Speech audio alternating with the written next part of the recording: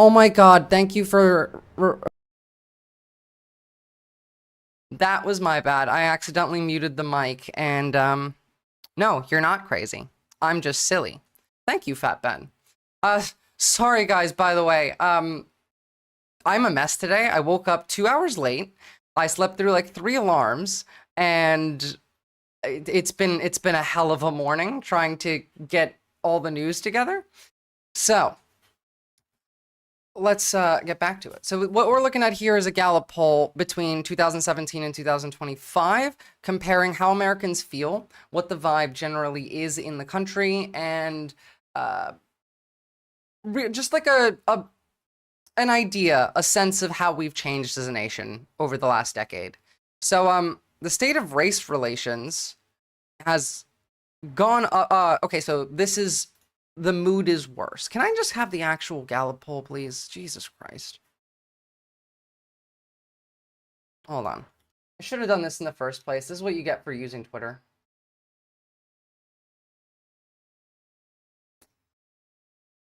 Because I want the actual, like, definition here. Okay, so this is satisfaction. Well, then that means satisfaction's gone up, didn't it? Ah, okay. This is basically part of it, I suppose. Let's look at the quality of life. Well, all right. This is just 2025. I don't care about you. Give me the... Americans expressed less satisfaction on most issues today than they did in January 2017, just before Trump's first presidential term, summarized in an average satisfaction falling from 44% to 38%. Okay, so these are changes towards the negative, not towards the positive. That's a really weird way to link me something that I might not actually want to see. But I might actually want to see that one. Give me a second. We're in the middle of something, Lord Fluffy. So, yes, the idea of race relations has definitely gotten worse in the last decade, and I would agree with that. A 14-point swing towards worse is not all that surprising. The portion of Black and other racial minority people in the nation have the position that they feel that they hold has gone down, clearly. Now, this is worded in such a weird way. The role that we play in world affairs has gone down 1 point. I mean, I would suppose now, but at the same time, not really. Well, our military strength and preparedness feelings or vibes around like everything are nonsense. This is what you like need to understand about the United States is they just think of numbers, the average median person in the country. They just think of a number and then they pretend that that's the truth and then don't look into it any further than that. There are people who think that 25% of the country is on Medicaid or something. It's ridiculous. Obviously, we've gotten worse on guns, although I would actually argue that we haven't gotten worse on guns. I think we've just kind of stayed consistently stable. I mean, we've had more shootings in the last 10 years, but I don't think the vibe of how we feel about guns as a society has really changed all that much. We have a more negative viewing of, or rather satisfaction with the Social Security and Medicare systems. This is unsurprising, although realistically that should not be that bad. Joe Biden did improve these systems quite a bit. A lot of this is going to be like brain rot that comes from Trumpers that watch Fox News and don't believe in reality. Energy policies, the acceptance of gays and lesbians has gone down, obviously. The influence of religion gone down. Level of immigration, satisfaction with this has gone down as well. I mean, like, the overall quality of life, here we go. An 18% drop in overall quality of life for Americans between 2017 and 2025. That's a massive number. An 18-point swing towards your life is worse should definitely be something that, I don't know, stirs up some thoughts and some vibes and some feelings in you.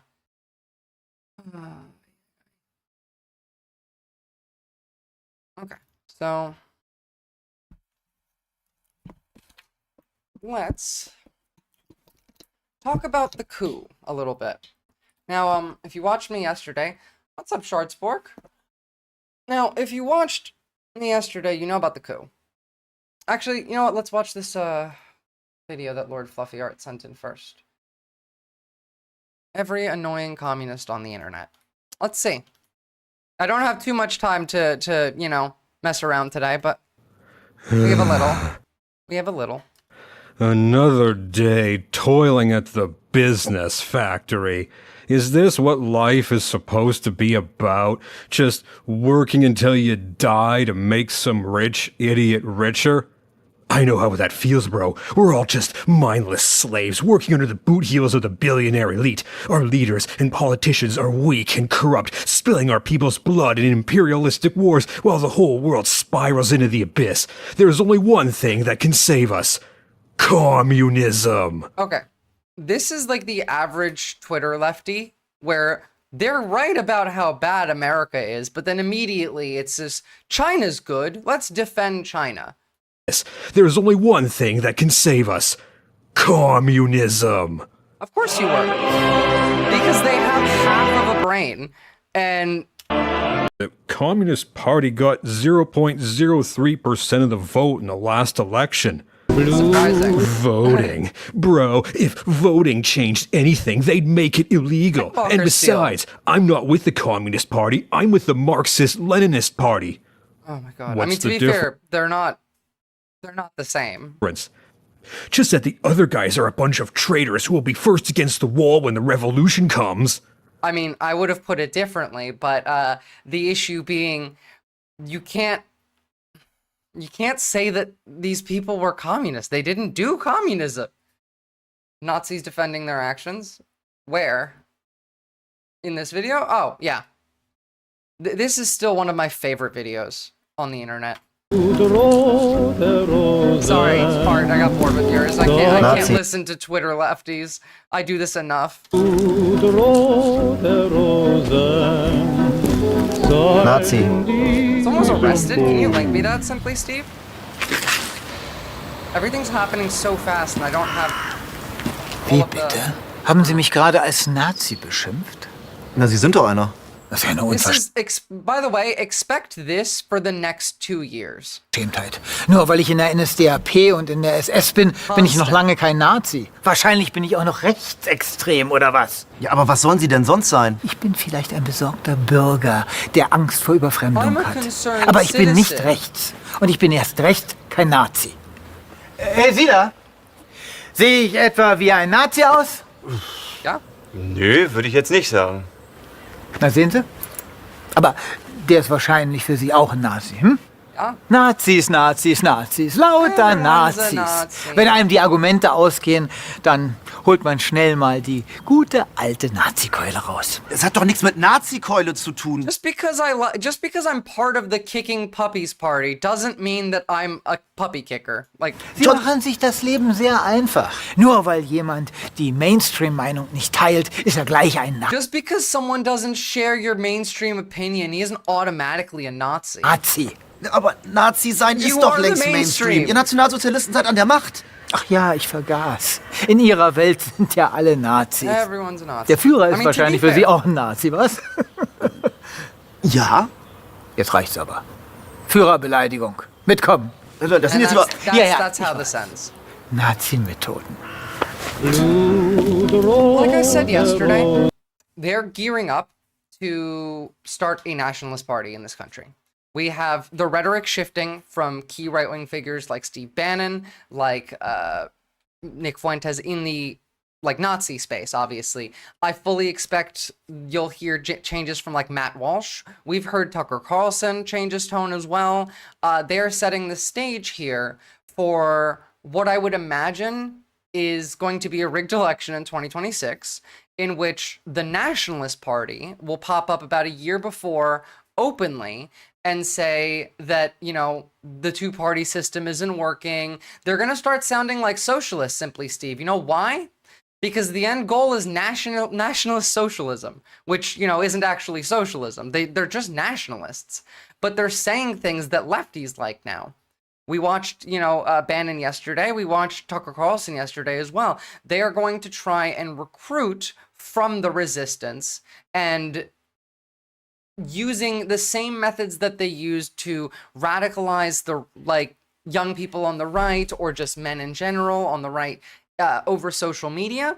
Now they're going to start doing it one-to-one, more for lefties rather than just the general population. They want us to come over because they want to take over the country.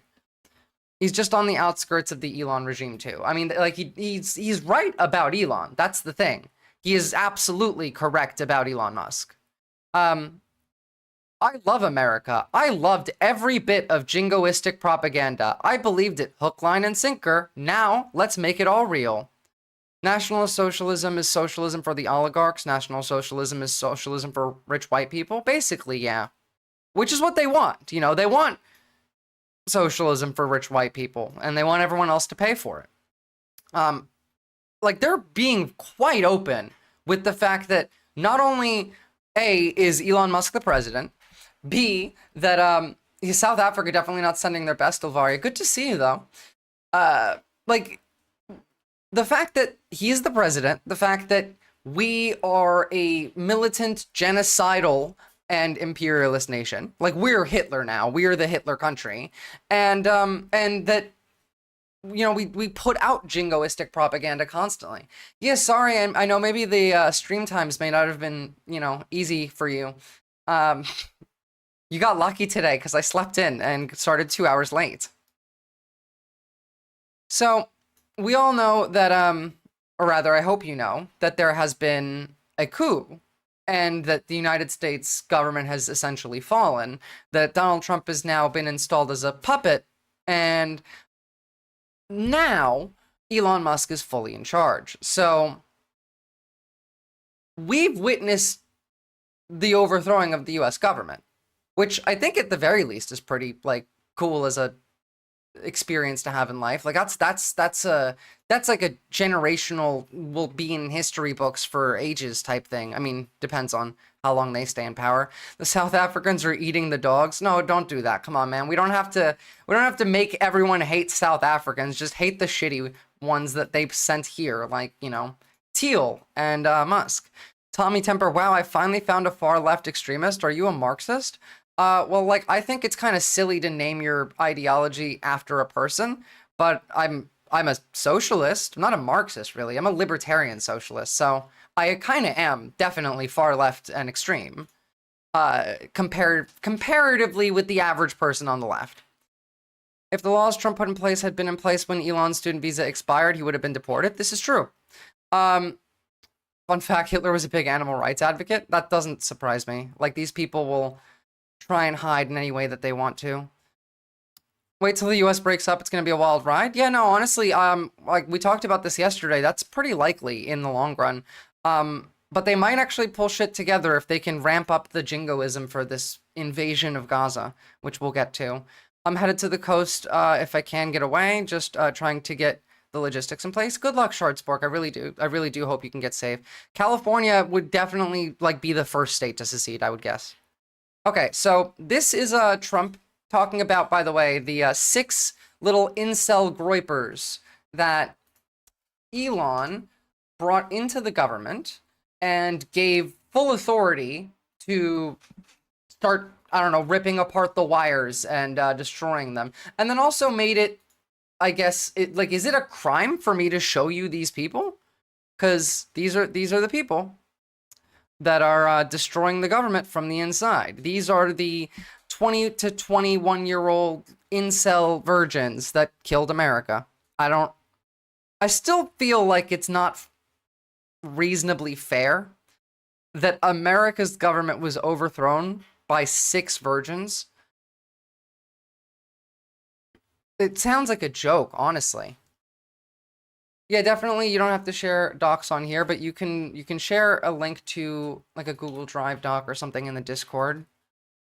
Just remember, you ain't done nothing if you ain't been called red. If you're marched or agitated, then you're bound to hear it.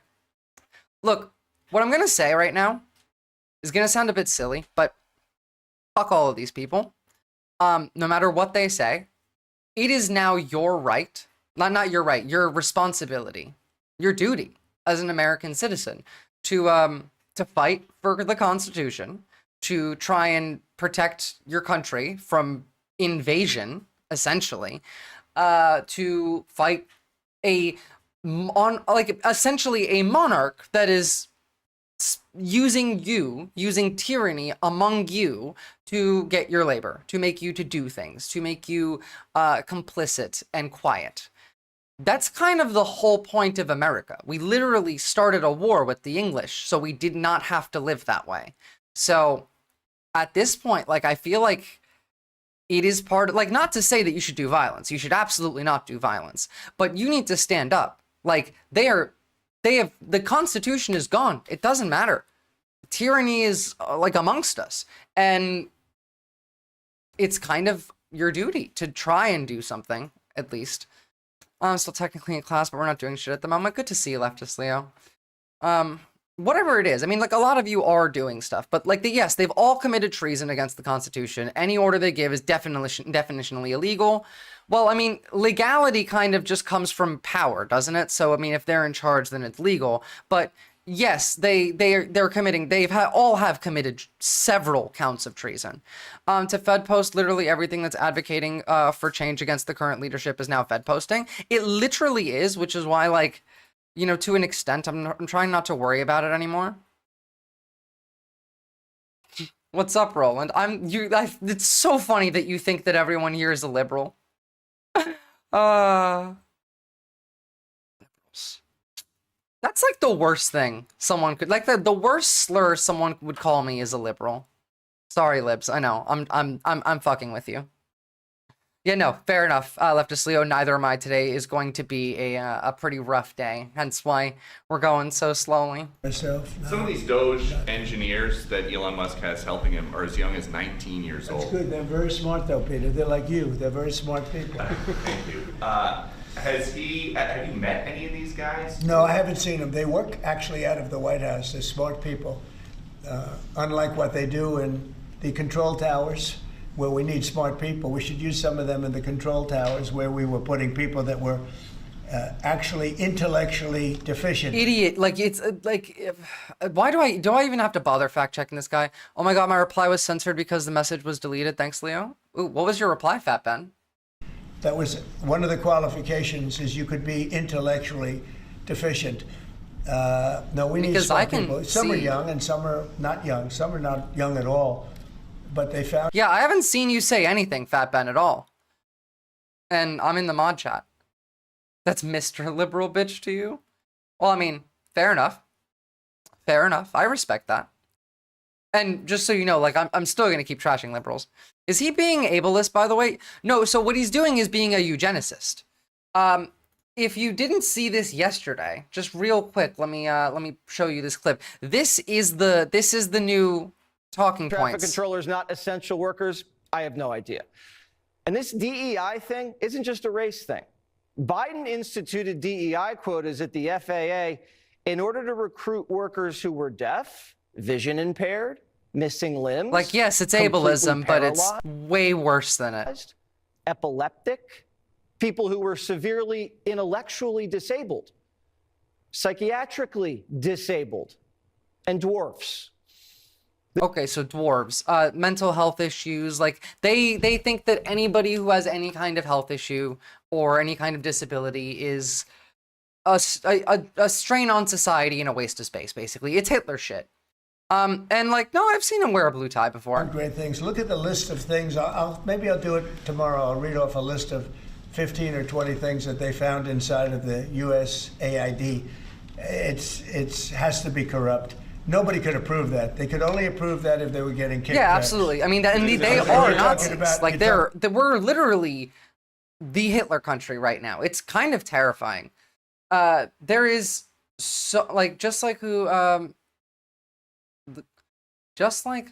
that's right, the Nazis. They called them a drag on the state. Exactly.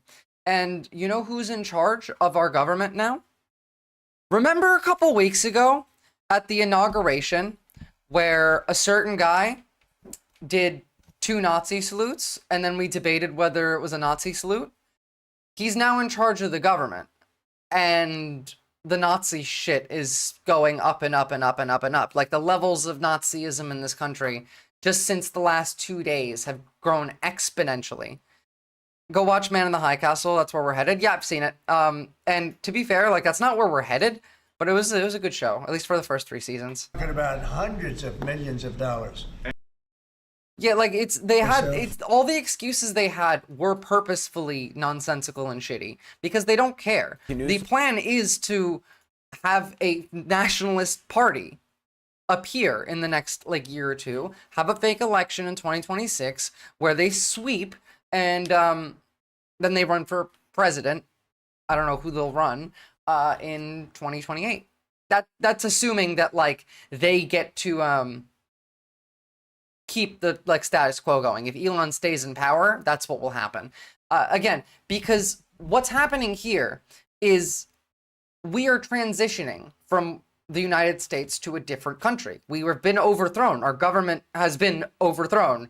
Congress was being kept out of government buildings. Like, we're about to have a look deeper into this. But if we've been overthrown and we're all pretending like we haven't been, we're all pretending like everything's fine, nothing has changed, they're going to try and take advantage of that and pretend like it's still the same USA, you still got the same rights, even though, you know, all of them are being systematically removed. Every social system, every social safety net gone.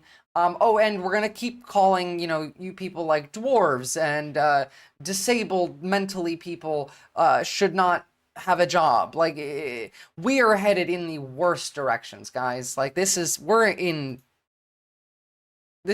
the dark timeline, like the bad timeline. This is some dark shit. Tonight about Elon Musk's effort to seize control. A Nazi is the president. A guy who did 2 Nazi salutes at the inauguration is in charge of the government. Effort to purge authorities associated with the January 6 investigations are, in one respect, thank you for the stories follow. About a president rewarding 2 more until 500 today. Election. Both are also history-making attempts at redefining presidential power. I'm joined now by Pulitzer Prize-winning presidential historian Doris Kearns Goodwin. She's the author of a number of bestsellers, including Leadership in Turbulent Times. So, Doris, has there been another time in American history? We haven't watched Tucker Carlson in a hot minute.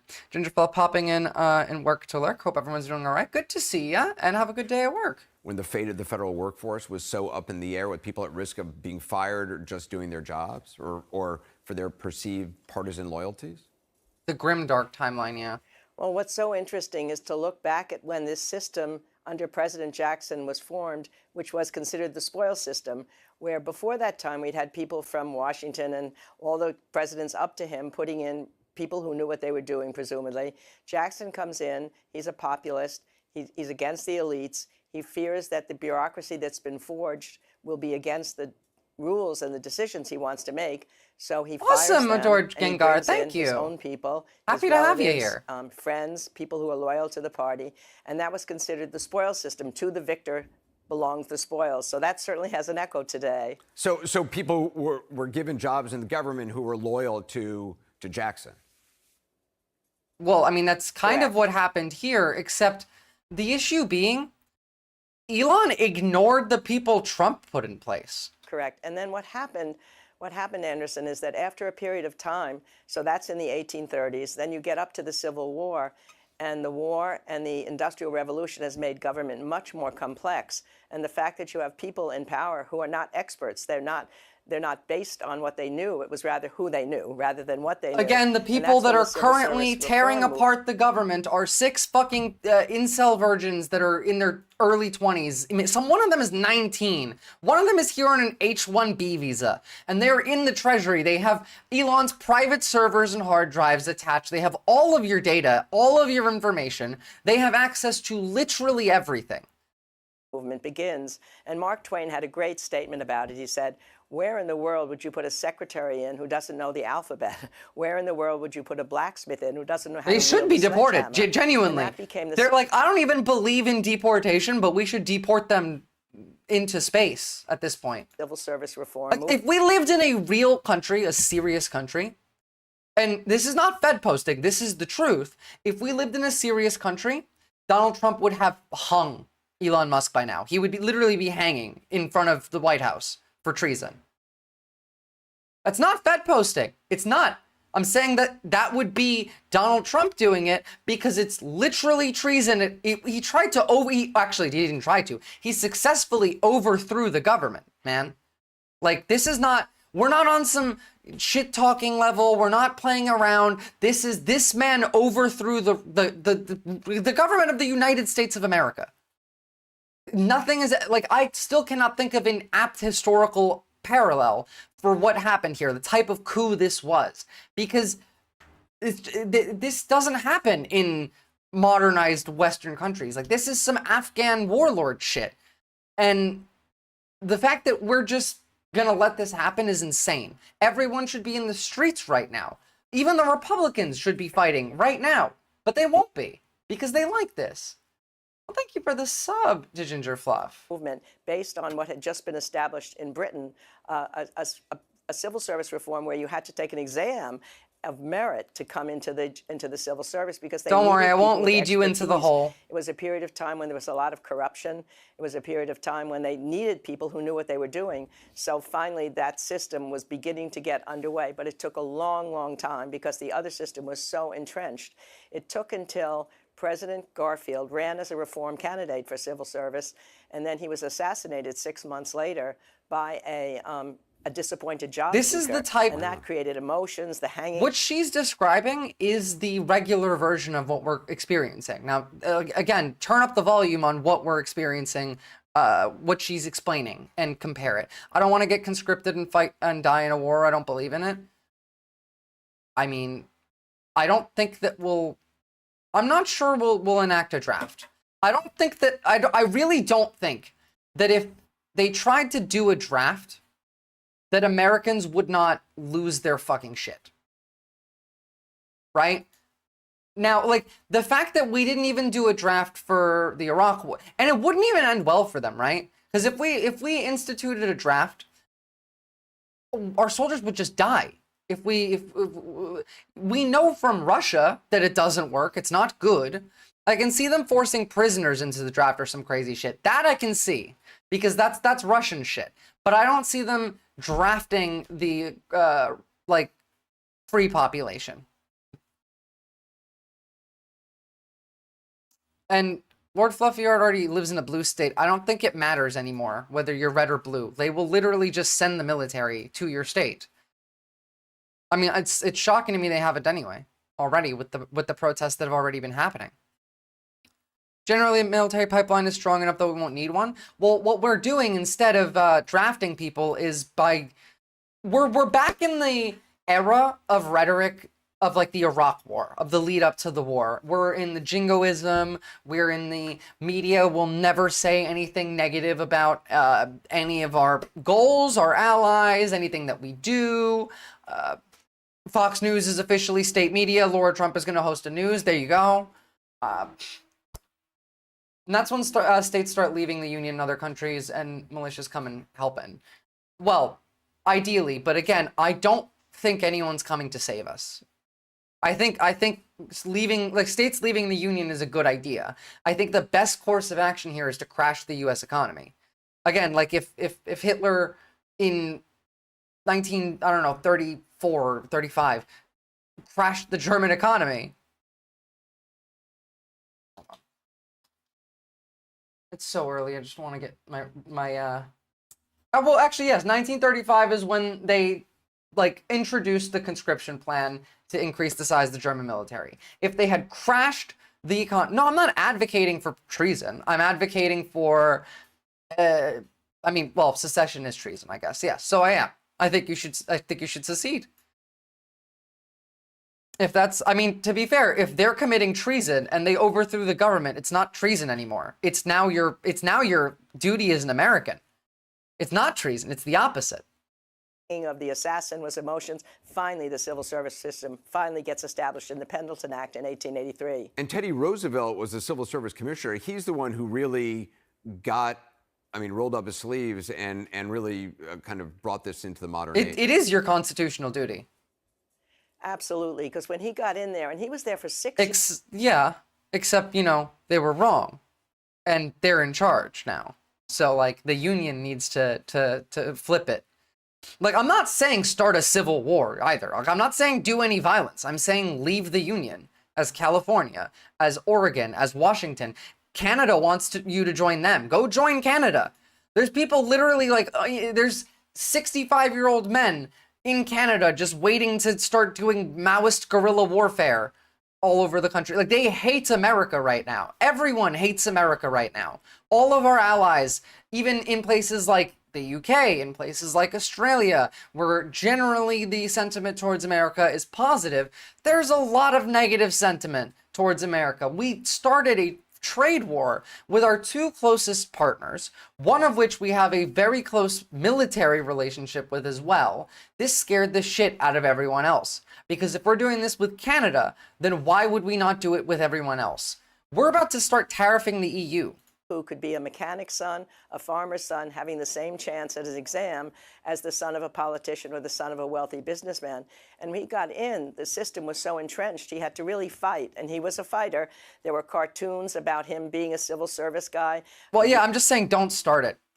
Simply Steve. Captain Buggy, what you said is right, because millions of kids in America, their material conditions and the future that they have as a possibility is so dark, is so horrid, that it's much easier to radicalize them to go fight in a war somewhere and die for the country, because that way, you know, they have purpose, they get paid. We can, you know, I mean, to be fair, we can't afford this. That's why we're doing this. We want to invade all of these countries and steal all their resources to continue to fuel the war effort, because we're Hitler now. We're going to invade several other countries. This is not going to stop with Gaza. You know, riding a bucking bronco, and he's saying, stay seated, don't give up, don't let them bounce you out. And he was able to give speeches about the importance of it. He found the corruption in the system. A lot of people who were already there fighting the civil service reform, really just think California should join for other people Canada. to keep them to get in. They instituted a 3% tax on all the salaries of the civil service workers, so that they had to pay the party coffers with that. Wow. He had So wait a minute, it was so reporters come corrupt in, that civil and service, then that it was so like there was so much political cronyism that political parties would get 3% cut of civil servant salary for giving them a job. That's Exactly. insane. Wow. Is that incredible? And what Teddy Roosevelt did and the investigative reporters did, they showed what difference that made. That 3% could make the difference of a winter. Canada has offered. Canada has already made the offer. President Trump. Now, Americans in general, the right-ish fine, like MAGA are very much pro-Elon, but the further right, the Nazi right, have flipped now. They're anti-billionaire. They are going to use, you know, left-wing socialist-based talking points now, because they're trying to build the momentum for their National Socialist Party. And so they are also very much mad about Elon Musk. They're speaking out. And between the left and the furthest right speaking out against Elon Musk, it turns out that he's not very popular with everyone else either. I think the U.S. government will fold and sue for peace and just get trade deals from the new nation states. We'll see. It's too difficult to predict the future when everything changes day to day and insane decisions are being made because the people in charge are defense contractors. Military-industrial complex. Elon is a defense contractor. War is the goal here because it makes them all money. How many of the billionaires, Larry Ellison, Mark Zuckerberg, Elon Musk, Jeff Bezos, how many of them have military contractor ties? A lot. They all do. Declaration of Independence time. Basically, yeah. Trump, no surprise here, continues to defend billionaire Elon Musk as he takes a sledgehammer to federal government agencies. Earlier this week, they're doing one White House official said the Milei thing, the Argentina Milei chainsaw to the government thing. Musk is serving as a, quote, special government employee. So how do Americans feel about Musk and his unelected role? CNN's Harry Enton is here to run the numbers God for Emperor us. now. How popular is the idea of having Elon Musk in this position, which has a great deal of power? Yeah, I think simply put, the American people did not sign up for this. They voted in Donald Trump. They did not vote in Elon Musk, a key role for Musk and Trump's administration. You see this 39%. The fact that 39% support exists is depressing to me. Support 53%. The clear Based, majority opposed. They don't want this. The American people don't want this. No, no, no. Just 36% of independents support the idea of Elon Musk having a key role in the Trump. Vive la résistance.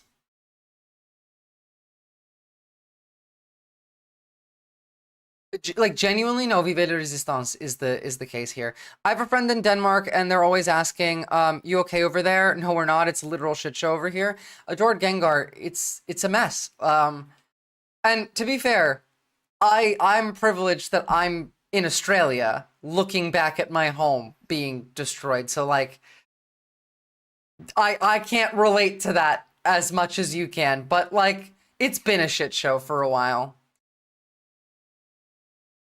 I prefer not a step back. Well, I mean, the step forward can still happen via revolution. I just think that that's there's a reason why, like, I don't like Marxist-Leninism as a not even just like the fact that most online, like, Twitter MLs are fascists that just dress in red, but the ideology wise, I don't think that a vanguard of the proletariat starting a revolution with violence will ever lead to a conclusion in which the state that, the state of the material conditions following the war, following the revolution, will not just lead to another person taking power and then repeating the cycle.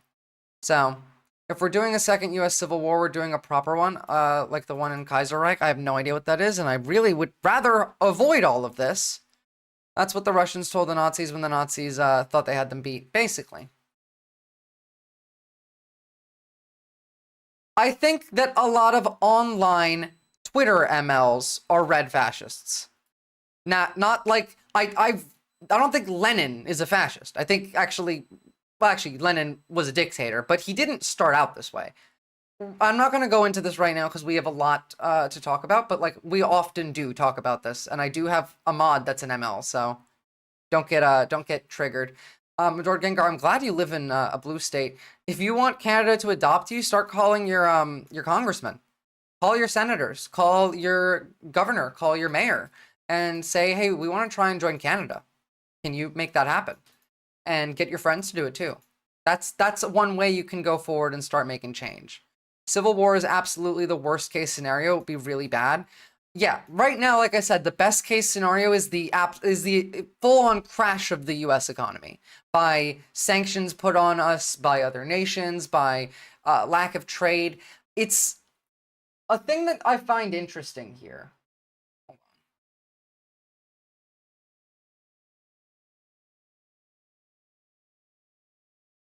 on. Do I not have the Marco Rubio clip?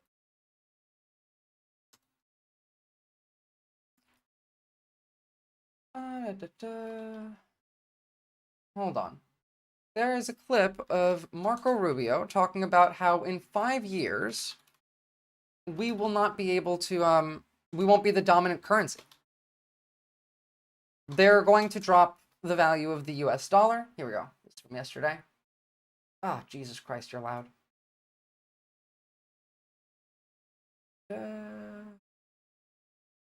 There's a bunch of clips for this one. I hope this must be right.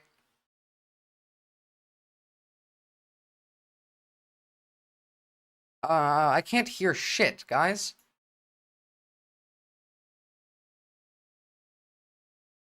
I don't care. I don't care. Find me.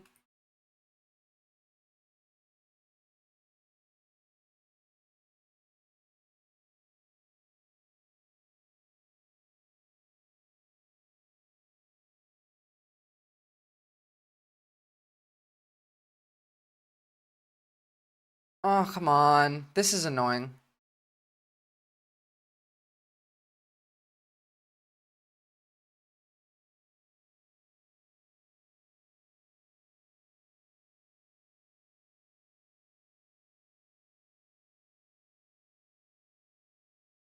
Okay, whatever. I don't care. Basically, BRICS is getting stronger, and they're afraid. That's the point there. They're terrified.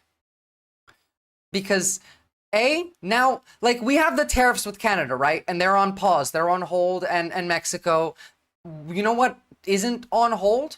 Mexico and Canada's plan to start a trade route outside of the US to cut out the middleman, to start just directly trading amongst themselves. This is excellent. We're seeing this starting to happen all over South America. I want to see more of this in the EU as well. Unironically, this might end up being, like, if we can minimize the damage of the potential damage from the United States, if the sanctions can come and crush the economy, then who wins here? The thing is, like, there is only one group that is really, really benefiting from what's going on right now. And it's not even like the billionaires, it's just the Chinese. It's Xi Jinping. Do nothing, win. This is like, we're destroying American hegemony, which I'm in favor of. Fuck American hegemony. But we're doing it in a way that's just giving it to the Russians and the Chinese and saying, nah, fuck that. We're gonna go start doing imperialism shit instead.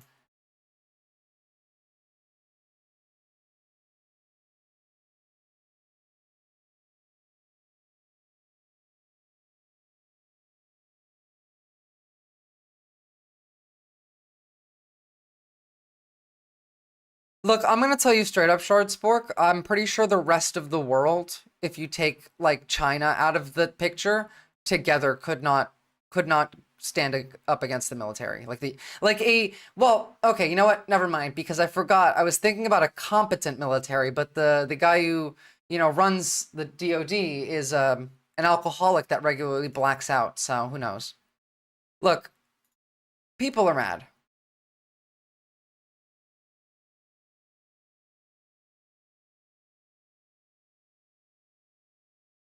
This is something you can do, by the way. Go find out if there's a meeting for your state legislature or your town and go to these things. This is your constitutional duty right now, to fight against the overthrowing of your country. The coup. Again, they took everything away. Nothing mattered. They locked out the government from government buildings. They brought in their own people. They set up private servers and hard drives. You got, like, half the country lost their shit over Benghazi because Hillary Clinton had a private hard drive, which was very bad.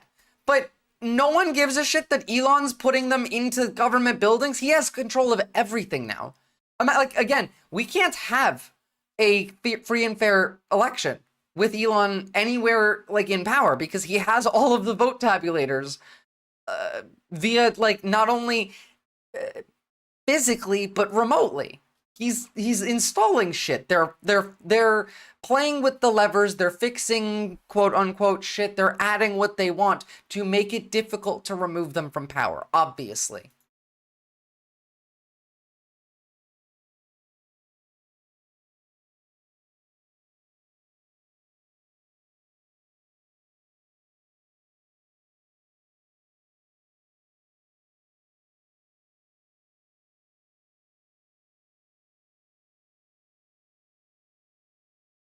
Yeah.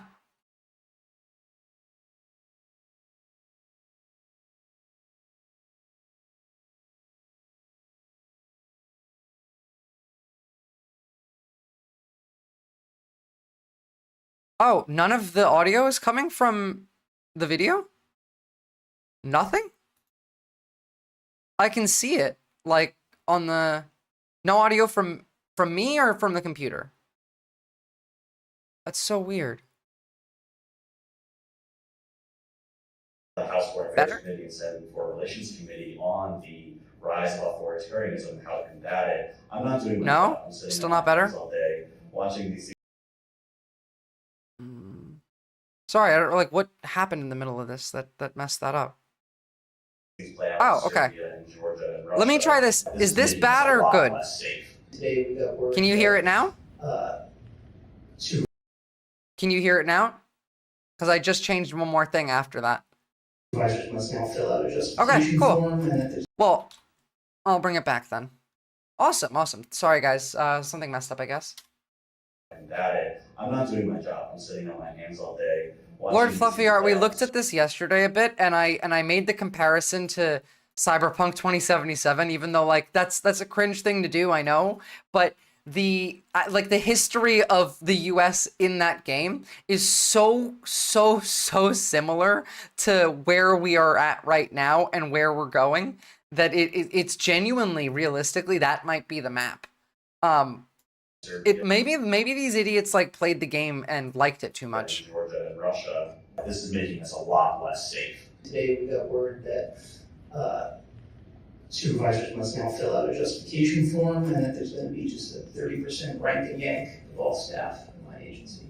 And to top it all off, one of Musk's top lieutenants and his wife and young child have shacked up on the 6th floor of our agency. And we're Ancapistan now, basically. Yesterday we were the United Emirates of America, considering we started a sovereign wealth fund to funnel money into crypto billionaires. But yeah, no, we're basically Ancapistan now. We're Argentina. The hallway's been blocked off with a special access list for people who can't get back there. And yeah, you're not wrong, Captain Buggy. And I realized, doing quick math, that it will take me not 100,000 years, but 100,000 lifetimes to earn his wealth. Yeah, a lot of people don't understand that, like, the what a billion looks like. 1 million seconds is 11-ish days. I think it's like 11 and a half days. 1 billion seconds is like 30 years. So there's a huge difference. County, Kyle Cooper, WTOP News. Now, at the same time, this gives me some worry. Because, A, we're setting up for war, right? We're going to go invade Gaza.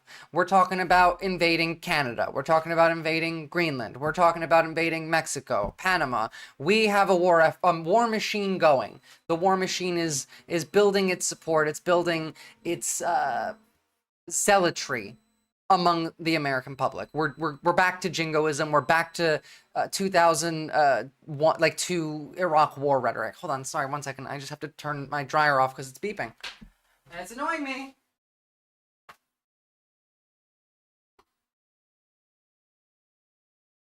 I cannot stand hearing beeping while I'm trying to talk. And because of this, it worries me that the people running the show might allow something to happen. Now, we're cutting funding, we're purging the FBI and the CIA, and we're about to listen to, a journalist warning that this could lead to another terrorist attack, like a large-scale one. And think about October 7th, because Egypt warned Israel 3 days before this was going to happen, and Israel didn't do anything on purpose. This is a common strategy in that you don't have to do a false flag attack. You can just ignore the intel and let terrorism happen to blame any particular scapegoat group, because at this point they have full control of the media. It doesn't even matter what happens, where it comes from. It is just going to lead to the same group that the people in charge, Elon, the defense contractors, the corporate overlords want. Over 2 weeks into the second Trump term, the Wall Street Journal... By the way, Trump is objectively now the worst president in American history because the country got overthrown within not even like a full month of his presidency. I've always said that Western U.S. will follow Cali because they represent more secure resources and robust supply lines. That's true. Reporting that the administration, the CIA, has just offered buyouts to the entire workforce at the CIA. Oh, okay, so we're getting rid of everyone at the CIA? Employees were offered 8 months of pay and benefits if they leave the intelligence. Everyone in the CIA? Well, at least now we won't have to beg to kings on DC anymore. Now you're just going to beg to kings on Wall Street and Florida.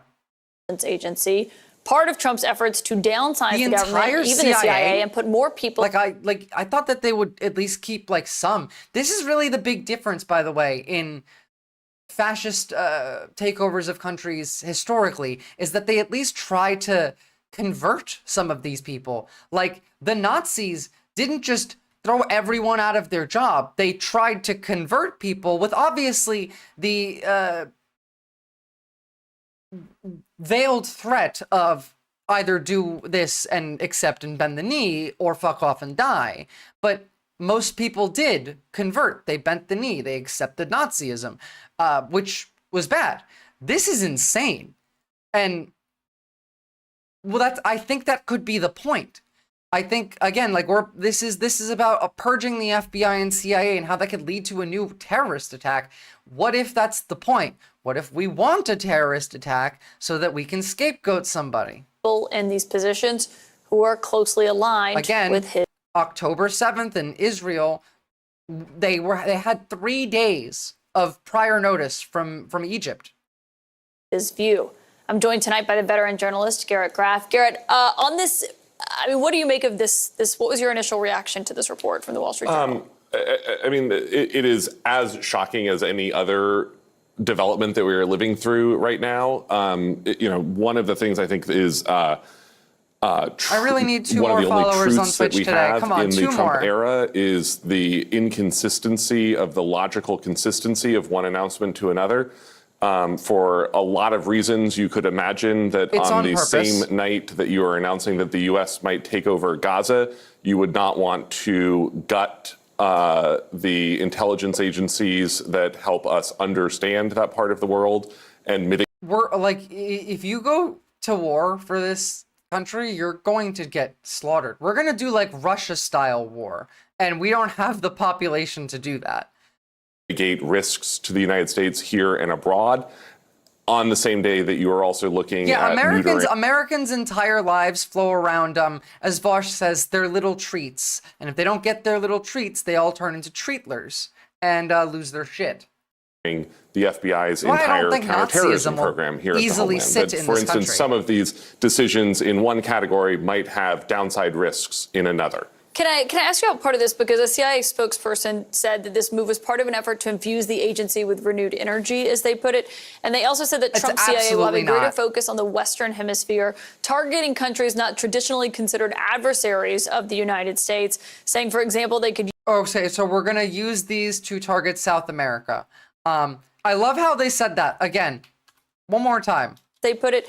And they also said that Trump's CIA will have a greater focus on the Western Western Hemisphere, targeting countries not traditionally considered adversaries. It's like a joke. Of the United States, saying, for example, they could use the CIA to use espionage to give Trump more leverage in his trade negotiations, you're right about Vietnam, potentially spying on Mexico's government amid the ongoing spat. I think quotes like that show how little any of the people involved in this actually understand the mission of any of these federal agencies. That what these people don't understand is they don't care. They don't care about the mission of the federal agencies. They're accelerationists, guys. I mean, this is like fanfic stuff, but cool. There's direct possibilities. I think the entirety of New England will absolutely secede if California does as well. New England and California, being their own states, would dramatically damage the country. But also, I do think that Oregon and Washington would join together with California to be the Western states. Minnesota definitely has a chance of going up there. I think more likely would be Virginia. No, I see Virginia stays as the U.S. I think that we would have a scenario of everything from D.C. downward is still America. I still think Texas would also secede. And then everything in the middle of this country would just be the middle area, the war zone, the worst possible place you could be. The CIA and other intelligence agencies within the United States, like the part and parcel, the opening ante of what they do is help inform the president's negotiations with foreign leaders. I mean, this goes all the way back to the Snowden revelations, where we were monitoring Angela Merkel's cell phone. Like this is some of the most basic work that is true. The Great Lakes right now are probably one of the most important natural resources in the world, which is basically why we want Canada. You know that, right? It's because they have water. They have a lot of water. The Great Lakes is the only body of water in the world, or the only body of fresh water in the world that is still growing rather than shrinking. That's it. Like, that's why we want Canada. Well, I mean, there's like also the workforce, the lumber, the rare earth minerals and shit that we can get from them, and just general like manufacturable goods to continue the war effort. But water is big, guys. There's going to be water wars in the next 5 to 10 years because it's getting bad. We definitely do need to pay close attention to the Great Lakes region, and I do think that that's going to be a much more metropolitan area where a lot of people are going to move to once they start having to leave places like Nevada and Arizona and Southern California because it's too hot. The CIA is already doing, and I can tell you because I have spoken to former officers who are involved in this, but like that's exactly the type of work that the CIA is already doing. Which Trump knows about because he brought up the Merkel surveillance to her face at a press conference in his first term. I remember it in the Eastern. I wrote a thing on Substack. I think you guys should read it at some point. Today. What happens if everyone at the CIA takes this buyout? Because we heard today, I think it was 20,000 people in the federal workforce had already taken these offers of buyouts. If the entire CIA, let's just say, for example, that they did, what does that look like tomorrow?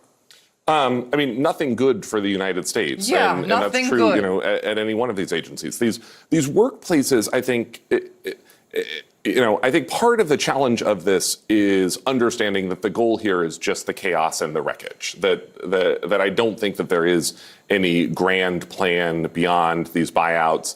You know, it's certainly not a cost-cutting measure to throw away. Look, I really think that, yes, he's right. The goal here is to destroy everything.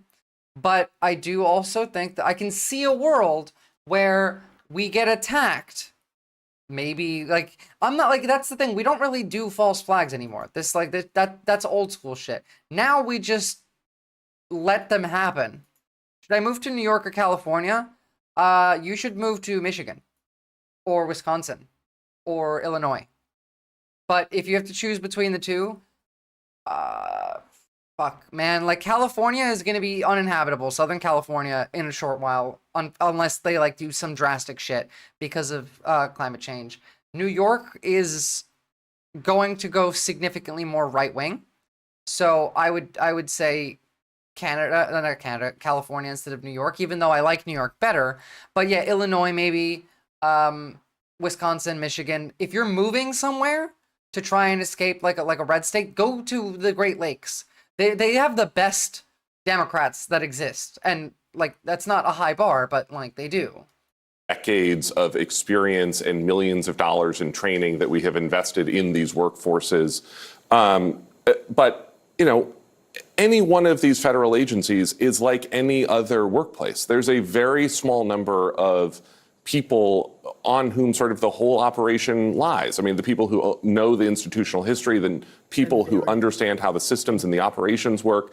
And when those people leave, the whole thing seizes up. Yeah, and we're already just talking. If you're already in Ohio, it's close enough. The last segment about FBI workers who are suing the government because they feel like they're being unfairly targeted and. Okay, yeah, there's nothing more to do here. Like, there's that you don't have to listen to these whole things because they're only going to say some of, like, they're not saying half of the shit, but we've covered the important thing here. Purging these people is going to lead to most likely a terrorist attack. And whether it's intentional or not, I mean, it's likely. Here, like, they're going to start talking about the legality of shit, and that's so stupid because there is no law anymore. Law and order are gone. We don't believe in that anymore. This is the only correct way to be responding to these people. But I must confess, I wish I could debate some of these guys. I'd love to be on a debate stage going up against these guys with the presidency on the line. We will. Don't say that. Like, even they're trying to censor him for saying I want to debate them. Love to be on a debate stage going up against these guys with the Don't say that presidency on because the you line. know we will arrange that. Adored Gengar, me who grew up in New Jersey and has to pay tolls to literally drive anywhere in New Jersey. You know, I'm half joking, but I kind of mean it. I mean, I have no desire to be a congressional figure or a senator, but I must confess. The liberals are continuing to complain about civility and law. Here's what you need to understand. Historically, the liberals, even though are closer to the left in position will absolutely choose fascism over socialism. Do not, like, don't make them outcasts. Don't push them closer to the right. But understand that there is a chance of this happening. Don't put full and complete trust in liberals. And honestly, at this point, like, you need to lead your community. We talk about this all the time, and I know I get sick of it too, but like, you need to be out in your community. Americans all fucking hate each other, and that's part of the issue. We think that every one of our neighbors is evil and wants to kill us, that we need, like, our house walls are the walls of the castle that protect us, that going out and talking to strangers is bad. Fuck that guy, fuck this guy, fuck my neighbor, fuck that neighbor. Like, nobody wants to engage with their community. Everyone hates each other. But if they ever did, they wouldn't hate each other. That's where you get this MAGA mindset too. Like, this is less of a problem in smaller communities, in rural communities, which are much more likely to vote Republican, but they have their own issue that is causing that problem, right? The issue that they have that is causing them to be further brought to the right is a lack of any media, the echo chamber that they're placed in. But, oh man, live in the U.S. United under fascism, or live in the U.S. that gets divided with blue states leaving the red states and falling to fascism. Guys, like, I'm not even remotely joking right now. It is objectively, at the moment, better to be living in China than it is the US. It's insane. Again, not saying it's a good place to live, not saying that China's good. I'm not a China stan, we're not Hassan over here, but it is currently a better place to live right now. It's more stable and consistent, for one. Like, your government's not doing random shit that like, no one knows what's going on. No one knows what they want to do. At least they're not Hitler, you know? You live in the Hitler country. It's pretty bad. You know, it's pretty bad. So I feel like the answer to your proposed poll is just whatever is less fascism. I mean, yes, fuck China, but it's still a better place to live than America right now. Like, you can argue me all you want. China is currently a better place to live. And I don't like China. Fuck China. I don't want to live in China. But America's, like, infinitely worse. Do you know how many rights you've already lost? They've taken everything. You have nothing. And they don't know what they're doing. China is more reformable than America, too. I think that that is untrue. I think America is deeply more reformable. I just think that Americans need to stop being lazy and try. Understand something, right? Anytime the right needs to talk like use a fascist talking point to increase the jingoism, you know what? How they have to wrap that framing in is libertarianism, is ideals of liberty and freedom. It is the objective, like, opposite of fascism. You can't have these two things. And Americans as a whole, whether they're on the left or whether they're on the right, have these feelings and these thoughts and these beliefs, at least in part, whether at least by perception. And again, it's not that, like, it is 100% true. Like, we never really had liberty and freedom in the way that we go back and we think about history in the US, but everything is still framed through this lens. And so for them to transform the entire country into Nazis, you need to convince these people who are so individualistic that they hate everybody aside from themselves, would never even feed a homeless person, to sacrifice everything for the state. And that's a big ask. They're Hitler. They legit want to annex and invade territory all around them. China has no workers' rights. China's economy keeps shitting the bed. China's economy is actually doing better than you think at the moment. And we are also actively committing genocide. Man, we're invading fucking Gaza. You have at least stability in China. Master CV, hey, I'm from Germany. I'd say that if you support the current state of the government, it's worse for you in the US because it's so unstable right now. However, if you're against the government, it might be worse in China. So, like, that's the thing. I want the US government right now to collapse because the US has been overthrown. It's been couped. I don't even like fuck Donald Trump, but Elon Musk is a much bigger threat to the world. And yeah, rebellion is the best option here. China has huge reforms in tackling corruption and billionaire influence. Look, there's a lot of ifs and maybes from the Chinese, and information that is somewhat credible, but at the same time, like, you never really know with the Chinese. But like, it doesn't matter. It doesn't matter, because Bad Sheba is right. Whether China is doing these reforms or tackling corruption or billionaire influence or whatnot, like, we already kind of lived in the type of fascism that China has. Like, that's kind of what our lives were already before, like, Trump's second term. It's kind of the same thing, you know. It would just be going back to prior to this. They use long-term plans and do change direction when things aren't working. Yeah, it's fair. I mean, like, again, it's not a good place to live, but it's preferable to what we have in America right now. Democrats finally landed on the one thing that Donald Trump really doesn't want you to see. Something I've heard that doesn't seem to be covered are the from my files. state. These files were released, and like Donald Trump's sort of all over this, right? There are pictures of him with Jeffrey Epstein. So if they can get the Epstein files released, that would be great, because fuck Trump, Elon's on the list too.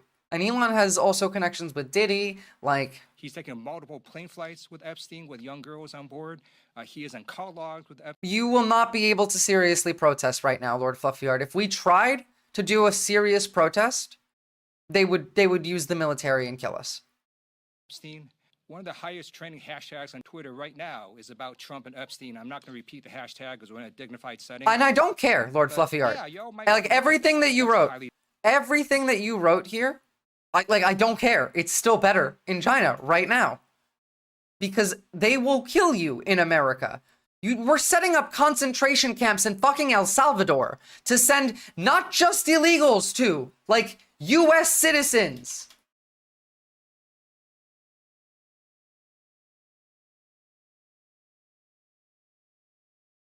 They're very dangerous people. They're violent people. Yeah, I know, but you know, you can not die in China by just not protesting, which is awful. Here, they'll just come to your house and kill you. And yes, there are those protests going on right now, but give it a minute. There's not been any coverage from them. I've shown a bit about it, but it's interesting that there's nothing being done. I think it's going to play into everything. Like, they have a plan working at this point. To say these are more violent than our criminals. In fact, the best part about them is they make our criminals look quite nice, actually, by comparison. They are very violent people. We also have many violent criminals in our country, however, that did not necessarily come here illegally. I don't want to argue about China, Lord Fluffyard. I know you don't like China. Shut the fuck up. It's fine.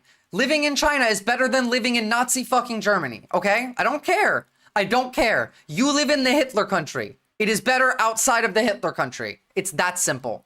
Masseth, at this point, do you really think this would have an impact? The MAGA people are so blind in defending everything that comes to out of Trump's mouth. Well, yeah, no, it's not about the MAGA people, though, because the right in America has split. We now have the further right, the Nazi right, talking about nationalism and fuck the Republicans and they're pussies and conservatives are stupid and MAGA's stupid. They're splitting off to form the Nationalist Party. They're adopting leftist rhetoric around billionaires and how you're being oppressed, how they're stealing from you. This is objectively a nationalist socialist party forming. That is the larger worry.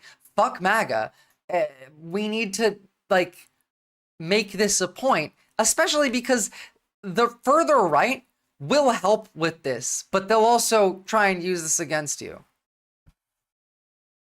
I've been arrested 30 times, 35 times, 41, 42 times in a couple of cases, 25 times, 18 times, many for murder and other heinous charges such as pushing people into subways. As the okay, fine, then be a doomer, Art. I don't know what you want me to say. Boom, You get pushed into the subway. They had it last week. China is getting them in there. China's going to benefit from everything that was done here. Their standard of living is going to go up significantly. And yes, they're also fucking evil. Guess what? Turns out that every country in the world right now is Adolf Hitler or about to be Adolf Hitler. Head Sorry. with baseball bats while they're not looking. That's individualism and punching old capitalism ladies for in you. the face, knocking them unconscious and stealing their purse. They even break into apartments and rape elderly women and beat up elderly men, beat them to hell. And I don't want these violent repeat offenders in our country any more than I want illegal aliens from... Like, you might get this dumbass as your culture, fucking president in 10 years. War, propaganda, it's bait. It's all fake. You know, I'm watching videos by the way, again, this is a Nazi. This is the start of National Socialism. Schmidt and John Doyle. I'm watching videos by young white guys who think that our country is being run by black bureaucrats. Young white radicals. Bathsheba, that's a great point that you just made. You need to understand something. The only reason that China's government is able to sustain the way that it is because the standard of living for the Chinese people has grown like exponentially. Because in most of the Chinese population's lifetime, they were in famine. They were dying. They were on the streets. They were hungry. And it's going to get worse for their it's going to get better for their quality of life, while it's going to get worse for the quality of life here. It's going to continue to increase because we just destroyed everything that we were doing to counter Chinese hegemony. The thing with China is that you don't get much information about it. So if there's problems for the citizens, you likely won't know. They're good at hiding information that they don't want to release. I understand that. The thing that I have here is they have a government which is aware that if we piss off the entire civilian population, if we make their lives worse, then they will rebel.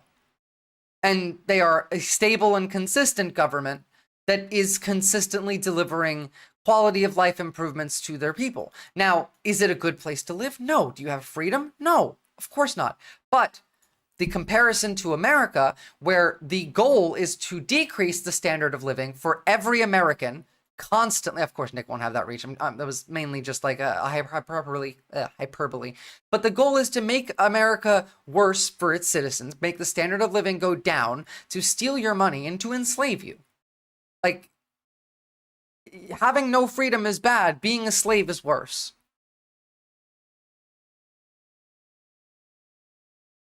And like Japan, Netherlands, and Australia all have these same problems. Ireland, though, is actually an option. Did you know that if you have any Irish ancestors, that you can just get Irish citizenship by asking them for it? You should look into that. If any of you are part Irish and you live in the US, you can get citizenship or a visa to go move to Ireland very easily if you have like any Irish in you. Now, again, like, this is what we're doing to our allies. I genuinely think that we might get a Eurodollar, and I think that the European Union might actually start working together more and start forming trade relations with like BRICS countries, because we are dropping the American dollar as the gold standard. In Europe and here in the UK, businesses are grappling with how to react to a new, seen as more hostile trade environment. Well, this week, I'm not telling you to go to another country. I was never the argument. The argument was, I think that that is a better and more stable country. That was it. If you have people that you know going to a protest, Gengar, let me send you a link to a resource that you should consider building.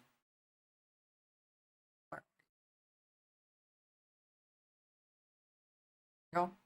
It's quite funny that this Substack is called 420 Blaze at 69, but it's a protester's guide to gunshot wounds. It helps you build a first aid kit, know how to assess damage and all of this. It's like, you probably won't be able to do much. You should also probably get CPR training if you have the time and like ability and money. But it's useful to have a first aid kit built like that, and they're not particularly expensive. President Trump described America's trade relationship with the UK as, quote, out of line. He said the European Union was, quote, way out of line. Now, a British government spokesman has said the UK-US trade relationship is fair and balanced. So let's talk to Chris Southworth, who's the Secretary General of the International Chamber of Commerce here in the United Kingdom. Chris, good to have you here. And, is that a fair assessment? How would you describe the trade relationship right now between the UK and the US? Why is my bot not? The UK-US relationship is excellent. It's very, very sophisticated. We're both big service economies, big financial, tech and trade economies. And there's a terrific amount of flow of trade, whether it's financial or services or goods between the UK and the US. And we're both very pro sort of open trade in the global system. We're going to fuck up every relationship that we have. Should get into a tariff war. I think what we've really got to do, and big opportunity here, is to appeal to Donald Trump's business acumen and focus on the big opportunity. As in, we need to suck his dick so he doesn't tariff us. I gotta say, like, I'm not gonna say that Elon and Trump, or rather, mainly Elon, are working for Putin and Xi. But I will say that if I was working for Putin or Xi and had that position, I would be doing these same things. Of which there are a number, and big opportunities up for grabs. So, then we get to the Hitler shit. This is Nancy Mace. Let's turn Gaza into Mar-a-Lago. I love that this is just okay now, that we can just say this kind of shit, that it's perfectly fine. Musk subpoena blocked by House Oversight GOP. What is this? Sorry, hold on. I'm going to get off topic for a second, but we're still talking about Elon. Elon Musk coming in and talking to us about his work. Mr. Chairman, why don't we want to debate Elon Musk coming in and talking to us about his work and how he's enriched himself for $64 billion? Mr. Chairman. Mr. Chairman. Chair recognizes Dr. Fox. Thank you, Mr. Chairman. I move to table the motion. True Lord Fluffy Art. Table. Is there a second? Second. Okay, so I guess that was Elon just wanting to talk to Congress. Yeah, okay, fair enough. International relations is like sex. When you loudly announce that you'll always come first, you'll have trouble finding partners. True. Now, Bad Sheba, did you see Nancy scream the T slur and repeat it at a hearing? No, but get used to it. Stop saying the T slur, by the way. Like, I'm sorry. We need to do dark woke, okay? We need to start saying them. We need to start not being afraid. We need to stop being coddled, because this is some serious shit now. And if we start using, like, if you're having a conversation with a right winger, that's working with you, that like you can convince them that you have a chance of bringing them over, saying the T slur is going to kill it for you. No, keep the N-word as the N-word, because that one has special, that one goes above the rest for some reason. But I still think, I'm not going to say it on here, because I've already gotten banned for saying faggot, even when I'm queer. Doesn't matter. Now, what I think about the N-word, though, is I would be willing to bet money that in the next 30 days, we're going to hear either Elon Musk or Donald Trump say the N-word hard R on television, and then we're going to argue online for a while about that. 100%. 100%. Now, let's watch Hitler talk to Jitler. Or talk with Jitler. It's going to be annoying. It's going to be difficult. I need you all to not Fed post. In here and going straight live to the White House, where President Trump and Prime Minister Netanyahu are taking press calls. Congratulations. You bring them out. You really bring them out. Today, I'm delighted to welcome Israeli Prime Minister Benjamin Netanyahu back to the White House. It's a wonderful feeling and a wonderful event. We had fantastic talks. And thank you very much with your staff. He's the first foreign head of state to visit during our administration. And Bibi, I want to say it's an honor to have you with us. Over the past 4 years, the U.S. and the Israel. I mean, if anyone's Mussolini, it's us. We're the lazy ones. You know what? Actually, that might be an apt comparison. We're basically like Italy, because I still don't think that they can do the full Hitler shit here. I don't think they can do the Nazism. I think Americans are far too entitled for that. I think that if they tried to do that, they would immediately regret it. Like, people would be fucking mad. Trump is Italian coded too. Like, this is some Mussolini shit. Yeah, no. Israeli alliance has been tested more than any time in history. But the bonds of friendship and affection between the American and Israeli people have endured for generations, and they are absolutely unbreakable. Trump is also Arab coded. They are unbreakable. I'm confident Like that Saudi. under our leadership, the cherished alliance between our two countries will soon be stronger than ever. It's really weird hearing Trump read a speech instead of just talk, because it doesn't sound like it sounds wrong when he just speaks like a normal human being. He must love Dubai. Oh, absolutely. No, the guy, like, I have a video on it. Saudi Arabia owns half of the country. Saudi Arabia owns half of Elon Musk. Great relationship. We had great victories together 4 years ago. Not so many victories over the past 4 years, however. In my first term, Prime Minister and I forged a tremendously successful partnership that brought peace and stability to the Middle East like it hadn't seen in decades. Remember that under Trump's first term, that American soldiers got attacked with an Iranian missile. I mean, no one, like, talks about this shit. Together we defeated ISIS. We ended the disastrous Iran ISIS nuclear is still deal, one of the around. worst deals. ISIS is still around, and the Iran nuclear deal, getting rid of it is the reason that Iran is about to have a nuclear weapon, or probably likely already does, because we got rid of the nuclear deal. They were trying to, you know, make one anyway, but while we had the deal, it was quite difficult. Reen, he says there was a friendship with Israel for generations. Wasn't he alive when it was founded? Probably. Joe Biden is older than Israel, so is Trump most likely. Deals ever made, by the way, and imposed the toughest ever sanctions on the Iranian regime. We starved Hamas and Iran's other terrorist proxies, and we starved them like they had never seen before. Resources and support disappeared for them.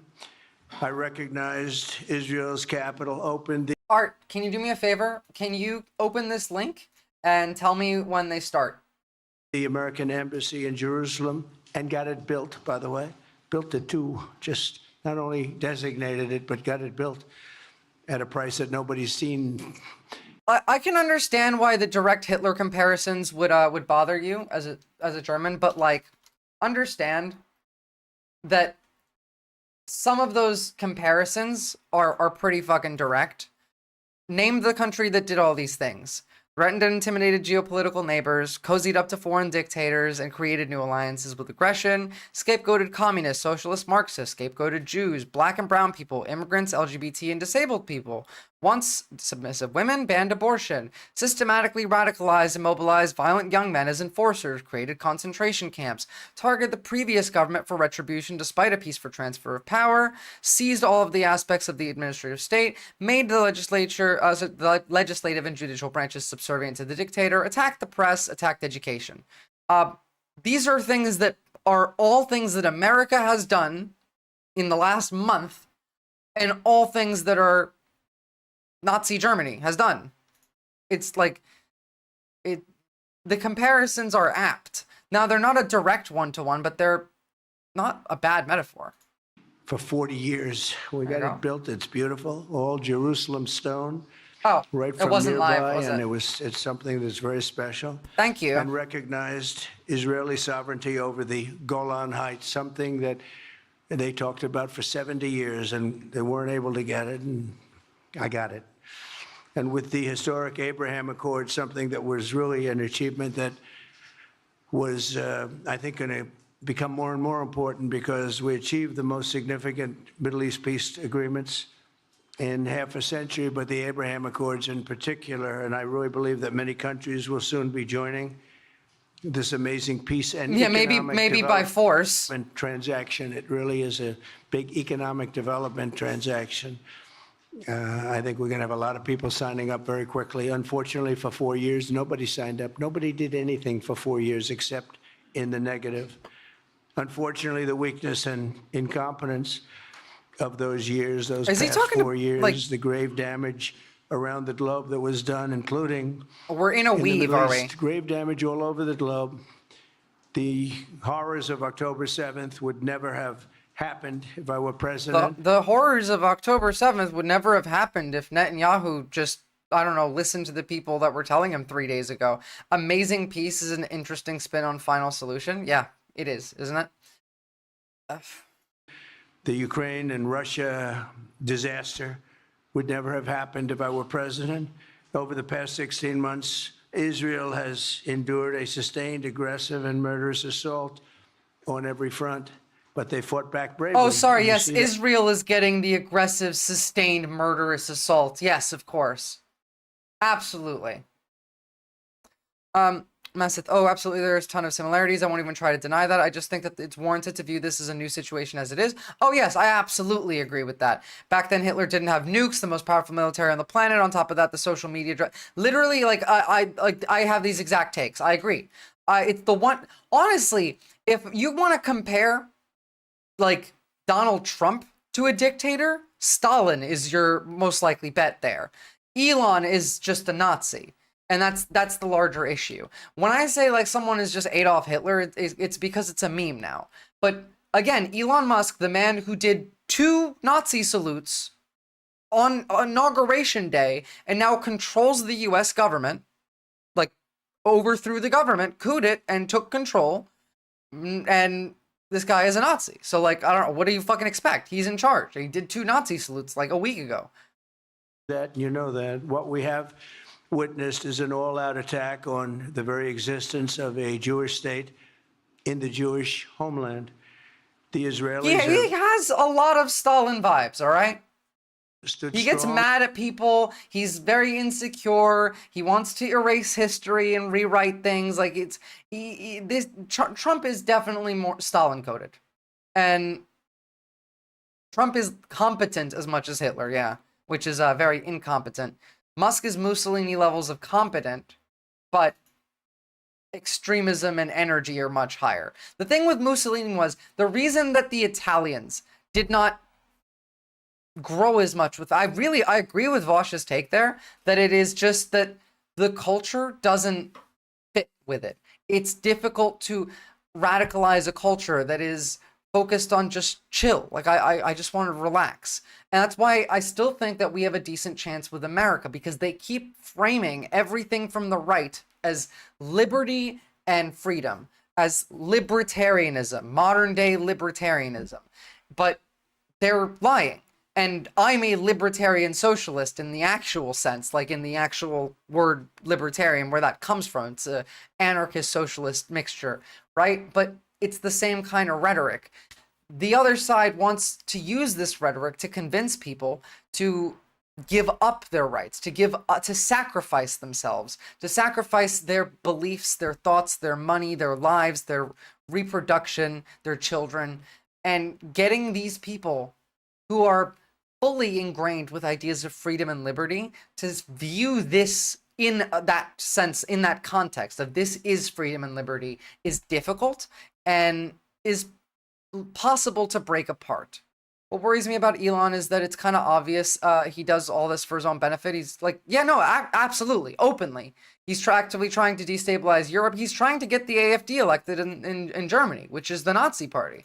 Would you agree with me, by the way, as a German, that the AfD is just the Nazi party? Hilvaria, the culture that naps all day doesn't have the energy to Nazi properly. Kinda, yeah. Italy performed poorly because they're the only major power by courtesy. They're only a major power by courtesy. There's a reason why Romania was debatedly stronger than Italy in World War II. You know, I agree. But that's because they're like a culture of chill. They take naps all day. Like, what do you expect? And united in the face of an enemy that has kidnapped, tortured, raped, and slaughtered innocent men, women, children, and even little babies. I want to salute the Israeli people for... Yes, we're just going to ignore all of the Palestinian children and babies, which are the vast majority of the casualty count, which is up above 60,000 now officially. Meeting this trial with courage and determination and unflinching resolve. Man, how did I lose another sub? I somehow I gained a whole lot overnight, and then now I'm down like 2. I just want to hit 500 today. It's a bit difficult. There are some right-wing extremists in powerful positions in the AFD, but I personally don't think well, so like, I think that the party is the Nazi party. The voters are like MAGA. That's how I view the AFD. The people in the party, the positions of power, are Nazis. But the people who want to vote for the Nazis are not, they're not themselves Nazis. Not by, not directly. They might be, but just because they want to vote for them. It's like how you could be MAGA and not be a Nazi. AFD is a mixture of different ideologies, and a large part of them are Nazis. Yeah, thank you for the sub, adored Gengar. Strong. In our meetings today, the Prime Minister and I focused on the future, discussing how we can work together to ensure Hamas is eliminated and ultimately restore peace to a very troubled region. It's been troubled, but what's happened in the last 4 years has not been good. I want to thank Prime Minister Netanyahu for working closely with my transition team, the special envoy. Yeah, go get your work done. Steve Witkoff, Good to see you, adored Gengar. Hope to see you next time. Stand up, Steve, please. What a job you've done. What a good job you've done. Proud of you. Done a fantastic job. National Security Advisor Mike Waltz. What does Lurk do, can I ask? Thank you, Mike, for working so well with us. Thank you. Art, you need to calm it down with like the World War I hyperfixation. Like, I get it, but we're not making direct comparisons here, and how factual I am does not matter. You're kind of at this point, like you're correct. You're not wrong, but you're throwing me off a little bit. We have, in addition, but you are Marco correct. Rubio, who is on the phone right now, listening to every single word that we say, and he's going to be great. And Pete, congratulations, and Scott, congratulations. I see you're here. Just lots of head Caroline's pats. been doing a great job. Look at how happy Netanyahu is. This is disgusting. Really probably talked about more than anybody here. She's done a fantastic job, and thank you very much, Caroline. We're proud of you. But we'll only be satisfied when all of these problems are solved, and we have the team to solve them, and that's going to happen. Like, it's gonna happen, I think, very infuriating. quickly. I also strongly believe that the Gaza Strip, which has been a symbol of death and destruction for so many decades, and so bad for the people anywhere near it, and especially those who live there, and frankly, who's been really very unlucky. It's been very unlucky. Yeah, well, exactly. The AFD is getting power because they use the same propaganda tactics that we use on, like, that we had in America. I keep saying call them CCP pilled and Stalinists because that scares people that like Nazis. But like, again, it doesn't matter. Stop being nice to these people. Be like vicious, be vindictive, be spiteful. They do it too. You have to do this. It's not even about morally right anymore. It is about necessity. You have to be mean to them. These people need to learn that there are consequences to their actions, and you need to do it soon. It's like, it hurts to touch the hot stove for a reason. So cut them off, call them out, and like rip them apart. Don't hold back on them. Don't feel bad because you're going to say something to another human being that might make them cry. Make them cry. You need to do the same things that they've done to us back to them, or you will not survive. This isn't even about propaganda anymore. Now this is about, like, you need to set yourself in your space as a constant. You need to bring yourself to the position of, fuck you people, and other people need to do this too. We need to exclude them. We need to alienate them, and we need to make them feel cringe. Because otherwise, yes, this will make them more extreme, by the way, but otherwise, they will continue to grab more and more and more and more followers, and once they take power, I think, like, whether the supporters of AFD are Nazis or not, it's gonna be Nazi shit again. If you don't talk to them and take their problems seriously, people will think of supporters of the AFD as the only chance. Well, yeah, and you should. The people who don't support AFD, you should talk to them about their problems and take them seriously. Yeah, don't talk about Hitler to the people that, like, you're trying to convince to vote for you. You just be really mean to AFD people is what I mean. You have to have the nuance. And even in person, you can try being nice to the AfD people to a point if they seem like good faith, but have some nuance. But stop holding back. Stop doing the civility shit. They don't deserve the benefit of the doubt anyway, as Ilvaria said. In an unlucky place for a long time. Being in its We live in a dangerous time. Has not been good, and it should not go through a process of rebuilding and occupation by the same people that have really stood there and fought for it and lived there and died there and lived a miserable existence there. Instead, we should go to other countries of interest with humanitarian hearts, and there are many of them. Just simplify it and make it sound like simple for idiots, all right? Talk to people like Donald Trump does. Why do you think he has the reach that he does? Is because he talks like he has just barely a high school education. Bring shit down to their level. Everyone's stupid.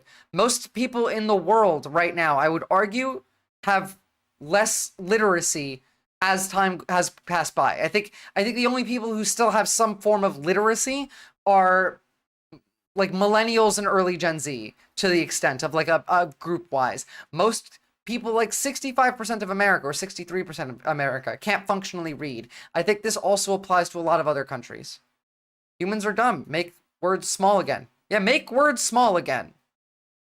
There's a song called Fight Dirty, and it's one of the stanzas, fight dirty, hit below the waist. That's how it's done to us behind closed doors each day. Laws they don't follow, trees they snap with a shake of a putt and the raise of a glass. You fix the game, I'll cheat if I must, take it back. Yeah. That is correct. Hell yeah. Based. Now, the thing with, like, you need to treat this as, we are playing Civ right now. By force. The U.S. government is playing Civ, and you are the soldiers that they're gonna send. Fight to win, not to look noble. Like, the thing is, like, you don't have to leave your morality behind. You can have morality for people who deserve morality. We just need to start understanding that these demons they don't deserve it. They're not people like us. Fucking Kendrick got it right. They're not like us. Because they don't have a soul. They don't have humanity. They have no empathy. That's the key here, is empathy. What's up, bad guys? Today, like, I mean, I'm okay. I had a decent amount of sleep today, but the topic that we're watching is pretty fucked. Hitler said the same about the Jews? I know. That's the thing. That's the tactic that Nazis will use against you, is, oh, well, you're being a fascist. Oh, well, you're advocating for Nazism and fascism. Equal and equivalent force against those fuckers. That's the correct answer. Again, in 1946, after the denazification of Germany started, in American-occupied German territory, when surveyed the Germans there in 1946 to the question of, do you think the Nuremberg trials were unfair? 6% of them said yes. We polled them again 4 years later in 1950, and that was 1 in 3. If they call you a fascist or a communist, call them a communist. Call them, like, I don't know. You can do whatever you want at that point. Like, it's a matter of whether you want to even engage with them. Like, that's the thing. Ignoring the Nazis in engagement is It's not fighting fire with fire. It's fighting fire with water. Equal and equivalent, not equal and the same.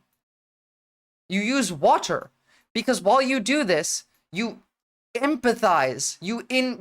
My rhetoric has been this the entire time I've been streaming, is fight them hard, be mean to them, but give people that you aren't 100% sure about the benefit of the doubt, be nice to them until they prove otherwise, and to everyone else that acts in good faith, you teach empathy. You show that, like, it's not about, like, yes, we're being horrible to them, but that's because they want to kill all of us.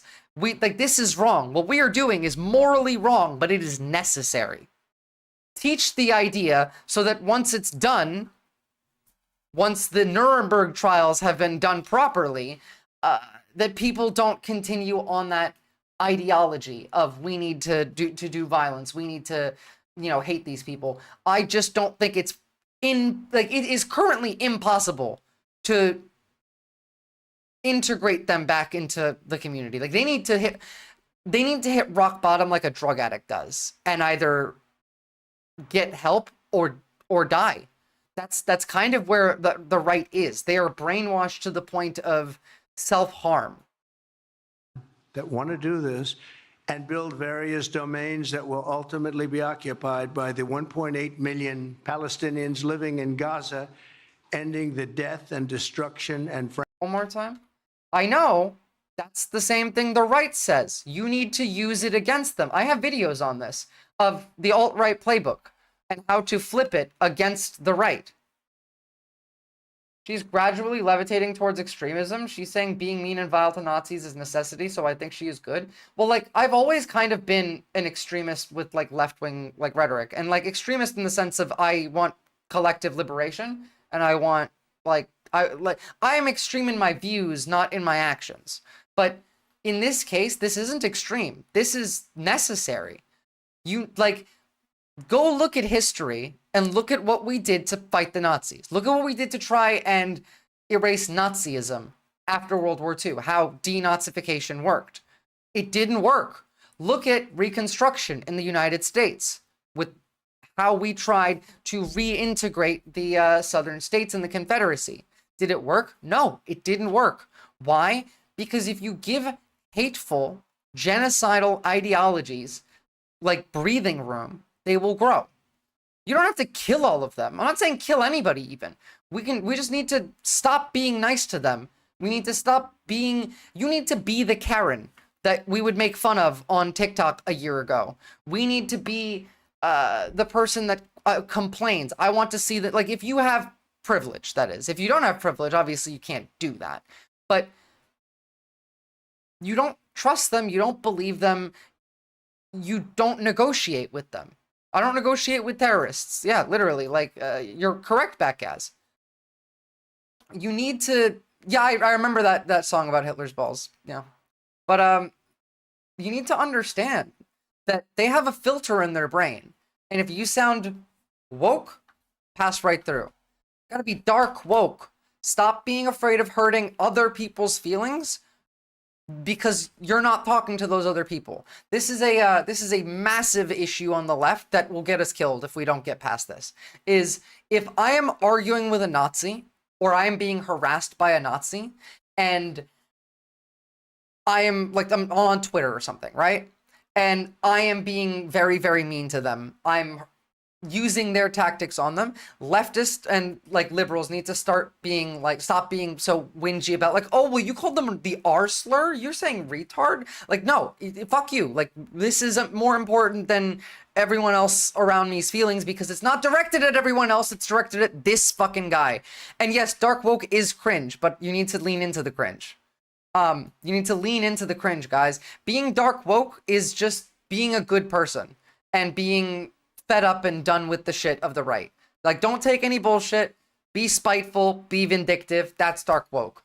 It's not about slurs. It's about showing the right how they, like, what they did to us by doing it to them in order to explain in a way that they will understand that actions have consequences. That what you do just in thin air isn't gone the moment that you do it. That if you touch fire, then your hand will hurt. And it will hurt. Why? Because it's harming you and it's telling you to stop harming yourself. So cut off the family members that are MAGA if you can. Stop talking to them. Stop giving them help. Fuck them. Ignore them.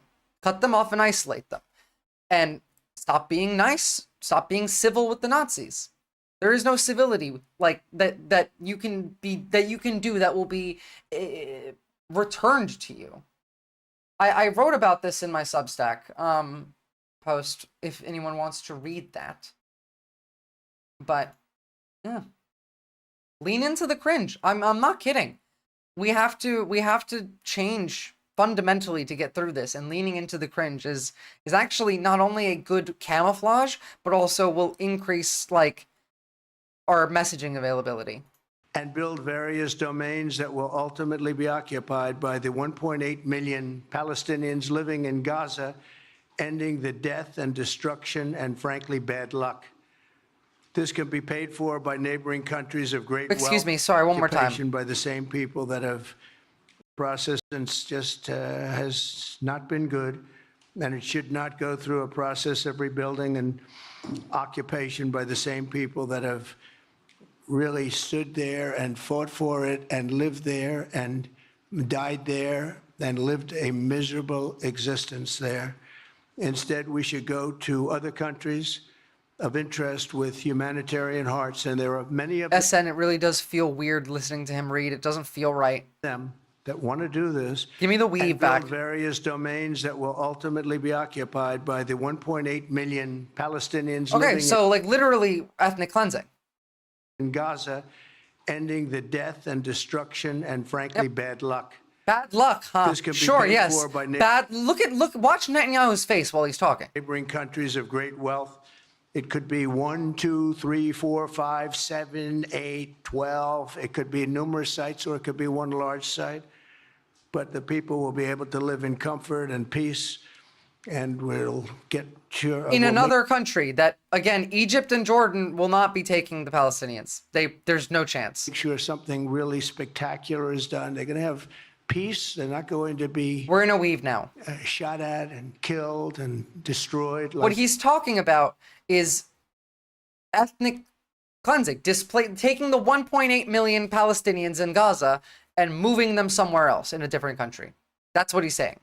This civilization of wonderful people has had to endure. His brain is soup. I keep saying it. The Palestinians want to go back to Gaza is they have no alternative. That's not true, even remotely. It's right now a demolition site. This is just a demolition site. Virtually every building is down. They're living under fallen concrete. You're a bit naive and misunderstand American politics, Massith. We have gone significantly beyond the lines of that already. Like, we're beyond the pale. It is right now we're at we live in the fall of the Weimar government. It's 1935 right now. Like, sorry, 1933 right now. That's very dangerous and very precarious. They instead can occupy all of a beautiful area with homes and safety, and they can live out their lives in peace and harmony instead of having Who's to go building back the and do homes? it again. Do it again. Go back and do it again. That's a little veiled threat. Yeah. We'll take over the Gaza Strip, and we will do a job with it too. We'll own it and be responsible. Maybe. I don't know about that one. Responsible for dismantling all of the dangerous unexploded bombs and other weapons on the site. Look at him fucking smiling. Look at this demon. Destroyed buildings, level it out, create an economic development that will supply unlimited numbers of jobs and housing for the people of the area. Do a real job, do something different. Just can't go back. If you go back, it's going to end up the same way it has for 100 years. As in, if you come back, we'll kill you. Another veiled threat. I'm hopeful that this ceasefire could be the beginning of a larger and more enduring peace that will end. By the way, during this ceasefire, Israel's bombing the shit out of the West Bank. Bloodshed and killing once and for all. With the same goal in mind, my administration has been moving quickly to restore trust in the alliance and rebuild America. So if they say bail on Gaza, saying they will make it beautiful, what will happen when the U.S. overrides the Israelis' thoughts that they should own their land? We own the Israelis. Like, that was the one thing that I got mad at Joe Biden about, is that we own Israel. They could not exist without our help. And so Trump knows that, at least. Now, he is absolutely being puppeted by Netanyahu, because Netanyahu is smarter. But, like, we own Israel, and Trump's going to die in, like, the next couple of years. The man's old. He's not healthy. He is a drug addict, because, like, he was a New York, Wall Street billionaire TV star. U.S. owns Israel, like a lot of Australia. Yeah, like it's pretty rough. The next person, whether it's someone who runs from the Nationalist Party or J.D. Vance, or realistically, it's just Elon Musk making the decisions. So yeah, we just kind of own everything. American strength throughout the region, and we've really done that. We're a respected nation again. Everyone in the world is ridiculing America, by the way. As someone who lives outside the U.S., like, look at any country's media, and they're all laughing at the tariff shit. In the last couple of weeks, we are actually a very respected nation again. I ended the last administration's de facto arms embargo. What are you talking about, Backgas? What Holy Roman Empire are you talking about? $1 billion in military assistance for Israel. And I'm also pleased to announce that this afternoon, the United States withdrew from the anti-Semitic UN Human Rights Council and ended all of the support for the UN Relief and Works Agency, which funneled money to Hamas and which was very Look, honestly, disloyal I to will say that's good. That is a good thing, because if we stayed on the Human Rights Council and with UNRWA, we would have just made it harder for them to do their jobs. humanity. Today, I also took action to restore a maximum pressure policy on the Iranian regime, and we will once again enforce the most aggressive possible sanctions. Look, Batgaz, right now it's a coin flip between like America rising to the to a global like imperialist power that starts invading countries and taking territory, or the fall of Rome level shit. Like, it's one or the other. It's either a complete collapse of American society or a complete subsuming of American society by jingoistic patriotism. Drive Iranian oil exports to zero and diminish the regime's capacity to fund terror throughout the region and throughout the world. We had no threat when I left office. Iran was... Again, Iran, like, bombed American bases while Trump was in office. Able to sell oil. Nobody was buying oil because I said, don't buy it. If you buy it, you're not doing like any right business now, with the United my States. bet is on Hamas total was not collapse. being funded. Hezbollah was not being funded. Nobody was being funded. And again, the total collapse could be intentional because, again, Elon is a Nazi, objectively. His grandfather was appointed to the job that Elon had by Adolf Hitler himself. Like objectively Nazi. I can't understand why anyone would think leaving the International Human Rights Council. I thought at least we could all agree that human rights are a good thing. Well, so the thing is, it's good that we left the Human Rights Council because America doesn't believe in human rights. They don't, like, they would go against, they would be harmful to the council. They would be a block there. America doesn't believe in human rights. Being in the Human Rights Council would make the Human Rights Council worse and be more difficult for them to do their job. America is evil right now. We are like everyone in the world needs to coalesce against the United States. Fuck us up, guys. Come on. Like, it is bad for human rights if we're in the Human Rights Council as the horrible, like, imperialist nation. Yeah, by the way, speaking of that, Art, Iran made sorry, not Iran. Trump made a warning on that.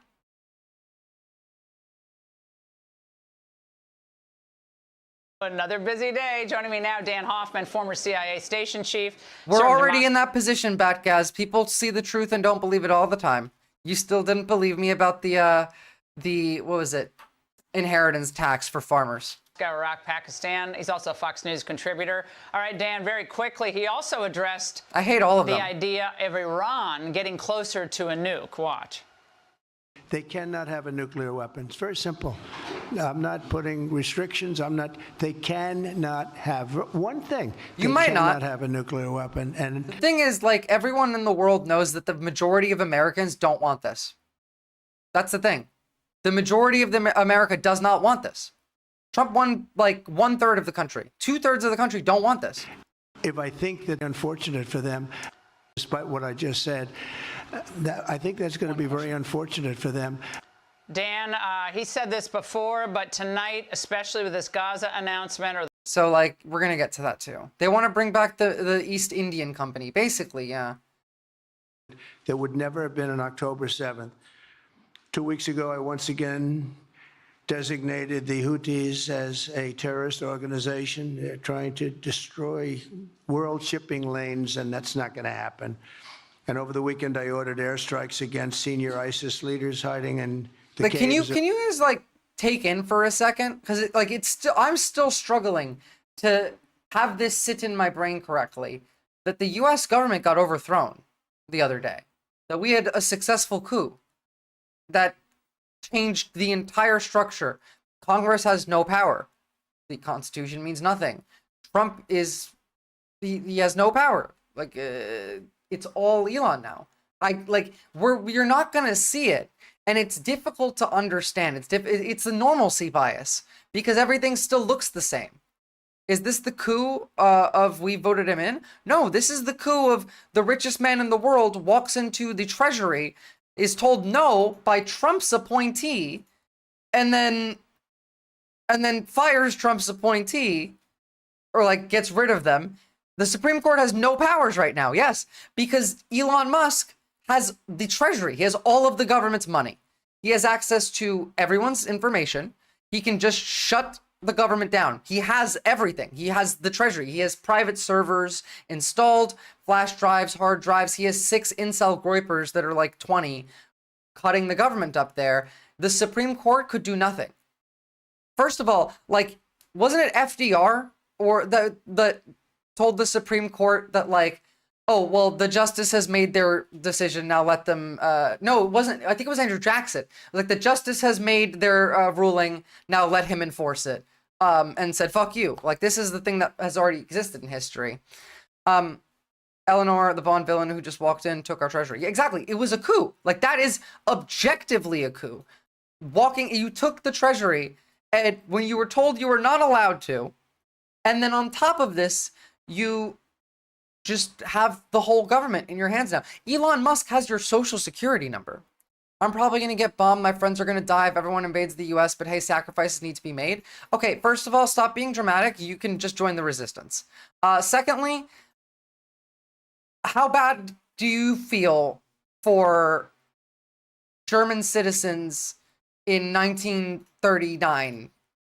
How bad would you feel if what is the amount of damage and harm that is morally right for, like, 1935, not 33 to 35 Germany? How much horror and harm would be justifiable to stop what comes later? Join the resistance. You're not going to get killed, all right? It's not even about invading America. We want them to sanction America and crash the economy faster than the other people want it to. What's up, Sister Doll? Oh, is Jackson about the Cherokees? Thank you. People do often forget how horrible war is.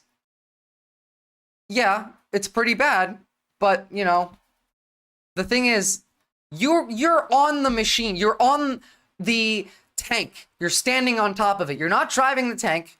You're not firing anybody, but you're standing on top of the tank as it crushes the skulls of little Palestinian babies. Do you think it matters that you're not driving the tank? They know that you're not driving the tank. By the way, they know. It's like saying, you know, there's too many men that rape women, and then a man saying, yeah, but not all men. That's what you're saying here, unfortunately. And it's unfair and it's shitty. And it's not your fault, but this is the situation that we live in. We need to suffer. America needs to suffer dramatically. Trump is not, like, again, all of these things don't exist anymore. The presidency, the House, the Congress, the Supreme Court, none of it matters. Members of Congress tried to go into the Treasury building and were blocked by Elon Musk. Gaza gets set to factory defaults. We're invading them. Yeah, we're going to colonize them. Of Somalia. And yes, you know what? Again, regardless of, I said this yesterday and people got mad at me. Whether you voted for Trump or not, if you didn't vote or you voted for Trump, this is your fault. You were equally as responsible if you did not vote than if you voted for Trump. But the people who did vote also have blood on our hands. Not anywhere near as much, but we do. We have that blood on our hands because we as the country do. Everyone in this country has blood on our hands. But this blood is on the people who didn't vote and the people who voted for Trump. Now, understand that because a lot of people didn't vote, 84 million registered, voters in America did not vote. Convince them by showing them the consequences of their actions. What's up, Wardega? I mean, no, we're invading Gaza and colonizing it. So, I mean, I'm all good, but... And took them out. This isn't. Here in America, we've begun the process of deporting foreign terrorists, jihadists, and Hamas sympathizers from If our you're a soil, minor, obviously I'm not talking about you. just as we have people that Don't be are contrarian. extremely evil, and we're sending them out of our country. They came from jails. They came from mental institutions and insane asylums. Yes, and they Hannibal were dumped into our Lecter. country. They're gang members.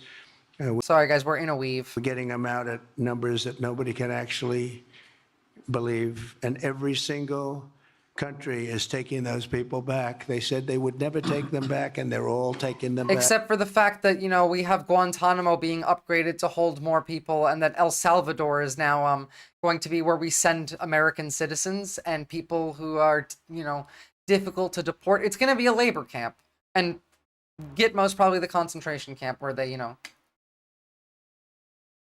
Honestly, like, no, you don't have blood on your hands, Lord Fluffy Art. You haven't voted, okay? That's fine. But you know what? You know what? No, you do have blood on your hands. But it's not blood that you put on your hands. Other people put that blood on your hands. It's not your fault. But you are part of the system. It doesn't excuse you for not having done anything. It just means you now have to do something to, like, it's the sins of your forefathers that are on your hands. Think of it this way. It's not your fault. Kind of, yeah. But, like, at this point, it is true. We as America have produced this amongst ourselves for decades now. This hyper-individualism is the problem. This, everyone hates each other. No one wants to talk to their, like, that's what led us here. It's the I'm separate from everyone else beliefs that led us here. You are a part of the system. Everyone in the system either benefits or gets harmed by the system. Whether you do something to harm in the system or not, when the system does harm to others, you are still part of this system. Individualism and American exceptionalism. These are the things that led us here. Getting them out in numbers. Yeah, AK, deportation. Like, literally, we're sending people to camps, guys. None of this would have happened if she won, and we fucking predicted this would happen. We told America Trump wins, democracy will fall. People are still arguing about Kamala Harris. I don't give a shit about that argument. Like, we don't know what she would have done. She was not this bloodthirsty, though. So, at this moment, at this point in time, yeah, Kamala Harris would have been infinitely better. But socialism is the key, and we haven't been trying. She was a shit senator. Of course she was shit, but she was the weaker opponent to fight against. That was my argument for Harris.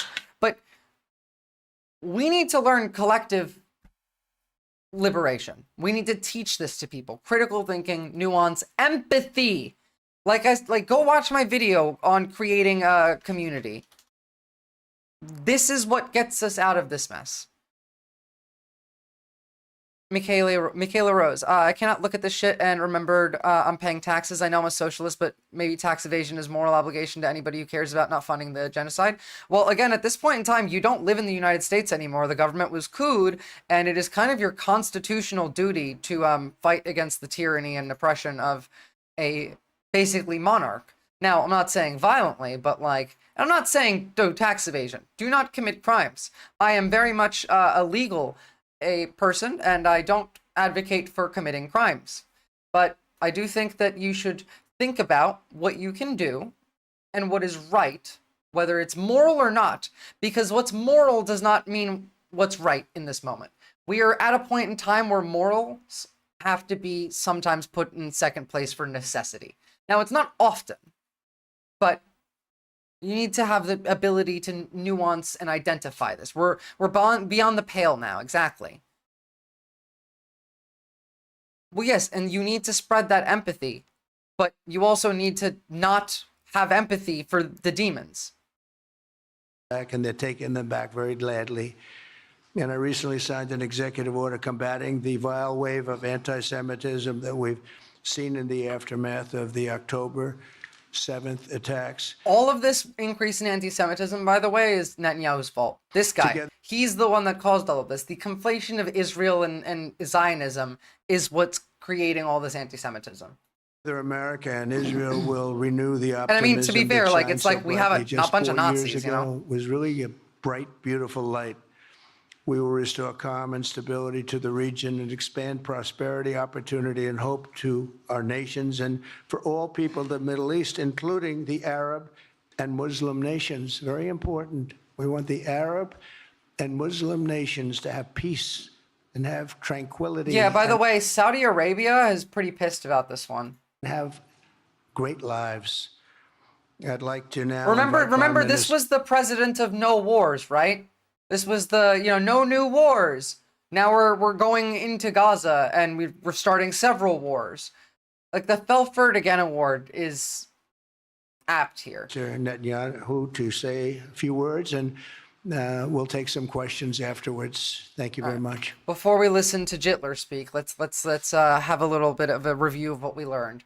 So, Egypt and Jordan, which already have said no, are going to be forced to take in 1.8 million Palestinians. They're going to be pretty much put in a camp or killed or put in slums and then also probably killed. Saudi Arabia could do a lot, but Trump is begging them to increase oil production like OPEC, and they're saying no. So that's good. But also Saudi Arabia owns quite a lot of US they have a floor of Trump Tower that's theirs. So they have the influence. But it seems like it might just be bullshit from Saudi Arabia's side. But we're going to invade. We're going to take Gaza. We're going to keep our soldiers there, which is going to increase the chances of us being entered into a war. Because again, if one of our soldiers gets killed in Gaza, we are going to kill everybody in the Middle East. We'd be glassing the Middle East for that one. The ones that didn't die in their homes for not wanting to leave. Yeah. And by the way, they all want to stay, by the way. None of them are okay with this. None of them have any desire at all to leave. I also fear we're going to have a draft. I don't think we're going to have a draft. I think that a draft would not work. I think that a draft is not likely. You think the U.S. Army can take them out of Gaza? Well, take them, I guess, at gunpoint maybe. But where are they going to take them? Yeah, Egypt and Jordan said no. They don't want to. The thing is, this is going to cost trillions of dollars to do, right? What happened with the Nazis? Remember when they talked about deportation of the Jews to begin with, and then they realized that it was very expensive and difficult, so they started killing them? Yeah, I know, Kostiak, and they should resist. But, and you know what? I would too, Kostiak. I would too. When the Allies are going to invade Nazi America, I'm counting on these days. Stop counting on those days, Michaela. You need to be what saves America. No one's coming to save you. Go and join my Discord, because we have some resources, and go contact your local SRA. But what we've learned here so far is that not only are we invading and doing the ethnic cleansing for Israel, we are also, on top of this, going to build fucking, I guess, hotels on the beachfront? Who knows? Firecats, what's up? Good to see you. Okay. I don't think this is going to work. This is impossible. The countries that are slated to take these people in said no. It would cost an infinite amount of money to make this happen. Not even counting the construction of, Gaza. But Trump has talked about wanting to build, Gaza in a way that's like Dubai. He wants it to be a rich resort area. We're going to keep that. We're not giving that to Israel. And I think we're just going to kill them. I think the most likely answer. Why won't they take them in? Because A, it would be horrendous for their economy, and B, Arabs don't like we're all the Middle East is filled with people. It's like the Balkans where everyone just kind of hates each other. I don't know. I don't know why they won't take them in for social reasons, but economically, imagine 1.6 million people is suddenly added to your population, and all of them need vast amounts of healthcare and aid because they have nothing, and that would crash an economy. people are pretty selfish. The most important reason is if they leave, they won't come back. Oh yeah, absolutely. There's no chance of them coming back. But like, we're gonna kill them. Understand? Like, we're gonna kill them. I just feel so fucking worthless. You're not worthless, headless chicken. You're not worthless. You have power. You're doing something right now. We are in a, like, obviously this isn't praxis, but you're engaging with other people. You're learning what's going on. And again, like, you can do stuff. Go join your SRA. I put in the link. I can't play that video on stream because it's against TOS, but I very much recommend that you watch it. Go talk to your neighbors. I'm never going to stop saying this. The individualism is the issue here. We need to start building community. The reason they can convince people of bullshit like this is because we have nothing depending on other people. We have no investment in our neighbors, in our community, in the people around us. So we all only think about ourselves. Palestinians themselves don't want to leave because the last time they left, they couldn't come back. Yep, I think Egypt, and at some point, I think Egypt will just get forced to take it. Egypt already has issues of overcrowding in Cairo and along the Nile. Yeah, I think almost certainly they will force Egypt to take it, or maybe Jordan, because Egypt actually has a bargaining chip with the Suez Canal. Now, I'll be right back because I gotta pee and get some water, and then we'll continue on. My God, I'm bleeding followers today. Maybe this will help. Where's the cat?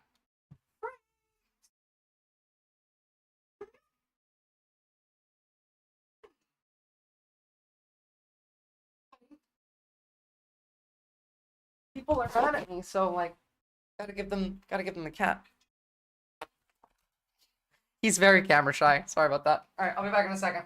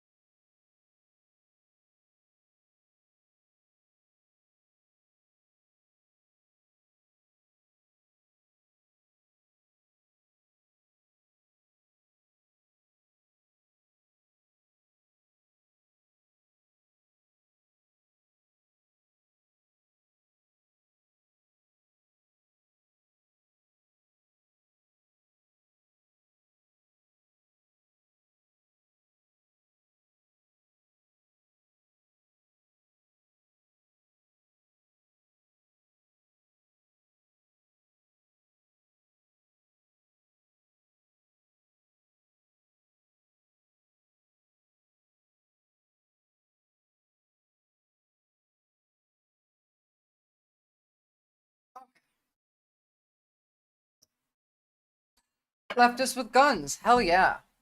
Join the SRA, guys. Look, again, Michaela, watch this video that I'm linking. This is like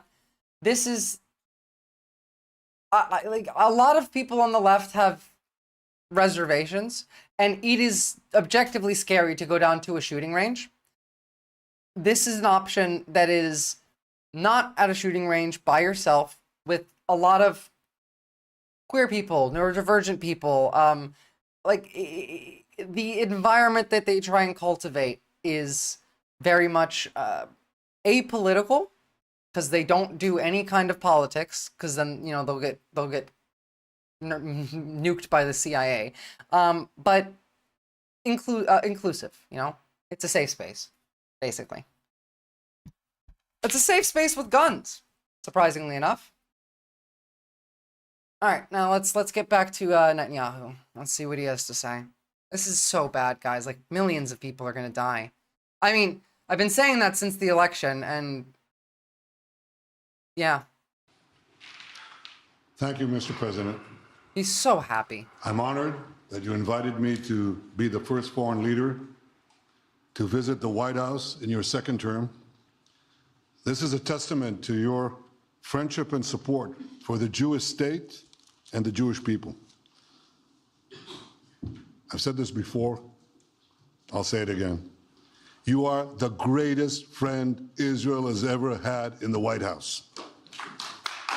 The only thing that can stop a bad guy with a gun is a bigger gun. That's an ad in Cyberpunk. Sorry, I had to. Yeah, it's like Christmas for this asshole. And that's why the people of Israel have such enormous respect for you.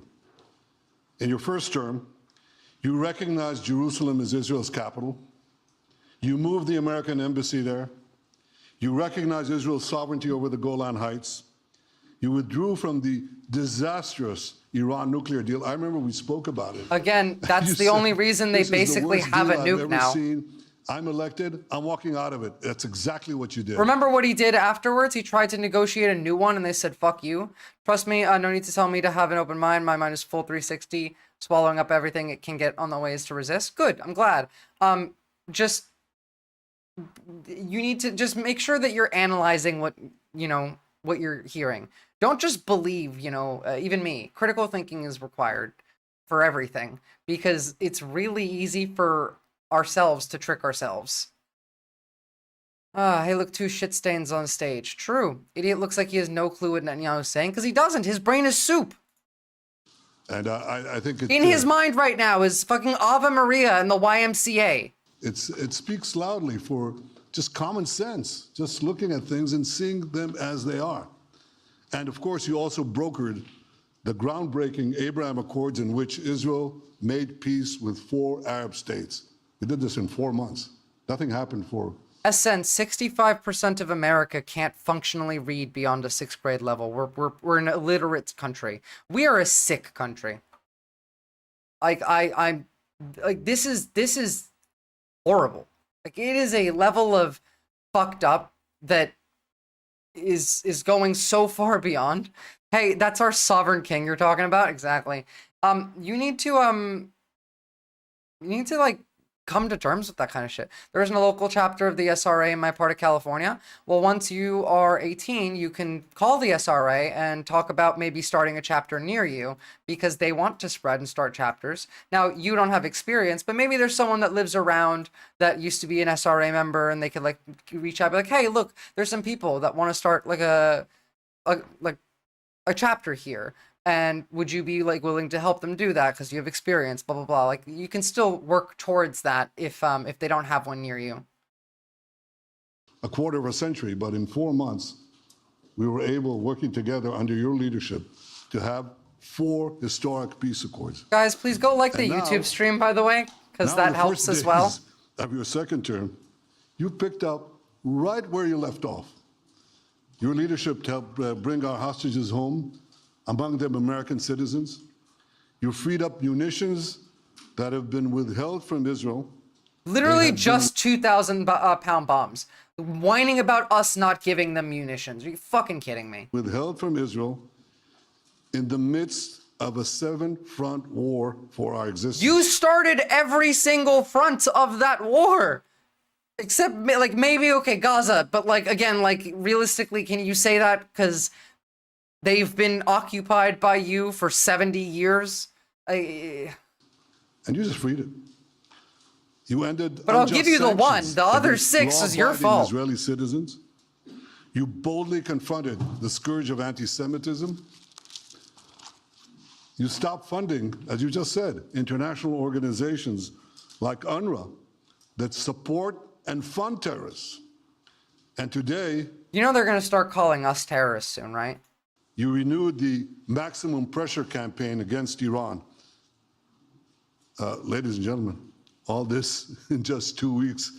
Can we imagine where we'll be in 4 years? I can. I have some stuff to show you after we listen to these people. And for our part, we in Israel, we'll get into it. I've been pretty busy too. Since the horrendous October 7th attack, we've been fighting our common enemies and changing. I mean, yeah, they're already calling us terrorists, but I mean, like legally under the law, they're gonna say that like people who don't support Israel are literally terrorists, like objectively terrorists, and they're gonna label content creators as terrorist, organizations or something. Like I'm scared of that, we are in like that level of fucked that every day my account could disappear. All of you will never hear from me again. By the way, like I'm not suicidal in case something happens with that on anything. Like under the law is not meaningless under the era of Trump. It's meaningless for them. The law exists for you, not for them. If you have $1 billion, you're above the law. The face of the Middle East. On that infamous day, Hamas monsters savagely murdered 1,200 innocent people, including more than 40 Americans. They beheaded men. Yeah, I know, but they could still use the law while ignoring it for themselves, which is what they would do. That's what I'm trying to say. If it doesn't matter whether or not they're doing it, whether it impacts them. It's just the fact that they can call anybody a terrorist and then have them join in by force. Or, arrested by force. And that's what I mean. Oh, like Hamas attacked on October 7th. I never heard this before. True. The thing is, they're setting up so many different ways to fuck us over. So many ways.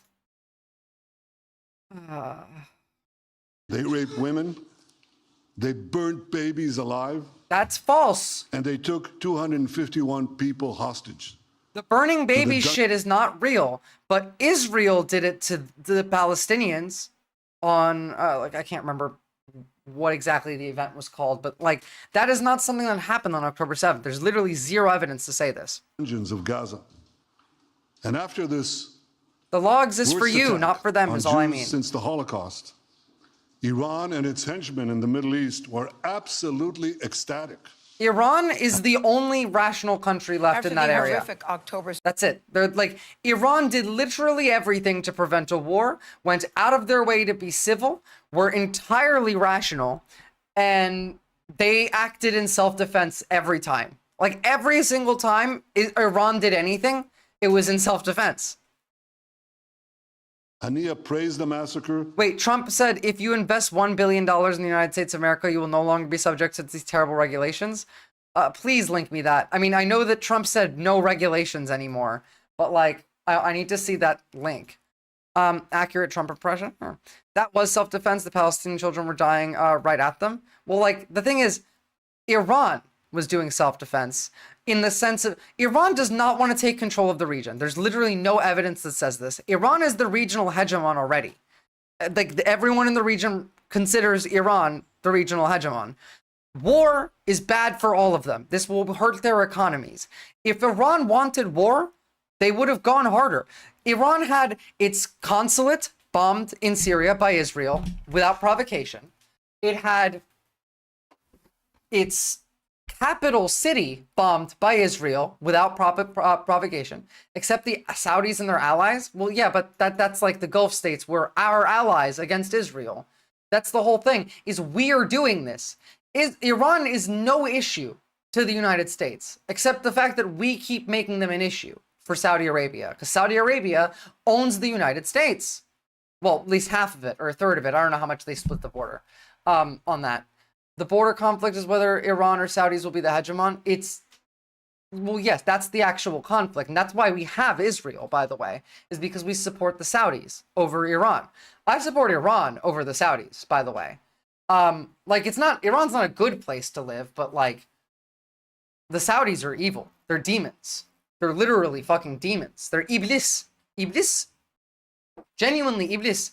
That's demon in Turkish. And I think Arabic as well. But the point here is not whether something's good or right or whatever they want. It's the fact that every act that Iran did, they did in self-defense. It was after provocation. And the first missile barrage, they announced it hours before, gave plenty of time. And the second one, they still telegraphed it well before. And hit no civilians with their bombs. Of course, all sides are bad, but you're doing the two sides argument for Iran, the country who is not killing civilians in Israel, Gaza, Palestine, really anywhere in the region. Like that's it. It's just that Iran has the potential for a revolution and a good guy arc. It does, but we need to support Iran. Iran is the better of the two options. Again, it's not about which is good and which is bad. It's which is the option that's better to work through. If you didn't get a link, let me know. I'll send it to you on Discord. Oh, I did. Thank you. Thank you very much. Oops. Trump says companies investing $1 billion in the US will soar through environmental regulations. Cool. Love that. Corporatocracy. Techno-corporatocracy. We live in the worst and the dumbest timeline. They are supporting people that kill civilians in the region? Barely. And so is Israel against them. Israel is also funding lots of separatist groups that attack Iran. Like that's a equal thing. By supporting Assad and Hezbollah, Israel supports the Saudis and the like UAE. It's the same thing. They're doing equal things. There is no Iran is not worse than Israel. Israel is worse. Of course, Iran's not innocent. No one's arguing Iran's innocent. Are you even listening? Because I said this like 4 times. Iran is not a good place, but it is the better place than Israel. It's the better option. They're less evil than Israel. Israel is evil. Iran is not. Are they good? No, but they're not evil. They care about like other countries. They have empathy. Now, again, are they good? No, of course not. But they have a soul. Whereas Netanyahu does not have a soul. This man has no like empathy available to him. He's not like a person like us. He's a human being that lacks the ability to feel empathy. Ghouls, every single one of them. The entire government of Israel. And a lot of Iran as well, I would argue. Most likely, quite a lot of the government of Iran. But first of all, the people are not like that. And most of the Israelis are very, very much like that by polling. And that's the IDF's fault anyway, because you get, propaganda brainwashed in the IDF. He cares about 4 people in the world. Yeah, exactly. Barely, I would even say. But like, Iran's culture and people in Iran care about each other. Whereas Israel, the people are like waiting at the gates to start storming to go grab land in Gaza and shit. Like, there is a difference here. Israel is worse than Iran, objectively. Now, can we get back to the topic? Sinwar said that Israel was finished. It's not a minority. Nasrallah boasted that Israel was... The settlers, sure. The ideology, no. We've looked at the polls before. Here's what he said. It's feeble as a spider's web. Well, Mr. President, Hania is gone. Sinwar is gone. Nasrallah is gone. We've devastated Hamas.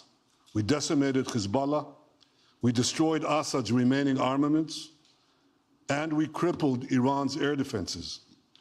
And in doing this, we've defeated some of America's worst enemies. We took out terrorists who were wanted for decades for shedding rivers of American blood, including the blood of 241 Marines murdered in Beirut. We accomplished all this with the indomitable spirit of our people and the boundless courage of our soldiers. The Bible says that the people of Israel shall rise like lions. Now, you're right. 33% of Israelis support occupation, like annexing Gaza. Only 33%, right? That's a third of your country. That's a lot. That wants to annex Gaza. That is like currently ecstatic at the Donald Trump's plan. And this is from Israeli media, and this is from 2023. So this number is significantly higher.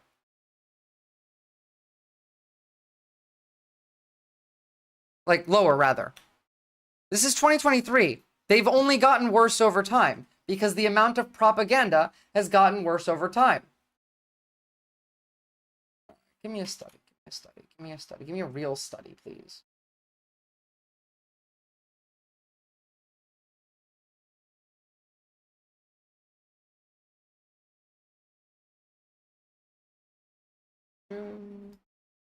Oh, whatever. Don't care. And boy, did we rise. Today, the roar of the Lion of Judah is heard loudly throughout the Middle East. Israel has never been stronger. Oh, actually, sorry. Here's today. 82% of Israeli Jews support encouraging emigration from Palestine for the right of the Gaza Strip. 82% of Israeli Jews want to do the ethnic cleansing. 82%. I guarantee you 82% of Iranian citizens don't want to ethnically cleanse anyone right now. Like zealotry. Who did the poll? This is from Middle East Eye. This is in Israel. So, like, give me the poll from Israel. It'll probably be at the bottom here. Hold on.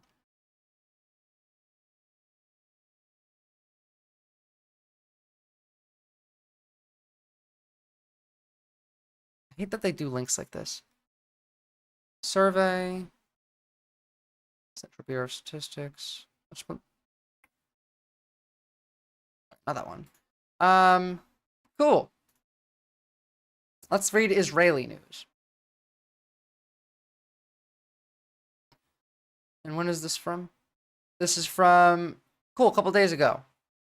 Against the backdrop of Netanyahu's meeting with the president, about 7 out of 10 Israelis support the possibility of Arabs from Gaza moving to another country. So, okay, the numbers are a little different, but they agree. This is Israeli media.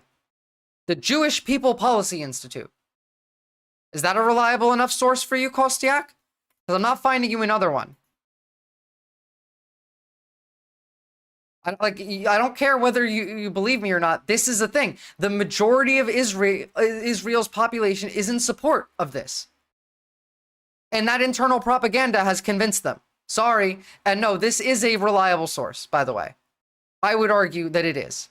Because A, citations everywhere. B, numbers that are accurate. Mostly. I mean, these numbers are still that was still the reporting numbers. I don't know this one. This is Middle East Eye, not Israel Hayom. I don't give a shit about Israeli media. Haaretz is like one of the ones that actually says the quiet part out loud.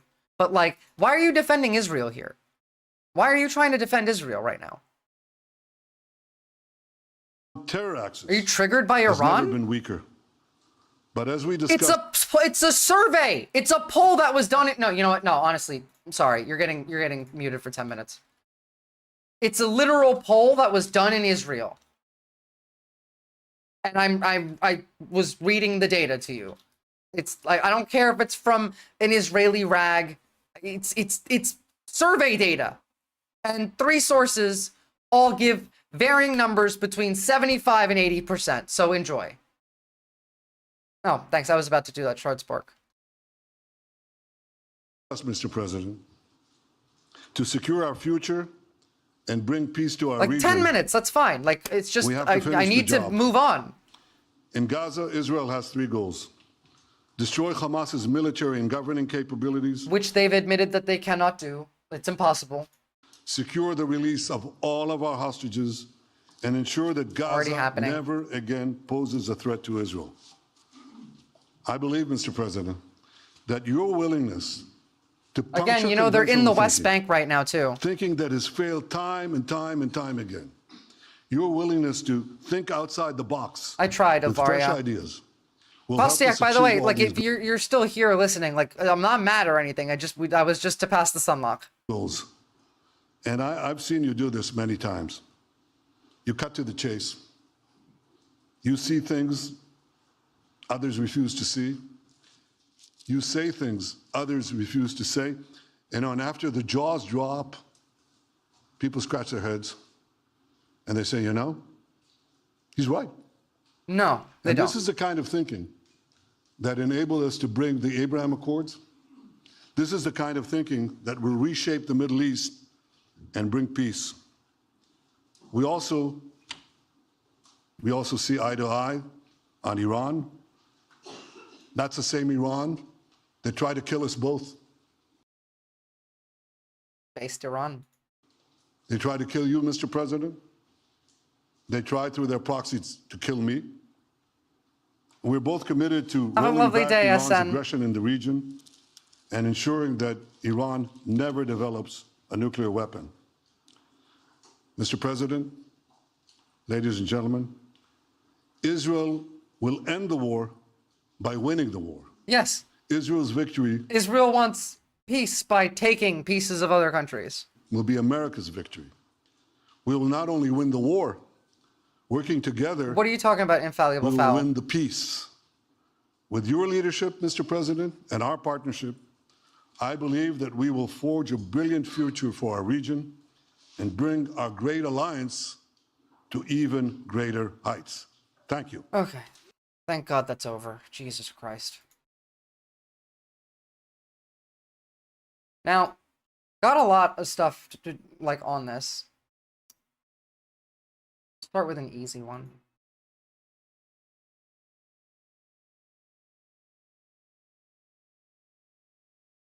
We saw Nancy Mace saying, let's turn Gaza into Mar-a-Lago, like a fucking demon. So, this is like a Turkish news source that's Erdogan's, so he's a piece of shit, but this is about Michigan's Arab Americans talking about, you know, Trump's win these days and how they feel about it 12 hours ago after they learned that we were going to ethnically cleanse and colonize Gaza. This was election night in November at a jubilant gathering of the Arab Americans I for say Trump 1 to 2 party years. in Dearborn, Michigan. See the man cheering in the gray sweater? That's Abe Tamimi. 3 months later, this lounge and Abe are far more reserved. It's not doing well. It's not what we're expecting. But Abe says he and the others here that night, and the majority of Arab Americans in Dearborn who voted for Trump, weren't necessarily cheering for him. Netanyahu is not grateful Trump was elected. Netanyahu's happy Trump was elected because he had a hand in electing him. That's the thing, you know? Like everything that Netanyahu did that involved America, every meeting he had with anybody, all of it was timed perfectly to fuck over Democrats. Now, of course, the Democrats were also fucking stupid and could have avoided all this if they weren't fucking stupid and allergic to winning, but, like, it is what it is. But like, she probably would have continued the genocide, Ilvaria. Being straight up with you. If Kamala Harris had won, the genocide would continue. But it would have continued slowly. It would not have, again, like, she wasn't bloodthirsty. It's just nuance. Now, of course, the military-industrial complex is bloodthirsty. So, hence, it would still continue. But there's a difference. Sorry, I want to drop something.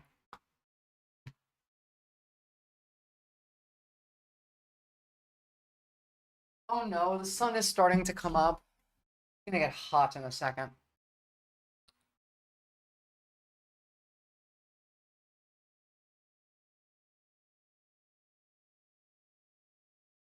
Hi.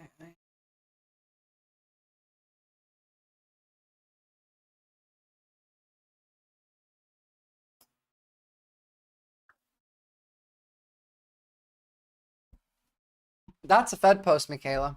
Can't say that. But it would be funny. Rather, that his election could jolt the Gaza... I mean, you can't say shit anymore, so who cares? ...ceasefire talks, which seemed stuck under the Biden administration. You're going to have peace in the Middle East. And a brief appearance by Trump in Dearborn during the campaign. I probably did it like 5 times today. You can't make a promise to the people that, well, I don't want war and I'm going to stop the war, and then come in office and not do it, and not deliver. He delivered. How much credit Trump actually gets for the ceasefire is debatable, and since he won, what I might start doing is when we talk about something contentious, I might just take chat off screen, and then we don't have to worry about it as much. It's bad, guys. Like you can just get arrested now for pissing Elon Musk off. made a series of seemingly anti-Muslim moves, including a desire to move Palestinians out of Gaza. There's a lot of things that was promised to the Palestinian people when he was here, at least for the ceasefire. And it did happen. Now, what we've seen, he's been threatening a lot of the Palestinians to get out of Gaza, but little he knows, the Palestinian people are not going anywhere. If he keep the war and kick all the Palestinian out, yeah, we regret to support Trump. We support peace. The Trump victory in Dearborn was a... Again, you should have known better. And you should have... Like, I don't know. I don't know, guys. It's wild. Big turnaround for Arab Americans who had routinely supported Democrats previously, but were infuriated by the Biden-Harris embrace of This was Israel. all propaganda, by the way. Of the Arab Americans and we did not help. We sent Bill fucking Clinton to Michigan to talk down to all of the Muslims there. Like, we were not trying to make them feel any better. Our Trump group told us on election night he was thrilled. It was. But even he is harshly critical of Trump's desire to move Palestinians. Leftist Leo, I've been literally laying this out for like a year now. Basically, I've been saying the exact same thing for a year. I planned it out entirely, start to finish. Said everything that for some reason apparently I can't be wrong. That's the curse of being a socialist, is forever being ignored but being right. Out of Gaza, but telling the Times of Israel that he blames Trump's aides more for that than Trump himself. So we can blame, he blames Trump's aides more than himself, but they didn't do that with Biden? Oh, really? A double standard? Who could possibly, come up with that? Until nationalists want to co-opt our shit, they will. Nightbot is being weird. Is it just the like comment that's not happening? Because I did see that. Sorry. What is going on with it?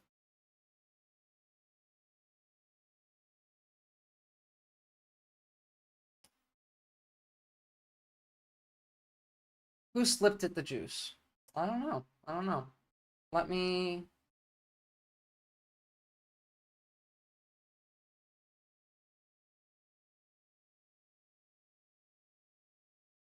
Okay, maybe that'll work now. Hold on. Let's see.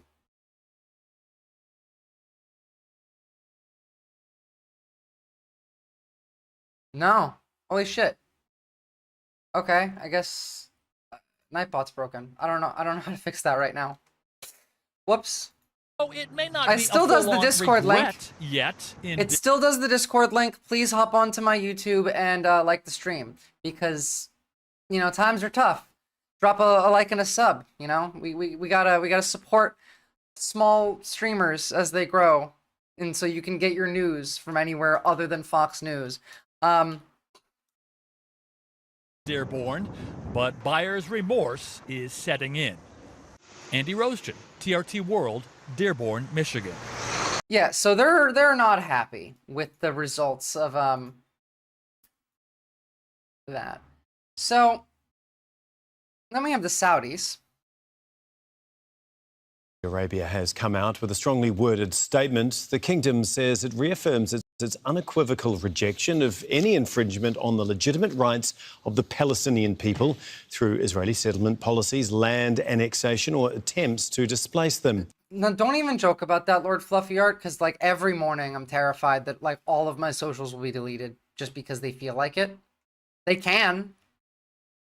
It also says the international community has a duty to alleviate the severe human suffering endured by the Palestinian people. The statement goes on to say Saudi Arabia emphasises its position is non-negotiable and not subject to compromises, and that achieving lasting peace is impossible without the Palestinian people obtaining their legitimate rights in accordance with international resolutions. Thanks for the follow. We're going to bring in Hamda Salute now. She joins us from the Jordanian capital, Welcome from Amman. Scotland. Oi, the Scottish are my favourite. Hamda, Saudi Arabia there, making it extremely clear where it stands on all of this. Thank you, Kostiak. That's right. And in fact, last night, when Israeli Prime Minister Benjamin Netanyahu was taking questions at that joint press conference, he said that, quote, the normalization with Saudi would come soon and that it would shock people. But he's speaking outside. Okay, fine. It was bad. I'm not good with accents. Sue me. I'm an American that's lived like all over America, picked up. Like, I have a New York accent when I get mad. I sound Southern sometimes. Then I lived in Turkey and Montenegro, and now I live in Australia. My accent's fucked out the wazoo. Of reality, because Riyadh has been quite clear that until their main condition is met, until there's an establishment of a Palestinian state, at least a pathway to it, then that is not going to happen. And you have Netanyahu, who for the last year has been going around and proudly saying that he himself has prevented the establishment of a Palestinian state and would use the rest of his political career to block that very move. So it's a little bit difficult to... That's why Trump is trying to, like, Trump and him in that press conference mentioned countries like Jordan and Egypt, rather, because they don't want a Palestinian state. Fuck that. They want them to be a lower class, subservient, like homeless people in a different country. Except it's not going to turn out this way. Tell exactly what's going to happen, but you have two completely different views here. On one hand, Netanyahu is saying that it is going. Oof, Bombits, you might want to get your mom out of Texas. Going to happen, and the Saudis real saying quick, that it's actually. absolutely not going to happen until this one condition is met that Netanyahu says he's absolutely not going to do. You're in Amman. What does all of this mean for Jordanians?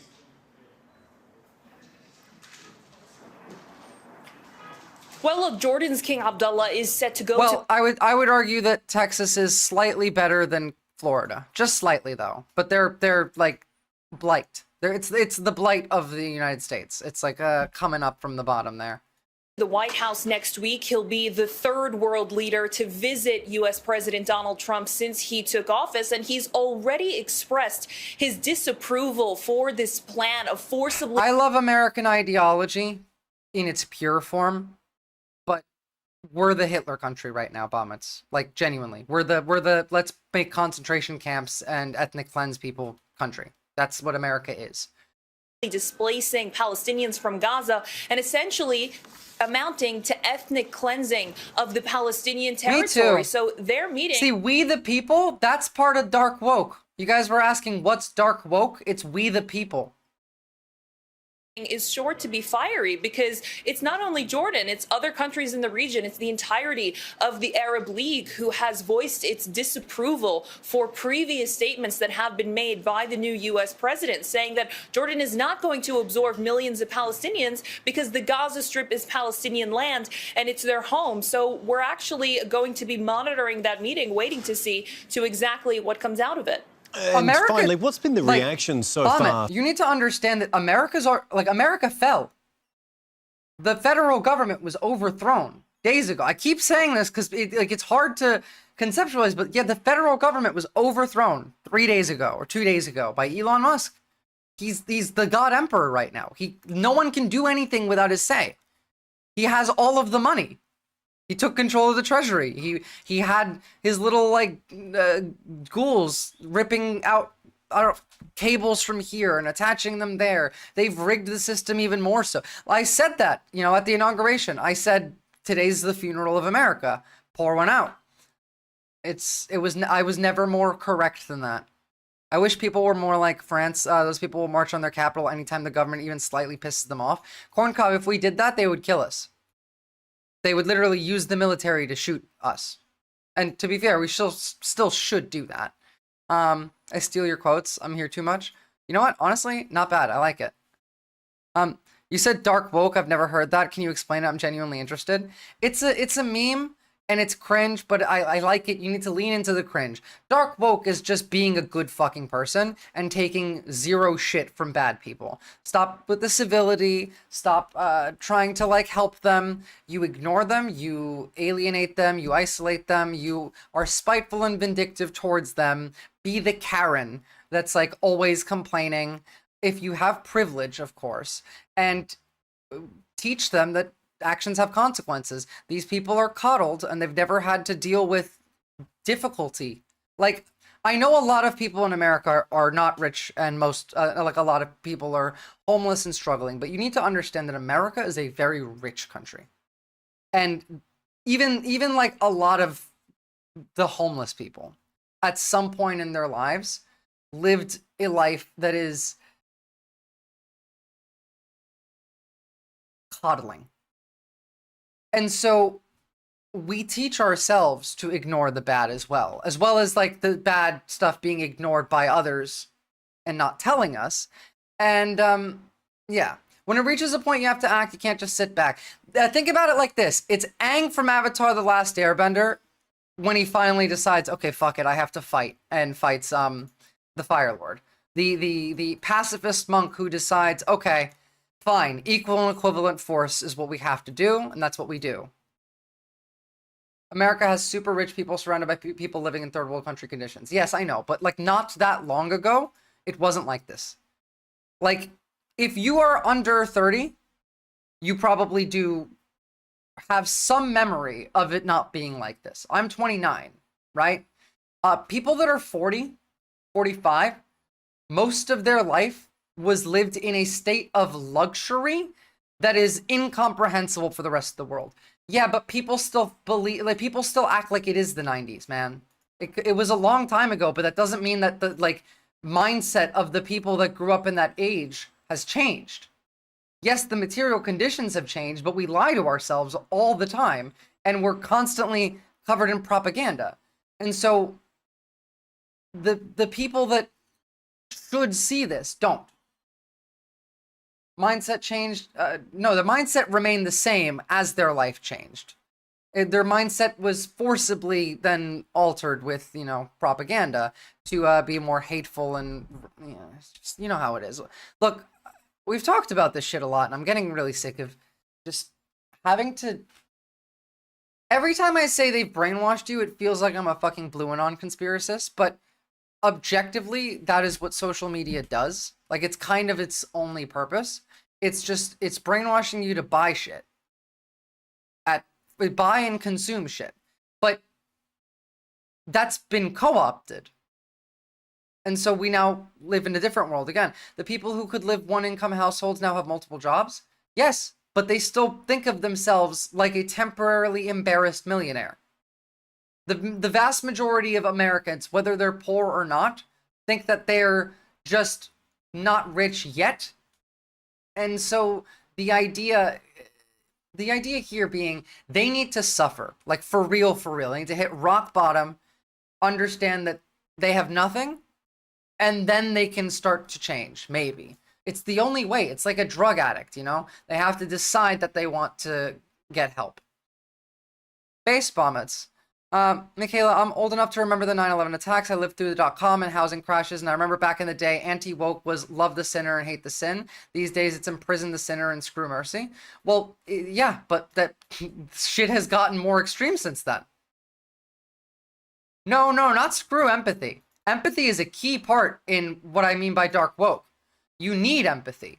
You only act like this to people who don't have empathy. You got it right the first time. Imprison the sinner and screw mercy. But I'm not even really imprison. It's more like out the sinner and screw mercy, because they've never given us mercy. We've tried to do this the right way for 10 years, and all they did was gain power. Equal and equivalent, but not the same. It's not fight fire with fire, it's fight fire with water. Oh, that's what they're saying about us. Right, imprison the sinner and screw mercy and screw empathy. Yeah, they literally called empathy a sin. Like, because the bishop that begged for mercy for queer people and migrants, they said that, like, empathy is a sin. Someone on Fox News did. I can't. Maybe it was Jesse Waters. I don't know. Some dipshit. But like, empathy is objectively closer to a virtue than a sin. So, you know, like in Catholic mythology, they don't believe anything. All they believe is whatever they need to say to get in power. From within Israel. Now, again, Saudi Arabia, not happy here. But you guys want to see some crazy shit? Because, This looks pretty crazy to me. So, some context here. There is an AI that Israel uses in its military.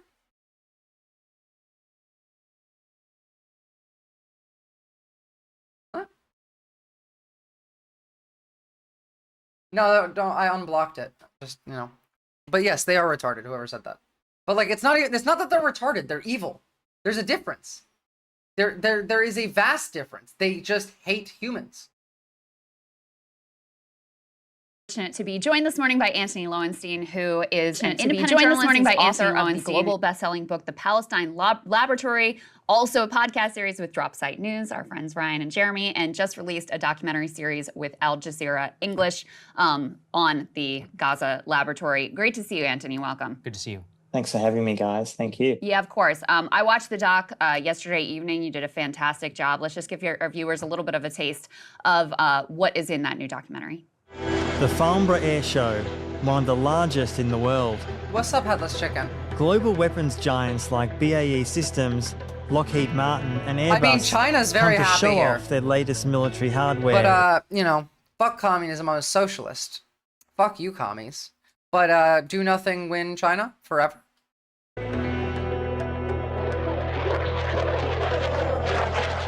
Billions of dollars of civil and military deals are done here every year. Standing shoulder to shoulder with these global military giants are Israel's top weapons manufacturers, like Israel Aerospace Industries and missile makers Rafael. In the main hall, Israel's largest private weapons company, Elbit, has a huge stand. They need it to showcase their world-class drones and missiles. Despite its tiny population, Hey, Israel Short is the... Spork, are you here? Real quick.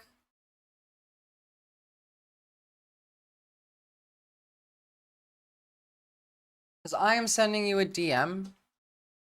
Wait, yeah, no, I was going to send you... What do you think about this? the world's 9th largest weapons producer. Check your DMs on Discord. Automated hard this high-budget promo you're is right. for the trophy... Kiran Prekish, you're correct in that the only way forward here is collective liberation. Just feels like everything is falling apart, so disheartened. It is, Atlas Chicken, it is all falling apart. And we need to put it back together. But using community makes it easier. You might feel disheartened because you're alone, and you don't have to be. You don't have to be alone. And that's, you know, that's kind of hard, man. It's just, you can't be doomer about it. It's nice to find a stream on politics that makes sense. I would imagine so too. See, like, again, see, that's a red flag for me, Kiran, because, like, you say Marxism, and Marxism can mean, like, 50 billion things. I don't like an ideology named after a person. I am a libertarian socialist, if that helps you.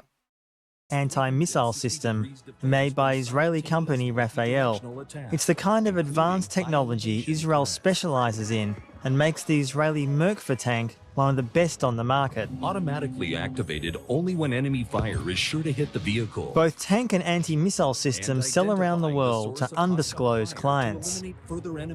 Overall, Israel exports more than $13 billion of weapons and surveillance equipment a year.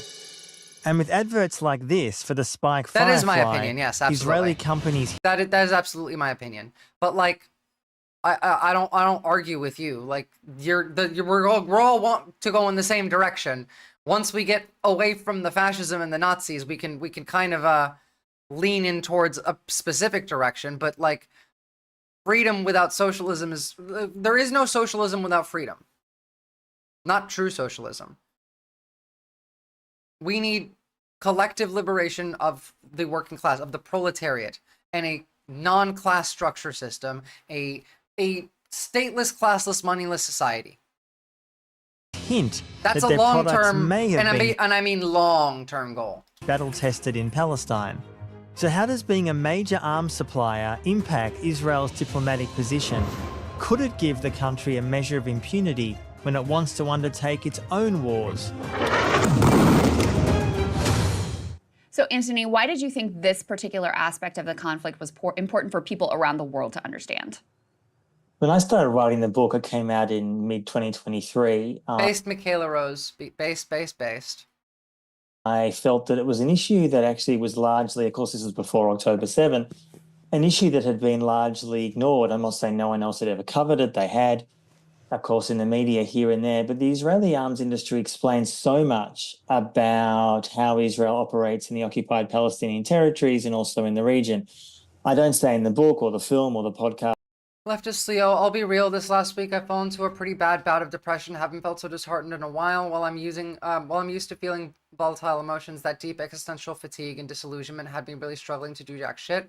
But getting back into my community and my classes and just drawing with my classmates about what's going on and how we can see parts of it in our assignments has dragged me back out. Community is super important. Just rehashing what you say.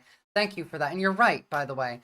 It's easier to survive when you don't have to do it alone. And everything that you're seeing right now, the constant barrage of news, the atrocities everywhere, it is intended to make you feel overwhelmed. That's the point. They want you to feel like you're weak, you're powerless, you're helpless, you're stuck, you can't do anything about it. But we outnumber them. Understand that. Like, you know what? Fuck this. This was gonna be depressing. Let's do something else. Let's do something else. I think I have something we can do instead.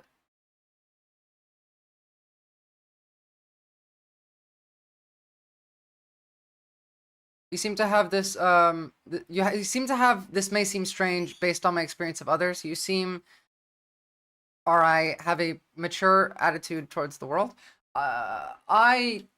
I've been everywhere. I've been through some shit. I've been through quite a lot of shit.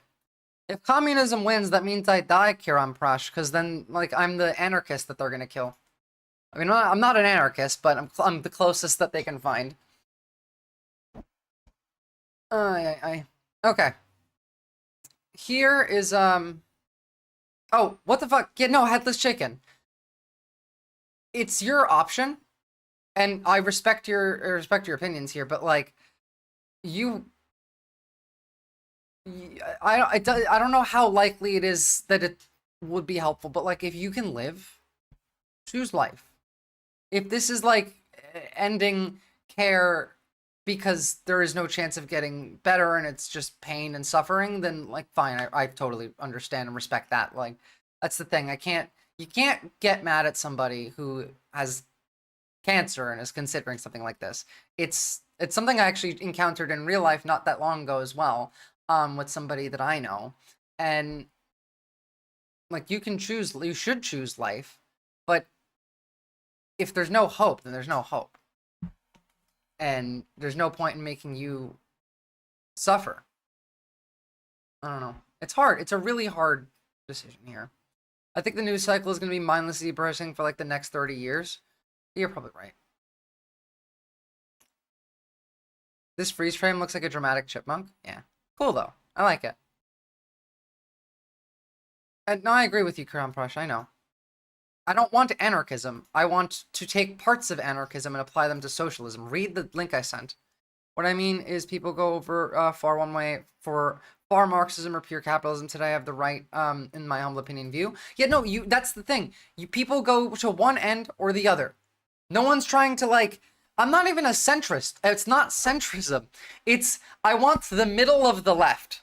And realistically a bit further to the left than the middle. But, like, that's the thing. There is nuance. There are levels of shit.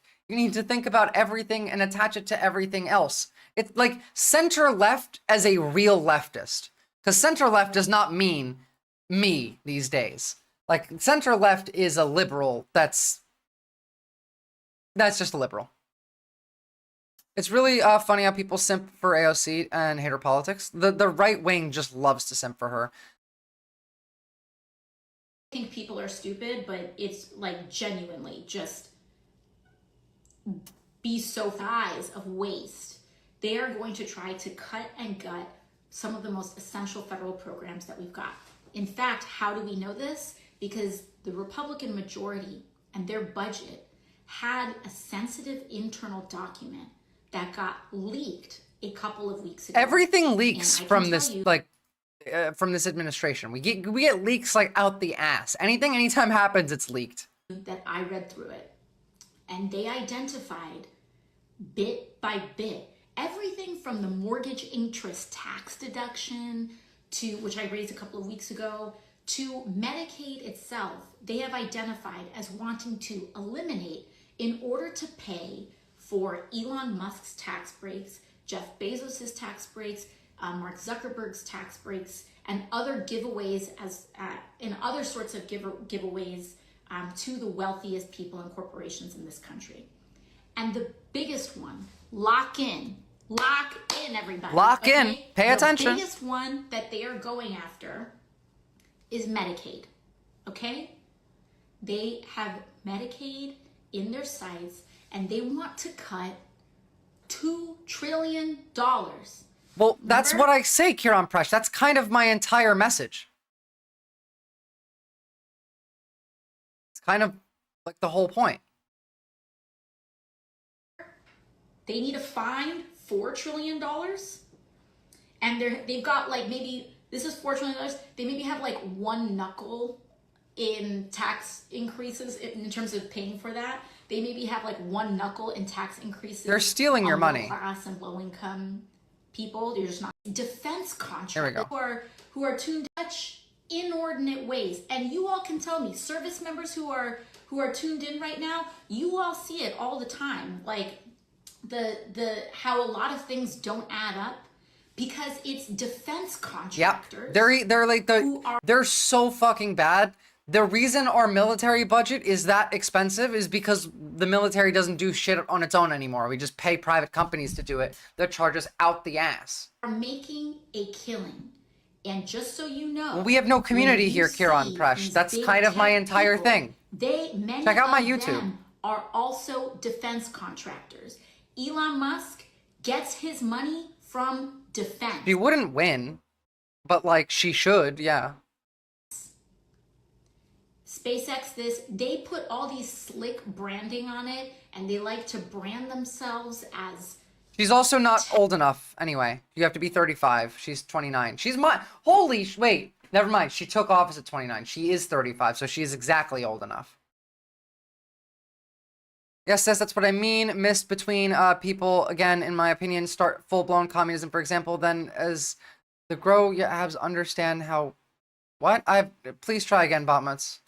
Tech, and as like all of this other Yeah, stuff. look, the benefit of people like AOC is not her doing something.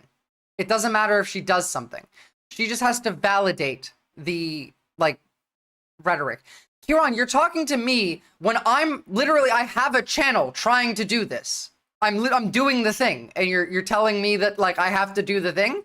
I'm literally doing the thing. I phone banked with PV during the election.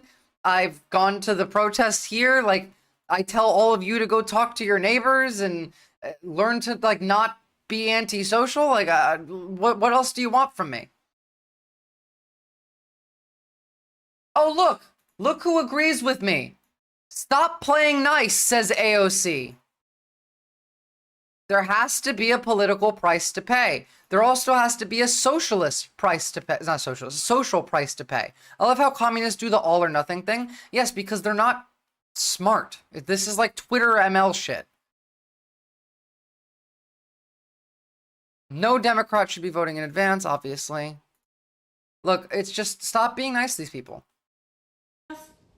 But a lot of them get their money through I'm not arguing that she's not a real socialist. defense. Oh, sorry, that was about me. You hear me?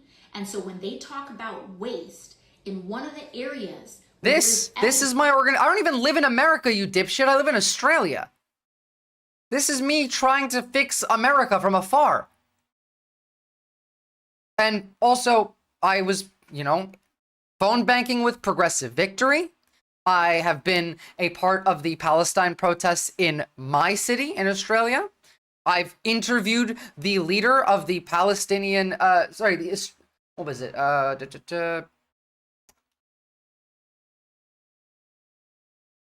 The Australian Palestinian something. It's like, it sounds like, oh yeah. APAN. APAN. Australian Palestine Advocacy Network. Interviewed them. Like, what the fuck are you doing, Kieran? Huh? What are you doing other than sitting in a live streamer's chat whinging? Let me just see. So your account was only created a week ago. I wonder. Account created on the 17th of January.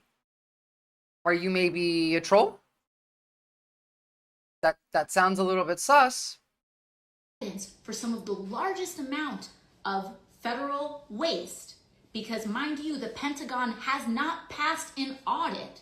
The Pentagon fails their audit all the time, and has yet. Oh, you're an Indian Marxist, so you are like a full-on Marxist-Leninist. That makes sense now. Just a red fascist. To pass an audit, but this is where they're getting their bread buttered. So they want you to think that it's the viejita who's getting Medicaid, who's getting her insulin paid for on Medicaid, that is the waste, because what they don't want you there to you do go. is to Your look little at fucking their, troll look account. at US. Mods, can you send this man to the hole? Oh, look! If I go to the Communist Party of India, what does it say? Marxist-Leninism, red fascism. There the fuck you go. Ouch. Defense spending, particularly defense contractors, and even in that under area of defense contractors, Michaela, you seem awesome. Microsoft, Amazon, a lot of these AI initiatives, defense contracts, which by the way should not be legal. The trolls are gonna get so much worse, guys. And we saw this. We saw some of the early use of AI being used in war, which in a way should absolutely be illegal. Robots make mistakes, and if you accidentally bomb a building or just bomb a building indiscriminately without proper human oversight, which by the way we saw initially tested on Palestinians in Gaza, but that's not going to stop there. If you allow. What the fuck? Welcome back to CBS. Trump says he will obliterate Iran if he is assassinated. News 24/7, President Trump signed more executive orders Tuesday, among them a maximum pressure campaign against the Iranian government in order to prevent them from getting a nuclear weapon. So the White House did not specifically state what kind of pressure this is like that would breaking include. news. But Mr. Trump said he was torn when signing the order, then sent a chilling warning to Iran after reporters asked why he was unhappy to sign it if Iran previously threatened to assassinate him. Listen. Well, they haven't done that, and that would be a terrible thing for them to do, not because of me. If they did that, they would be obliterated. That would be the end. I've left instructions. If they do it, they get obliterated. There won't be anything left. I mean, this is like a dead man switch type situation. What's going to stop Russia from handing them a nuke to test? Just like literally nothing. They already have a nuke. Yeah. They shouldn't be able to do it. And they literally already have a nuke. He should have said that, but he never did. I don't know why. Lack of intelligence, perhaps. But he never said it. If that happens to a leader, or close to a leader, frankly, if you had other people involved also. Oh, okay. So don't touch Elon either. Call for total obliteration of a state that did it. That would include Iran. So let's go to CBS News. Oh, holy shit! Mainstream media covering protests. Hi. Protests take place in 50 states. Andrea, I'm an old member of ACT UP from the Based. They're live covering like protests everywhere. I'll try this again. Apologize. I had a beer. What I was trying to type was that this has simply been my own experience. When people are young and passionate, they end up full-blown communism, and they grow and mature and understand how the real world works and end up as conservatives. See, I disagree. I've been trying to find a true middle ground. I truly feel that there is one through my own study into world politics, economics, and the human condition. Yes, the answer is socialism. Communism is like Marx didn't really have a distinction between communism and socialism, but the idea is about collective liberation and removal of class structures and oppression. I believe that if something is a form of control, oppression, power, any system of control needs to be justified if challenged. And if the person being challenged is unable to justify what their position, like their power, their control, their authority, their oppression, then that needs to be dismantled. If they can justify it, fine. What counts as justification? It's whatever they can, they have to convince you. It's left without the authoritarianism, exactly. Wait, did millennials buck out of going the trend of going right as they got older? Yeah, no, millennials went left as they got older. Somewhere between a socialist and a leftist progressive. Yeah, it's a good place to be. You're like in the sweet spot, Shardsborg. I thought socialism means you have friends and communism means you get stinky clothes. Yes, exactly. Battle. Sure. What if my justification is that my dick is larger than yours and they accept it? If they accept the justification, then that is what it is. You really did nail it right there, Tyler. Good for you. It's always been about money and not age. Yeah. You move right if you have wealth and you grow up in a system in which the material conditions are generally higher than the average for you. And you just said in the stream before that Fuentes and Carlson, they're going to kidnap our messaging and brand it as nationalism and severely corrupt it. Yeah, like for those that weren't here before, how many people are watching? Because I don't know how many wouldn't have. Okay, cool. Let's just have a real quick look at this, because then I want to talk about some stuff happening in Congress. But understand that this is how the right is going to sound for a second. And the idea here is to bring over leftists to the right by trying to convince them that they're more humane than the Republicans and the Democrats, and conflate the entire left with Democrats. Intentionally killing civilians. They're gonna frame the Democrats as the party of the billionaires. You probably shouldn't beat your chest and brag about it. You know, maybe you can make. I agree with that. Maybe you make the case that we had to do it or whatever, but you should. I agree. You should weep, and that's evil, and you should just say it's evil. And I know it's really threatening. They've entirely flipped. Ben Shapiro to say that or whatever. But is it evil to kill civilians on purpose? Yeah, it is. I think it is. Really? Kids and children. Well, how is it not actually? In a war?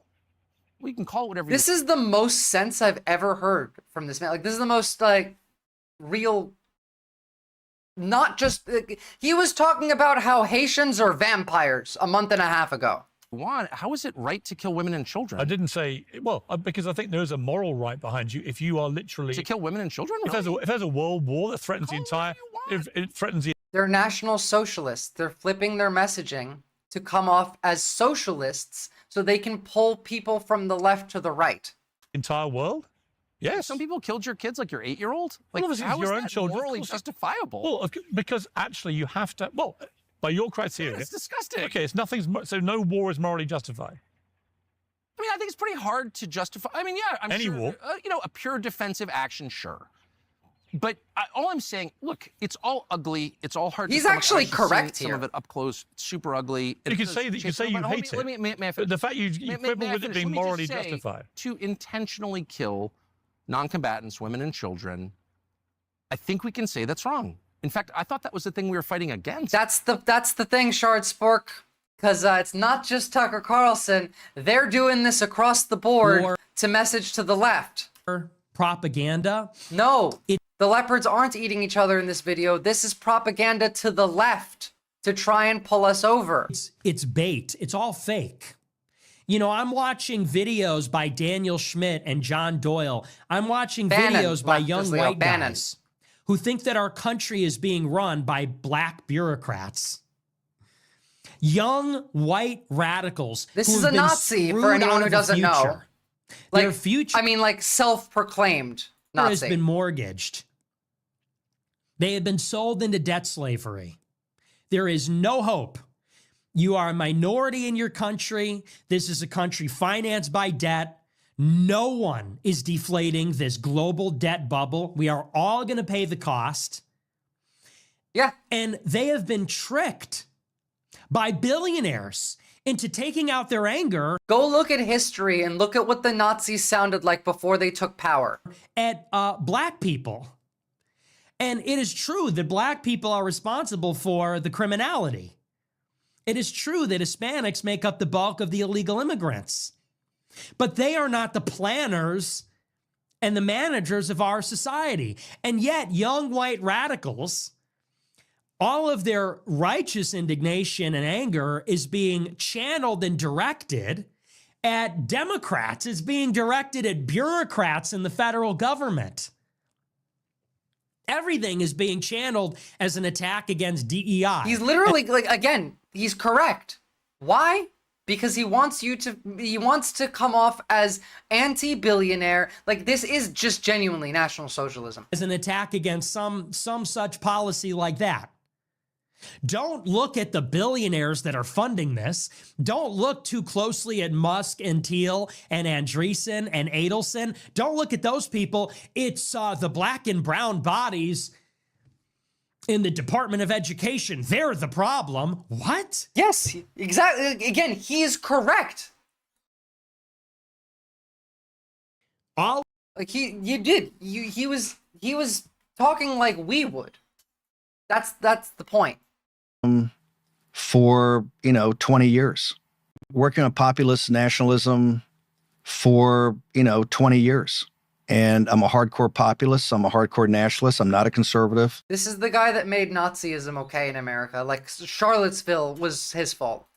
I think conservatives are pussies. The Republican Party is a bunch of pussies. They're controlled opposition. Working on populist. They're going to launch a nationalist party. And they're going to use this kind of messaging to try and pull people that are regular people. National populism equals Nazism. Exactly. Should take a deep dive into Stephen Miller. We really should. He is the chief of staff now. They're gonna split from the GOP. They're gonna have a third party. No, they want to. It's good for them to, because every American hates the two-party system. It's just like that's their way. Is every American hates the two-party system.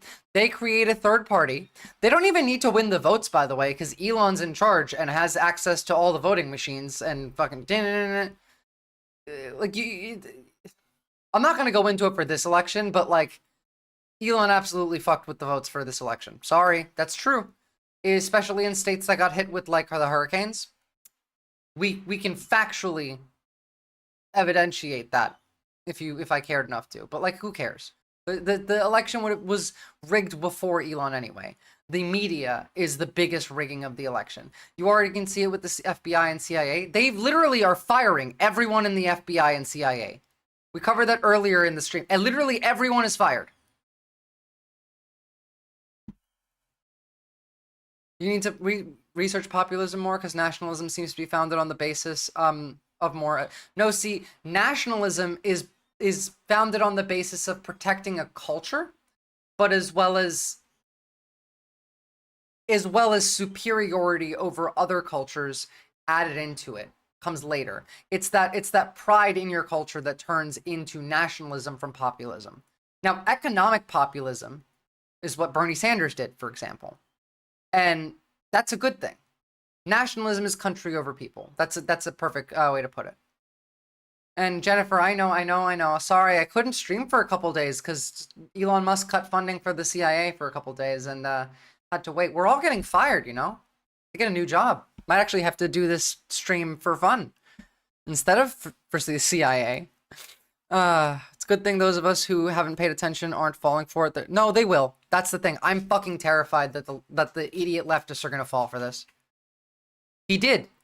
He owns the government, you dipshit. The CIA can't do anything. He controls the money. They're literally firing everyone in the CIA. We covered it today. Today. Here, let me link you.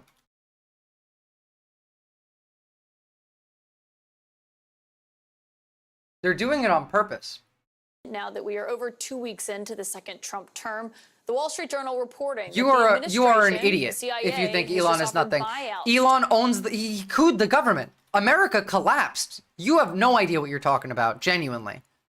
Chair recognizes Ms. Crockett. Thank you so much, Mr. Chair. It's the faux outrage for me. It's as faux news that I'm hearing, because somehow you guys, and when I say you guys, I am referring to my Republican colleagues, pretend as if you are the heroes. Elon has access to everything. He literally has private servers installing into the government. He has control of the treasury. He is the king. He's above the president. Congress tried to get into a government building and Elon's people blocked him. Of the story, but let me remind you who set the house on fire. It was y'all. So let me go ahead and handle these receipts, because I know that I always have to have proof, even though I guess our education system is failing us. There's a lot of proof, actually. If you actually pay attention to me talk, you'll see the proof. Like, facts don't seem to faze people that vote for y'all, but I'm gonna do it anyway. So there is no law. There is no illegal, illegal exists for you, not for them. He broke every law. He literally did treason. And yes, I do love Crockett. Debt, I'd ask for unanimous consent to enter into a record this article that says Donald Trump built a national debt so big, even before the pandemic, that it'll weigh down the economy for years. Without objection, so ordered. Thank you so much. In fact, it talked about the fact that he ran up our debt almost $8 trillion. It was estimated to be $7.8 trillion. It's literally illegal to talk about the people that are helping him destroy the government, the little fucking incels. At that time, and Thanks this for the follow. is it's actually the third biggest increase ever under any presidential administration. Yep. So I don't understand how y'all gonna play the heroes. I also want to just kind of be clear about some basic level setting of civics, because it seems like civics is evading us. And listen, Governor, I actually appreciate you. I know that in today's times, for whatever reason, if you got a deed. Understand here, in Russia, if an oligarch does something Putin doesn't like, that oligarch's plane falls out of the sky. If Elon Musk did something Trump didn't like, there's nothing anyone can do about it. He has the money. He has all of the money. He has all of the computers. He has access to everything. He has access to the DOJ. He has access to the DOD. I know that in today's times, for whatever reason, the U.S. is finished. That's what I'm trying to say. The U.S. was overthrown. That's what I'm trying to say. God, fucking conspiracy brain nut jobs. In front of your name, it has to be all hostile. Listen, I am No, you don't. Most people still can't come to that conclusion. Jennifer, you don't think like the average person does. Your brain is not on the same level as the median voter, the median person in the country. Okay, so understand that just because you know that the government was overthrown does not mean that everyone else was. Former business owner. If I was not sitting in this seat, I would still have my law firm, but we have rules, right? So I'm not allowed to practice law. I'm not allowed to do a lot of other things because ethics. Oh, the IRS is being taken away, sister to all. They're making an external revenue service, so privatizing it. Decides that that's not really a good thing, to make sure that the American people can trust that I don't have any divided interest. In fact, we do that for people that run our treasury typically. So I'm curious to know if you have an elected treasurer in your state. I'm the way to bridge the system between two extremes. Come here and stay here and give me your money. And you do, actually. We do. I know you do, because I look. It's going to be shittier for you and better for them. Rich people are going to pay less taxes, and they're going to be really hard on poor people and their taxes. Up. And I'm curious to know. So it's my guess that he's the one that actually controls all of the treasury systems that you have, correct? Some of the investments.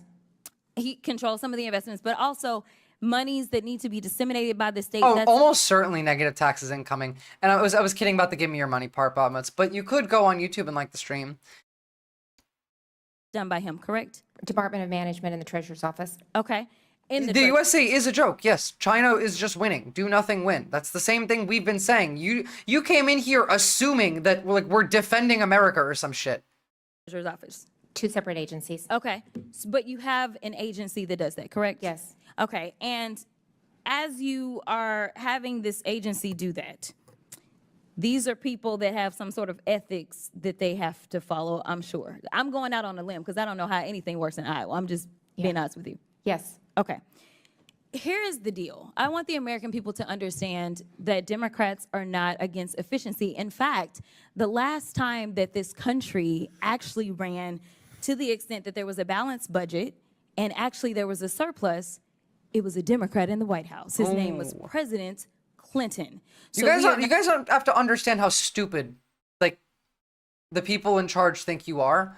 They started a sovereign wealth fund, which, like, again, this is like a Saudi Arabia shit. But how these function is your government needs a surplus, and then you put the surplus into the wealth fund to invest in other things. But you need to run on a surplus. We run on a deficit. There is no surplus. So how are they going to fill that? With your money. Not against this. What we are against is this idea that we will evade the Constitution, or we will. I mean, they are. They are right. Yeah. But they're own, that stupid because they're made that stupid. Again, listen to.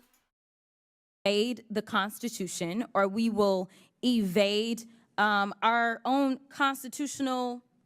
In fact, it's not even an invasion. At this point, it feels as if y'all have just decided that y'all are going to castrate your constitutional duty and hand it over to someone who is unelected. It doesn't matter how many cheerleaders he had on the fields campaigning for him. That doesn't mean that he gets to go in and sit atop any of our agencies. And the fact that we had a vote today and we asked to bring him in because we have a constitutional duty. We all took our oath, and maybe some of y'all just don't take it seriously. But I take it seriously when I take an oath to do a job, and my job is to look out and make sure that we don't have any kings or queens in this country. But it seems like y'all have decided that it's going to be Mr. King and his queen, and y'all can pick which one is which.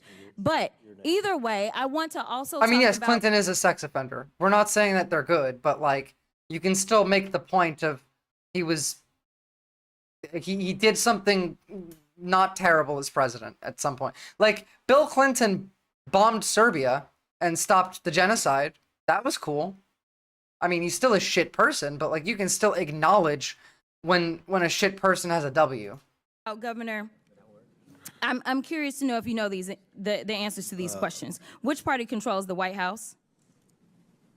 Republican. Which party controls the Senate?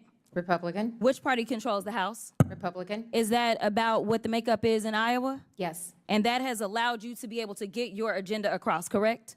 Yes. And you haven't had to bring in somebody to basically usurp any types of norms because you worked through the process, correct? Well, I did executive orders, Yes or no? 2080 Yes or agreements, no? and then Yes- went yes to the or no? Because legislature we've as only well. got It wasn't all of the above. I'm going to reclaim my time because I All of only the got above. so much time left. All of the I above. also want to point out that you specifically talked about that you recently had 3 national declarations for disasters, and I want to enter into the record a unanimous consent. Trump moves to abolish FEMA, shift disaster response to states. Without objection. And my final... Like, understand here the road that we're headed down. Right now, the wealthiest man in the world has control of the most powerful country in the world. They are robbing the country and looting it as we speak. Now, you're right, actually, Phantom. I don't know. I don't think that those tariffs will bring in a surplus, but the way that they will get that surplus is by cutting literally everything other than the military and corporate taxes, as AOC was explaining before. And because of this, they will take that money and they will invest it into crypto. They'll invest it into the sovereign wealth fund. It's just stealing from you. But at the same time, it's more than that. This is a long-term plan to build up debt and print money, put that in the sovereign wealth fund, use that for crypto, and then bail on the debt. We announced that we were going to buy 1 million Bitcoin. You understand that, like, when you legally are obligated to buy 1 million Bitcoin, the price of Bitcoin is going to go up. And so unless you buy it all at once and then you say, hey, we have 1 million Bitcoin, then you're going to keep paying more the more that you get, because people know, oh, well, you know, you still need a couple 100,000 more, then the price goes up and you can invest in it. And when it gets closer to the drop, then you would pull the rug. Crypto is always and has always been and will always be a scam. The people who own Bitcoin, was it like one person owns like a whole 5% of existing and like Bitcoin is not something you can keep printing once it runs out. Like there is a limited amount of it. This person has like 5% all on their own. Will my oppression finally make the egg prices go down? No, I'm sorry. You're going to be paying $40 for 12 eggs, and you're going to be told that it's patriotic to do so. If there's one thing these idiots know, it's the stock market. For the most part, it's trying to rob people that they think they can strike rich. Well, like even that, they're willing to crash the market. In fact, they will. Once they've done the setup, they're going to default on the US debt, which will crash the global economy. That's my hypothetical. They might not default on the debt, but I keep hearing them talking about like that kind of shit. I do see that coming. And what happens if they default on the debt and the world goes into chaos? Well, good excuse for war, isn't it? I see like 2 years of buildup and preparation for war, with a lot of domestic focus on rooting out undesirables. And then in 2 years, I expect the Nationalist Party to have formed to sweep in the elections in Congress and the Senate, and then we do war. Now, I hope that that's not the case, and we'll see. We'll see. Give me a second, because the sun's come up, so I have to close some windows, because the Trump is having a speech right now. I did cover one today. The Netanyahu one was one too many. I'll be right back, though. I gotta close these windows before my house gets burning hot.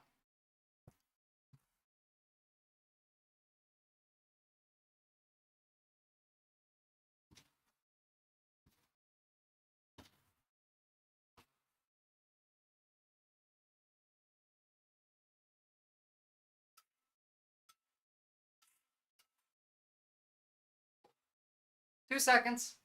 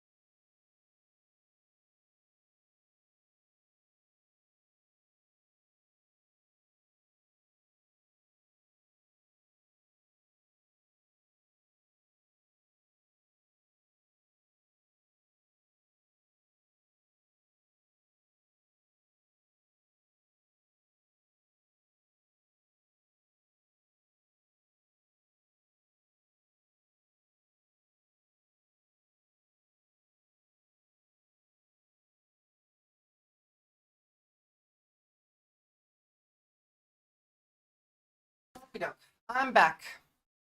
Now, real quick, I just want to take a second and say thank you to all of you, because the community that we have here, I genuinely enjoy. Like we're all good faith, good natured, nice people, and we care. We give a shit. We need to spread this as much as we can in our communities. This same vibe that we have. You know, like we can disagree with people and still continue to engage with them in a rational, moral sense. Like it's nice. It's refreshing compared to the average that you get, you know, in these types of situations. Love you all too. Confirmation bias, demon of Dong. Sure, whatever you say, mate. Whatever you say. And also, thank you to the lovely mods and editors who do an excellent fucking job, and everything would be worse without them. So, there's that too. Now, got a couple more things. Thank you. Supplied munitions that... Holy shit, I'm one follower off 500. Previously not supplied, that are useful in eradicating radical enemies. and we are committed to continuing to do so. We've supplied munitions that were previously not supplied. They're proud of giving Israel 2,000-pound bombs, which was the only thing we said they couldn't have. Dealing with the billionaire, House Democrats on the oversight. Thank you, Jackrabbit. Holy shit. Wait, is that, why does this say $4.99? Did someone unfollow me right? Oh, there we go. Now it's 500. Woo, 500. God damn.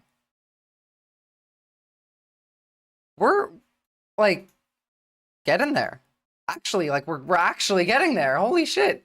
I stayed because this stream is brilliant. Good people that who debate and talk in the right way. Thank you. I love debating. I just hate debating with idiots and bad faith. The last debate that I did, I prepared. I had points. I had like talking points. I had an end goal. I thought about like, oh, what would be the argument against this? What would be the argument against that? And the debate ended up with the guy just screaming about fucking holes for 3 hours. It's discouraging. And I like the idea of engaging in a way that makes you feel like you want to do something. Like, we need human interaction outside of the internet, but the closest we can get to on the internet is this level of a lack of a mask, lack of anonymity. It helps that, like, I have my face on the screen that I think, because generally, people online don't behave the way that they do in person. But we spend so much time online that we forget about that when we're online. We forget how we would act in person. People like say shit to one another that they would never say to like a person sitting at a bus stop. Committee furious with Elon Musk, attempting to subpoena him. Wait, no way. I'm edging out Vosh for #1? Oh my God. To testify about his cutting and slashing as he tries to reshape the federal government. Republican James Comer tried to move business along, but Democrats refused. I move You're right, that Phantom. the committee It's a subpoena blood sport. Elon Musk to come before it as a witness at the earliest possible moment. The motion is not debatable, as many Point of order, Mr. are in Chair. favor of tabling. Point of order, state your point. Mr. Chairman, I think it's outrageous that this committee will not even entertain a motion. No, you state your point. That's not a point of order. Somebody You know, who's breaking the law. I preferred Lady Vosh. People on the internet don't have debates. Honestly, probably, yeah. I think it'd be better if people like debated in person. Even just like through a call, it's different. And dismantling our federal agent. You're right, they are structured. You need the moderator. There are structures of, okay, this section is for your opening points. This section is the open, like, space where, like, you can start with this, go, and then you go back and forth. There are structures. Like, yes, actual rules, agreed upon sources. That's the kind of debate I like. I did that in high school, and that's fun. But that's not how debates work in reality anymore. I was told that debates don't have moderators. Like, real debates don't have moderators. I was like, what the fuck are you talking about?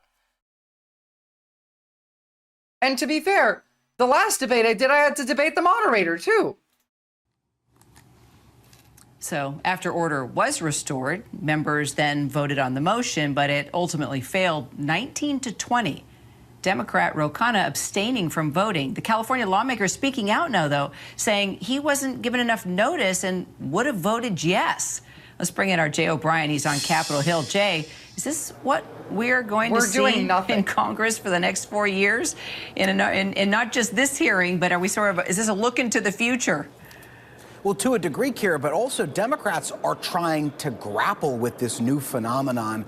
The new phenomenon of our government being overthrown. Like, literally, you people are genuinely worthless. Worthless fucking people with no beliefs.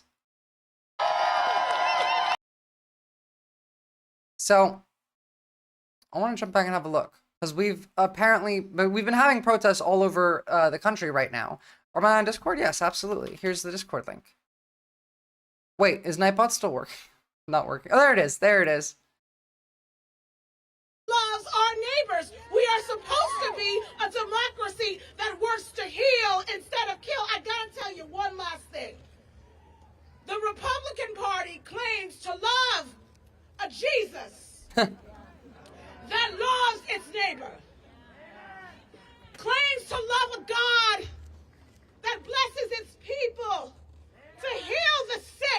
They don't. To take care of the widow. If Christian God is real, all of these people are going to be burning forever in hell.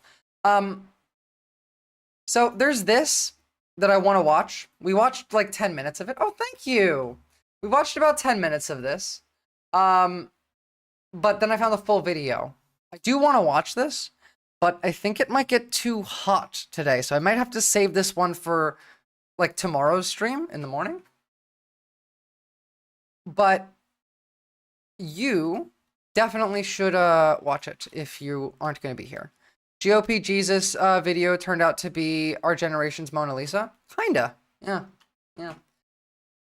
Now, I've been using the word dark woke a little bit. Whoa. Whoa. What was that? Hype train. Thank you guys. That's cool. We got a hype train going. Based. Oh, thanks for the sub, Corn Cob. Now, hold on. Where is it? Where is it? Where is it?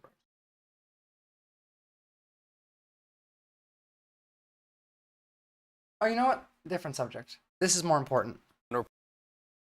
Hello, this is Yannis. This is part of what's destroying our society.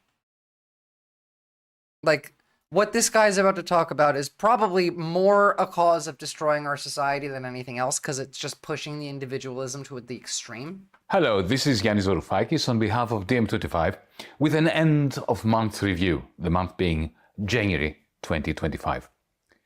You have heard all about DeepSeek, the Chinese artificial intelligence AI company, which this week changed the global AI landscape, not to mention the $1 trillion losses it caused in the New York Stock Exchange and Nasdaq. DeepSeek is China's response to OpenAI's ChatGPT-4. Its models perform as efficiently I fucking hate AI, by the way. Anyone that's like new here and doesn't know I despise AI to almost a point of oh wow. Thank you for the gifted subs. Holy shit, that's awesome of you. And let me verify you on the Discord, mate, real quick. But yeah, so I hate AI to the point where it's just bordering on reactionary, so. Their American counterparts. The difference is that DeepSeek is offered I'll check out that video. to everyone for free. How do they make money? Only by selling services to developers, and that compared to OpenAI services, GPT-4, 5, at a fraction of OpenAI's prices. The gist of DeepSeek's arrival on the AI scene and the carnage in the American stock exchanges. I don't think it's the AI that kills people is the AI that's used in the military. And we are live. What? Hello, everyone. Oh, sorry. I had the video that you sent me playing. They kill people with the military. We're attaching AI to little drone swarms right now, right? But it's not about that. It's that it will take away everyone's jobs. And it will take away your humanity because it will now be included in literally everything. It makes decisions for you. Like, Ragnarok, cool. But understand this, right? Machines make people lazy. This is a thing Marx had said. And taking that to its more extreme form of machines that just tell you how to live your life, which now are everything. Every social media app that you're on is doing this exact thing. It's a matter of controlling you. It's a matter of you only do this thing because it is providing you with ease, with simplicity, and with, not comfort, it's a convenience. It's a matter of convenience. You do this because it's easy. And it tells you what to do and you don't have to think about it. You do that over and over again, you develop that pattern. And you know what? Let's say that works for you. Let's say there's no problem with you doing what this thing told you to do for the rest of your life, right? That one thing is perfectly fine. What it does do is it teaches your brain to not think about something. It makes you not value critical thinking. You just ask the machine, why do I need to figure it out? Why should I Google this and look through a couple links when I can just ask ChatGPT? And what job did it replace? Pretty much half of the tech sector, Kostiak. There's people that graduate Berkeley with a 4.0 GPA that can't get tech jobs anymore. My cousin works at Microsoft and he said no one's getting hired. It's gone. Like no one will, like, AI has replaced all of the tech jobs. Yep, it conditions your brain into soup. Exactly. You're absolutely right. 100%. And also thank you. But like it's not just about the replacing your jobs, it's about making you less human. It takes away the thought. There are people that are, all of the AI is, no, that's untrue. That's literally untrue, Kostiak. Sorry, that's untrue. The bigger issue, on top of just the jobs disappearing, is the fact that you are disappearing. Your ability to do things is disappearing. Your ability to make change is disappearing. And that's the issue. Okay, I can't handle that level of dumb. Off to play games. Have fun playing games, Headless Chicken.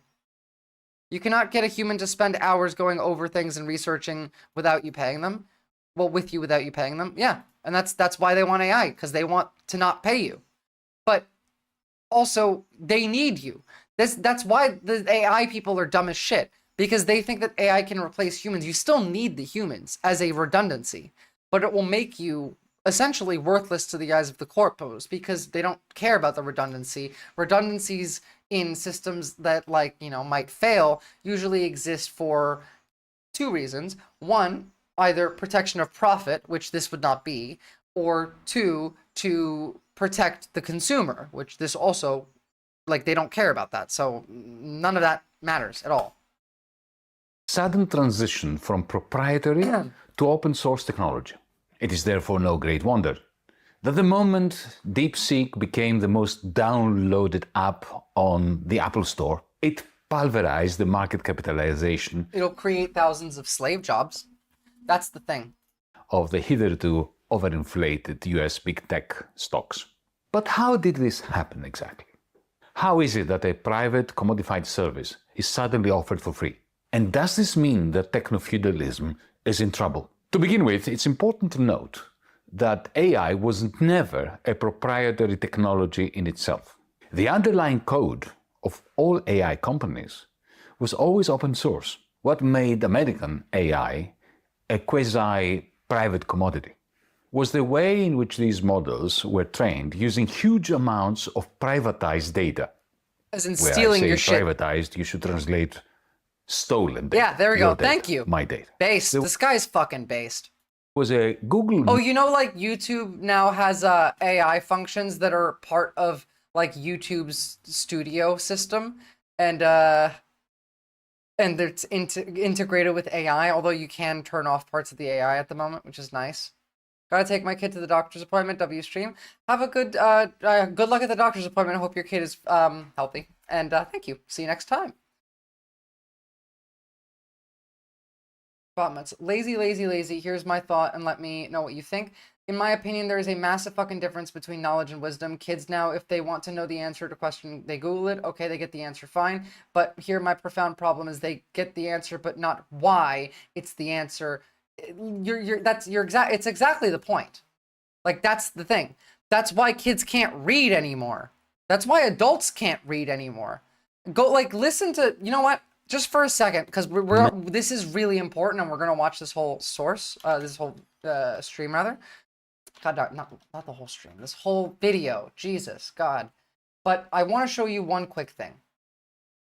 This is what teachers are dealing with while their kids can't read, and this isn't even America.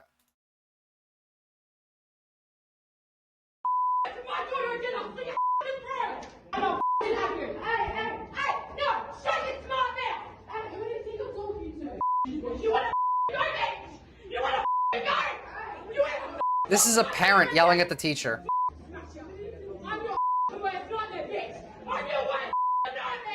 Critical thinking is dead. I'm bringing it back. You can call me the mother of critical thinking.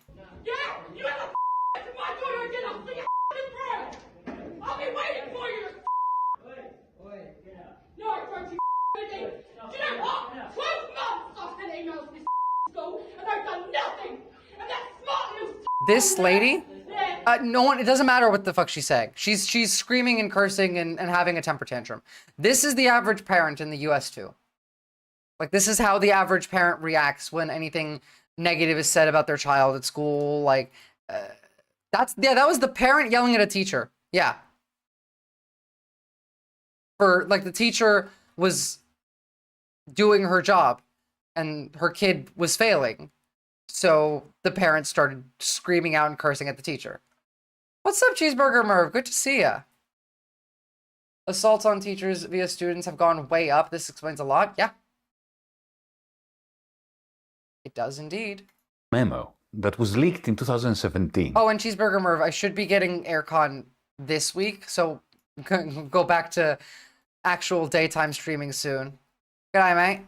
That was widely discussed and rather. refuted, but it was a harbinger for what happened with DeepSeek. In that memo, we read the following words. If an open source large language model, it said, trained for a few $1 million, comes to outperform a proprietary model, then there's going to be trouble. There will be no firewall, the memo continues, even to safeguard OpenAI. That's what happened. DeepSeek pierced the United States AI company's bubble by decommodifying the results of the model's training and doing it at a tiny, tiny cost to itself. Shifting the results of AI-trained models from behind a paywall to the public realm.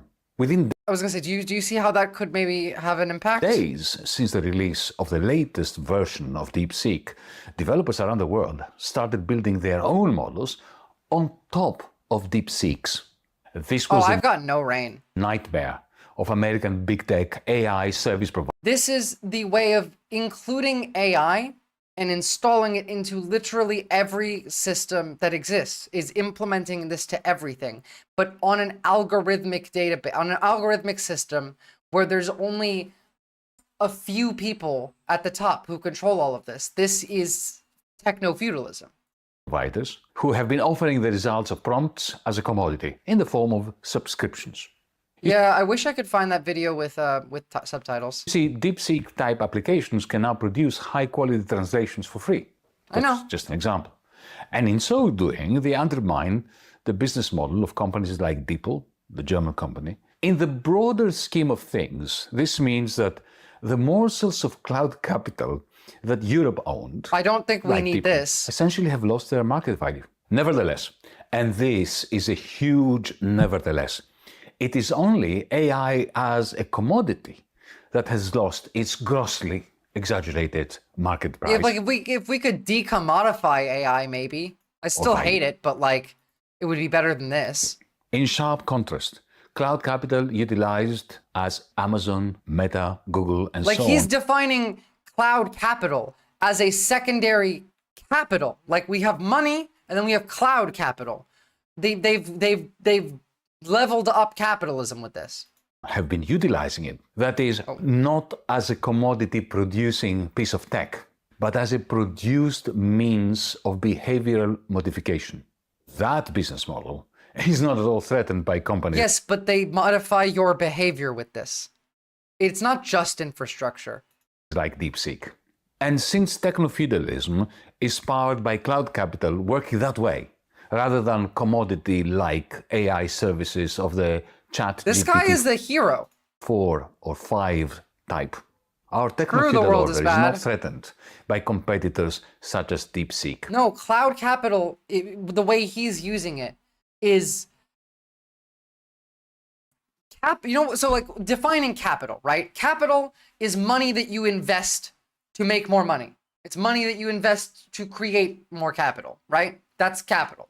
It could be something that you own that produces wealth. You could be your car. It could be your house. That's capital, your business. Cloud capital is capital that doesn't physically exist in the world. It's this hypothetical capital of algorithmic behavioral modification. That's the capital that's being used. So it does in its capital form, but in its cloud capital form, it becomes something distinct. It becomes something different. it's not just the computers that you can rent out, because these things are everywhere. We have them in space, my guy. We have the fact that they are attached to everyone's information. They're stealing from you. It's a second layer above capital that is then used as capital to create more wealth. It's a level up from capital.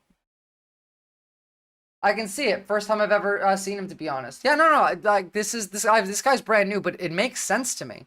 An example is sex. When I was a young man, not through a passage, not perfect, agree, but straight I could experience. But now, kid, it got with porn. I have no idea what you mean with that. Sex is good. To help understand the difference between cloud capital and AI-based commodified services, I've only just it helps to discovered compare some and of his contrast videos. Alexa, take Amazon's Alexa, and OpenAI's ChatGPT. Now, Alexa is not offering you a commodified service. It is your free he's a Greek pretend goddess, I know slave. that. Unlike GPT-4 or 5, you do not pay a subscription to Amazon for the right to order Alexa. Sorry that I'm not European, Bulletproof Bullet. To order you milk or to switch off your lights. Rather, you train Alexa to train you, to train it. I got the vast majority of it. Just give me like the main question, Bombits. To know you, so that it wins you over. This guy's based. Your trust with good recommendations. No, don't apologize. You're fine. So that it can ultimately modify your behavior, so that it can encourage you to buy a commodity from Amazon.com, with Jeff Bezos, the owner of Amazon. Do you see how all of this retaining interconnects? Up to 40% of the price you pay for a book. All of this interconnects. It's Pavlovian, exactly. This is why we're like this. Or an electric bicycle, money that will be retained as cloud rent by the owner of Amazon, Jeff Bezos. In short, and this is very important, the work that Alexa performs for you is not a commodity that you buy. Unlike ChatGPT, which works to sell you a commodity, even in a subscription form.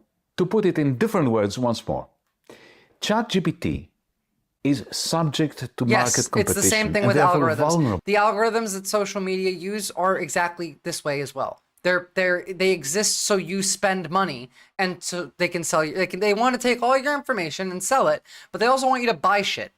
And all of it's like that. Like the TikTok shop exists in that way, but no one goes on TikTok to buy clothing. You buy clothing because you're on TikTok, not I'm going to go on TikTok to buy clothing. To companies like DeepSeek, but Alexa is not.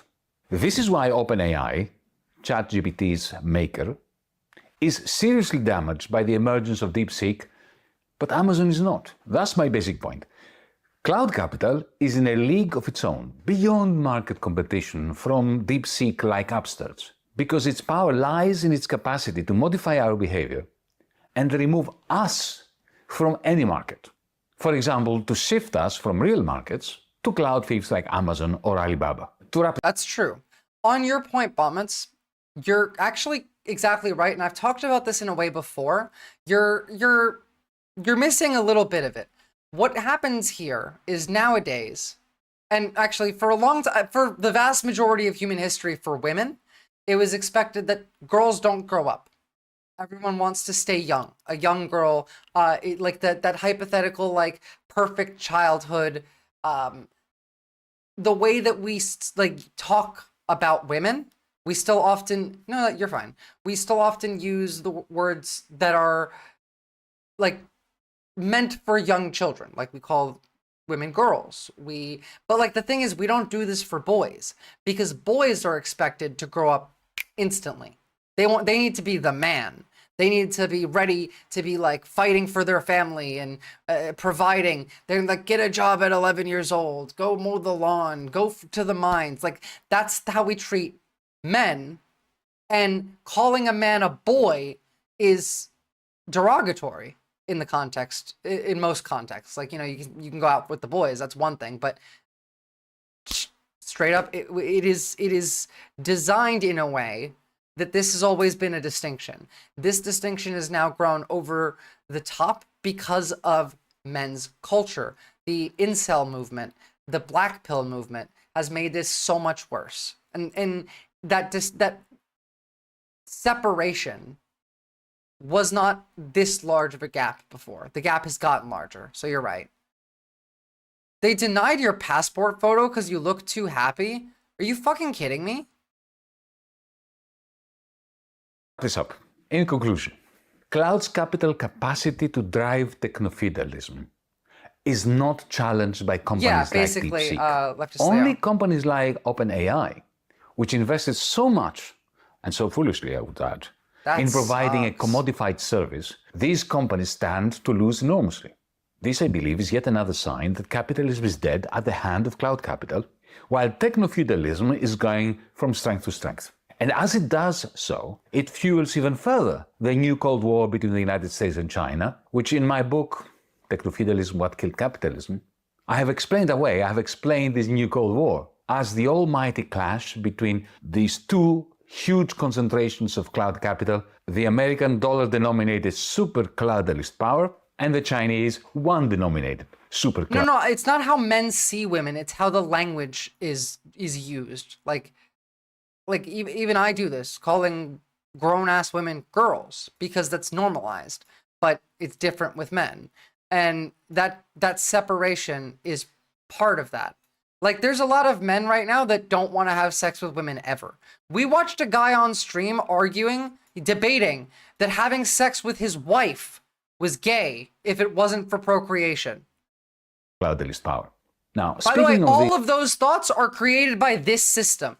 This system that he is explaining right now are what creates these kinds of behaviors and beliefs. This new Cold War, which I have argued is mostly fueled by the clash between American and Chinese cloud capital. I wonder what impact DeepSeek's success will have on the United States government. Language is not a prison. Language is a tool that you can use to build your reality. You get to decide your reality. You understand this, right? Like, you have power. You can do whatever the fuck you want. But there are consequences that have to be applied. But you can do whatever the fuck you want. You can say whatever the fuck you want. Language is not a prison, it's a tool to create a reality that suits you. Your perception of things shapes your reality. You know, like, just thinking positively actually makes you feel better. Like, I'm not even trying to, like, joke here. This is like 2000s level, like, middle-aged white woman shit, but, like, positive thinking changes your brain chemistry. It is subconscious a lot of the time too. Like when you say, girl, stay away from that man, which I've heard be used, said in the heat of the moment. Yeah, exactly. It's true. What's the most S-tier language?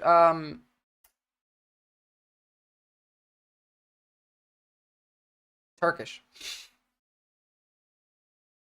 But the whole gamut of the American state and its government. Silicon Valley and Washington, D.C., until very recently, until DeepSeek's arrival on the scene, they had convinced themselves that America had a huge AI... I couldn't even read the girl with the dragon tattoo all the way through because all of the names of places are, like, unpronounceable. I lead over China. Now, that... Honestly, it wasn't even just because of, like, Turkish, like, pride. That was just because you can say some interesting shit in Turkish. I've heard my dad say in anger, fuck you, I'm gonna fuck the bird that lands on the branch of the tree that grows in the front of your house in the summertime before. All right, that's the kind of language Turkish is. It's like a poetic language, and I like it. And it's like, you know, French is like that too, but I mean, it's French, so, you know, it can't be good. Gamut of the American state and its government. Silicon Valley and Washington, D.C., until very recently, until DeepSeek's arrival on the scene, they had convinced themselves that America had a huge AI lead over China. Now that a tiny Chinese company has destroyed that confidence by producing on a shoestring... You understand how big this is. $1 trillion disappeared from our market because of this. $1 trillion just vanished into thin air. Better AI tech and services than Silicon Valley had imagined possible. I don't know about you, but I can almost hear the whirring of the cogs and wheels inside the heads of people in authority, you're right, Kostiak. Both on the East Coast and the West Coast. All we export from America is grift. That's it. It's like shit like crypto, it's shit like AI. I mean, to be fair, AI is not necessarily a grift, but like, it's being used as a grift. It could be done in a non-grift way, it's just not. of the United States, as they are thinking, trying to understand, to predict. If, the Chinese can do this out of the blue, as DeepSeek did only 2 days ago, what else can the Chinese do tomorrow? It is reminiscent, isn't it, of the Sputnik moment. So it will be interesting to see how Donald Trump reacts. We should all control the language. No one controls language. Language changes based on the population. Woke started out meaning like you knew about like the class distinctions and the racial disparity and how black people in America are mistreated. That was what woke meant. And now look at it. Threat to companies like OpenAI, especially since oh my Elon God, that Musk sucks headline. Understood some time ago, quite presciently, I should say, and has spoken out against companies like OpenAI. He seems to have understood. It's American hegemony shit, Kostiak.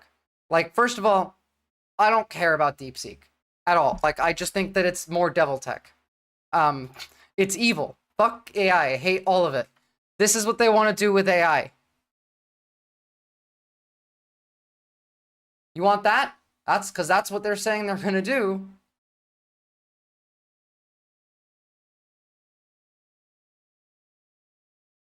There you go.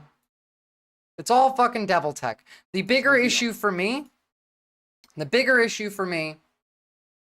in that conversation is the fall of the American hegemony, which is what we're seeing in real time. Like, that's what Elon did. AI tech bros deserve to go into depth. They've never been up to anything good. As a wise woman once said, I want AI to do my hard chores while I work on my art, not take away my art while I do hard work. Literally, AI is demonic. It's evil. Butlerian jihad all the way. Like, fuck that shit. Burn it to the ground. The police will be on their best behavior because we're constantly watching and recording everything that's going on. Citizens will be on their best behavior. I would literally rather return us to agrarian society than continue on this road if I had the power. Because we're constantly recording. Like Thanos snap AI out of existence. All thinking machines are gone. It's unimpeachable. The cars have cameras on them. I think we have a squad car here someplace. But those kind of applications using AI, if we can use AI, and we're using AI to monitor the video. So if that altercation that occurred in Memphis, the chief of police would be immediately notified. It's not people that are looking at those cameras, it's AI that's looking at the cameras. No. You know what this does, right? This blurs the lines of accountability. I do not want cops being like managed by AI. Every camera already looks, like we're gonna be a global police state. Unironically, like, it seems like America is globalist and Nazis. We're isolationists now, but like, you can't do this. It would be like a shooting. That's going to be immediately. That's going to be an event that's immediately.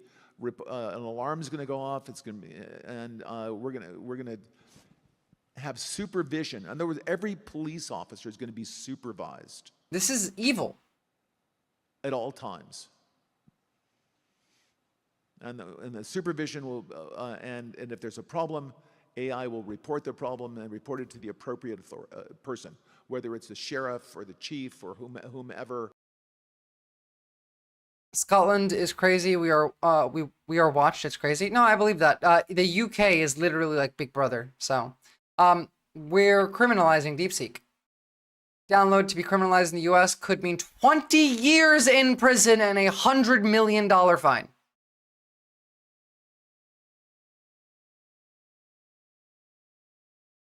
The fact that it's cheaper is the important part, because American AI companies steal and also pretend like everything costs a lot more money than it does. It's the same thing for, like, think about like the military contractors, right? You know how they charge like unreasonably large amounts for any little amount of work that they do? Like, they had to like pick up a truck and drive it for 20 minutes. That's $500,000 type thing. That's how the AI oligarchs work in America. And so people are freaking out over this because they're stealing so much money, and now this is preventing them from stealing that much money. And also, they steal books, music, YouTube videos, movies, TV shows. They're just art in general is being stolen. There are thousands of authors suing. There are thousands of artists suing. There's thousands of YouTubers and content creators suing. All of these people who worship Zuck and Elon even before the Trump era are very much complicit in this thing as well. All the writing was always on the wall with them. Yeah, no, like, it was, absolutely. With the apartheid stuff and stealing private info and pushing propaganda, true. You like, by the way, the clearest indication that Elon Musk is in charge is the fact that Donald Trump is now talking about like how white people are being mistreated in South Africa. I can promise you that Donald Trump didn't know that white people lived in South Africa.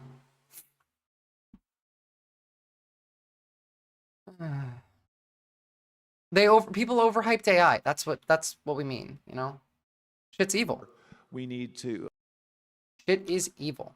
Fully. Finish that one. Cameras in my housing estates, cameras on the high street, shop, Scotland right now. It's not.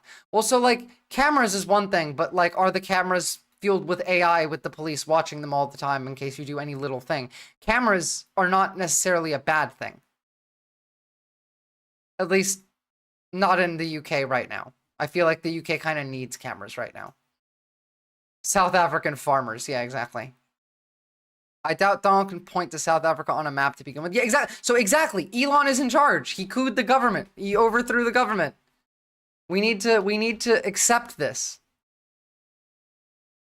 It's depressing, but like it's also objectively the truth.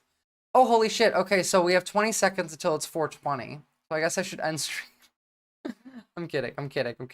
I am ending stream because I am done for the day because everything else I have to talk about is going to take like at least an hour and it's going to be too hot in a very, very short time.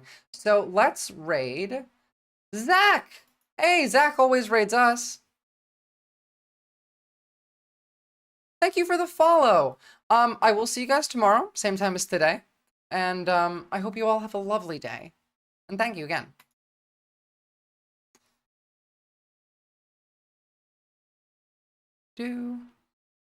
Waiting for the raid, All right, here we go.